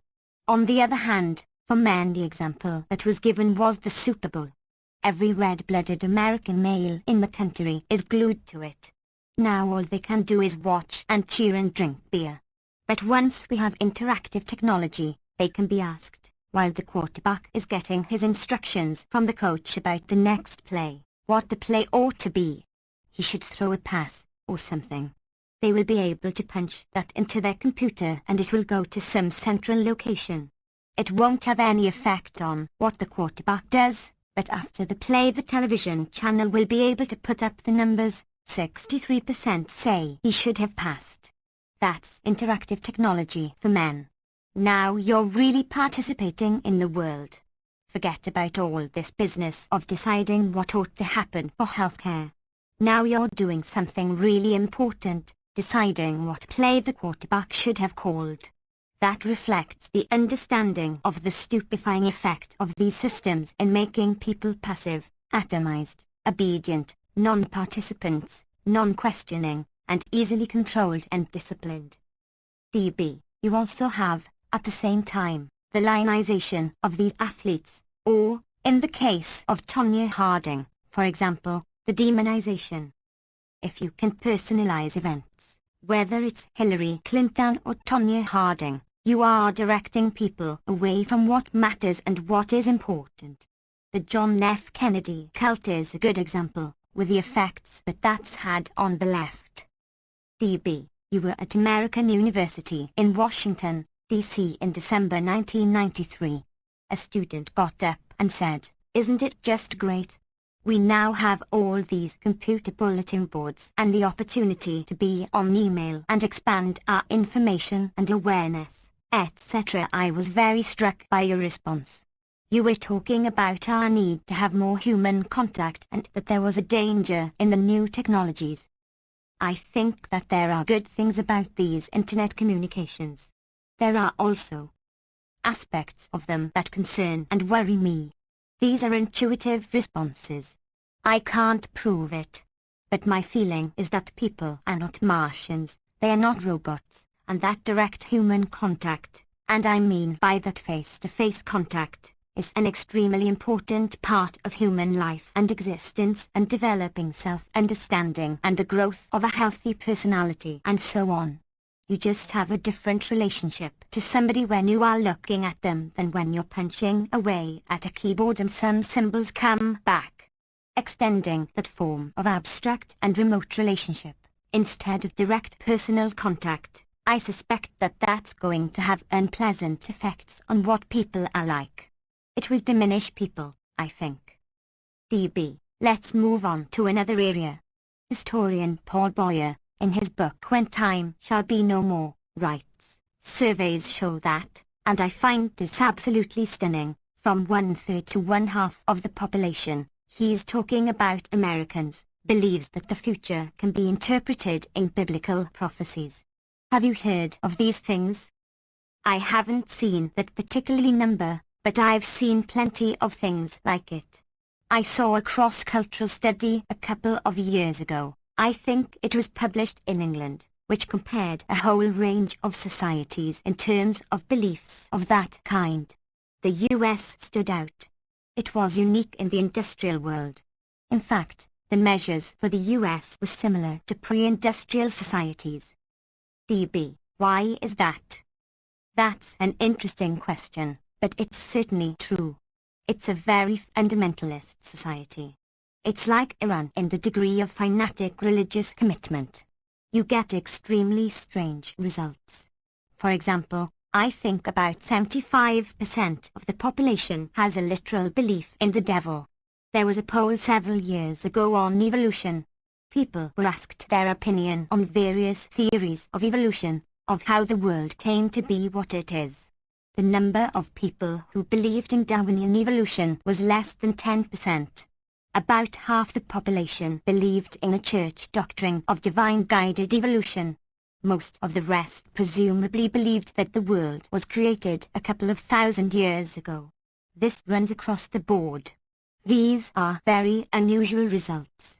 Why the US should be off the spectrum on these issues had been discussed and debated for some time.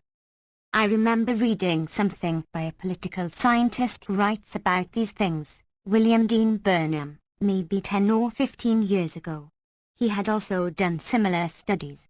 He suggested that this may be a reflection of a depoliticization, that is, inability to participate in a meaningful fashion in the political arena, which may have a rather important psychic effect, heightened by the striking disparity between the facts and the ideological depiction of them. What's sometimes called the ideal culture is so radically different from the real culture in terms of the theory of popular participation versus the reality of remoteness and impotence. That's not impossible.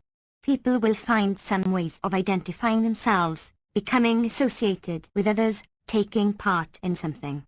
They're going to do it some way or other. If they don't have the options of participation in labor unions, political organizations that actually function, they'll find other ways. Religious fundamentalism is a classic example. We see that happening in other parts of the world right now. The rise of what's called Islamic fundamentalism is to a significant extent a result of the collapse of secular nationalist alternatives which were either discredited internally or destroyed, leaving few other options. Something like that may be true of American society. This goes back to the 19th century. In fact, In the 19th century, you even had some conscious efforts on the part of business leaders to promote and encourage fire and brimstone type preachers who would lead people into looking in another way. The same thing happened in the early part of the Industrial Revolution in England. E.P. Thompson writes about this in his classic The Making of the English Working Class. D.B. What is one to make of Clinton's comment in his recent State of the Union speech? He said, "We can't renew our country unless more of us, I mean all of us, are willing to join churches." I don't know exactly what's in his mind, but the ideology is very straightforward. If you devote yourself to activities out of the public arena, we folks will be able to run it straight. It's very interesting to see the way this is done in the slick PR productions of the right-wing corporations. One of the biggest ones is the Bradley Foundation, which is devoted to trying to narrow still further the ideological spectrum that shifted to the right in the schools and colleges and the ideological institutions generally in the 1980s, in part as a result of dedicated ideological warfare by the business sector. That's their mission.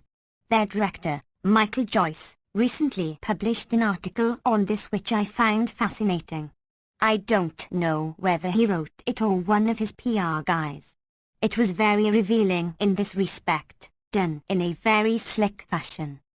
It starts off with rhetoric drawn, probably consciously, from the left. When left liberals or radical activists start reading it, they get a feeling of recognition and sympathy. I suspect it's directed to them and to young people. It starts off talking about how remote the political system is from us, how we are asked just to show up every once in a while and cast our votes and then go home. This is meaningless. This isn't real participation in the world.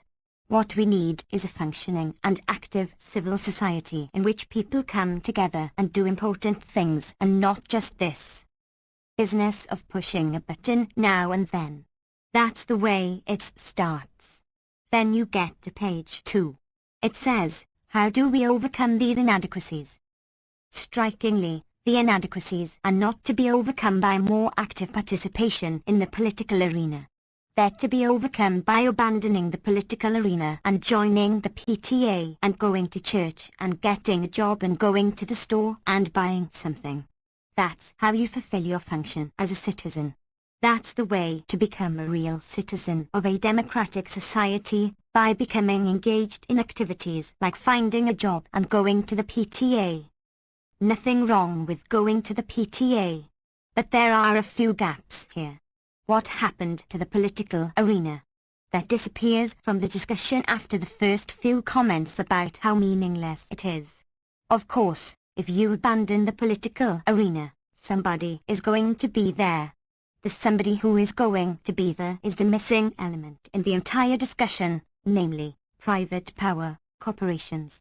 They're going to be there. They're not going to go home and join the PTA. So they're going to be there and they're going to run it. Nothing is said about this. This is abandoned. As the discussion continues, there is some reference to the political arena and the way the people in it are oppressing us. But who are the people who are oppressing us? The liberal bureaucrats, the social scientists, the people who are trying to design social programs. They're the ones who run the country. They're ordering us around and kicking us in the pants, and we've got to defend ourselves from them and so on. So there is a form of external power, namely, English departments somewhere or bureaucrats administering the IRS or social planners who are trying to talk about doing something for the poor. They're the ones who are really running the society. They're that impersonal, remote, unaccountable power that we've got to get off our backs as we go to the PTA and look for a job and in such ways fulfill our obligations as citizens. Meanwhile, the real public arena and the real centers of power in the country are totally missing from the discussion. This is done not quite step by step. I'm collapsing it. When you go through, you see very clever propaganda, well designed, well crafted, plenty of thought behind it. Its goal, surely, is to make people as stupid and ignorant as possible, and also as passive and obedient as possible, while at the same time making them feel that they are somehow moving towards higher forms of participation by abandoning the public arena. It also serves the crucial role of displacing attention from actual power. This is the kind of thing that really can't be achieved in a totalitarian state, where central power is just too visible. But it's achieved very commonly in the US. This is the right wing. You see it at the liberal extreme, too. The campaign literature of the Clinton administration was interesting, since you mentioned Clinton. They put out a book called Mandate for Change, the kind of thing you pick up at airport newsstands for 25 cents, right before the election. We've talked about it before, but it's worth recalling in this context, to illustrate the actual breadth of the spectrum in a business-run society. It was about what great things they were going to do. The first chapter was on entrepreneurial economics and all their great plans for this. They explained that they're not going to be old-fashioned tax and spend liberals. They realize what's wrong with that. On the other hand, they're not going to be hard-hearted Republicans. They're forging a new path, entrepreneurial economics, which is concerned just for working people and their firms. The Clinton administration is going to do something for them. The word profits appears once, I think, namely in a reference to the bar days when the Republicans were trying to make too much profit. The word bosses doesn't appear. Managers doesn't appear. Owners and investors don't appear. They're not there. It's just the workers and the firms in which they work, their own firms. What about the entrepreneurs? They're there. The entrepreneurs are people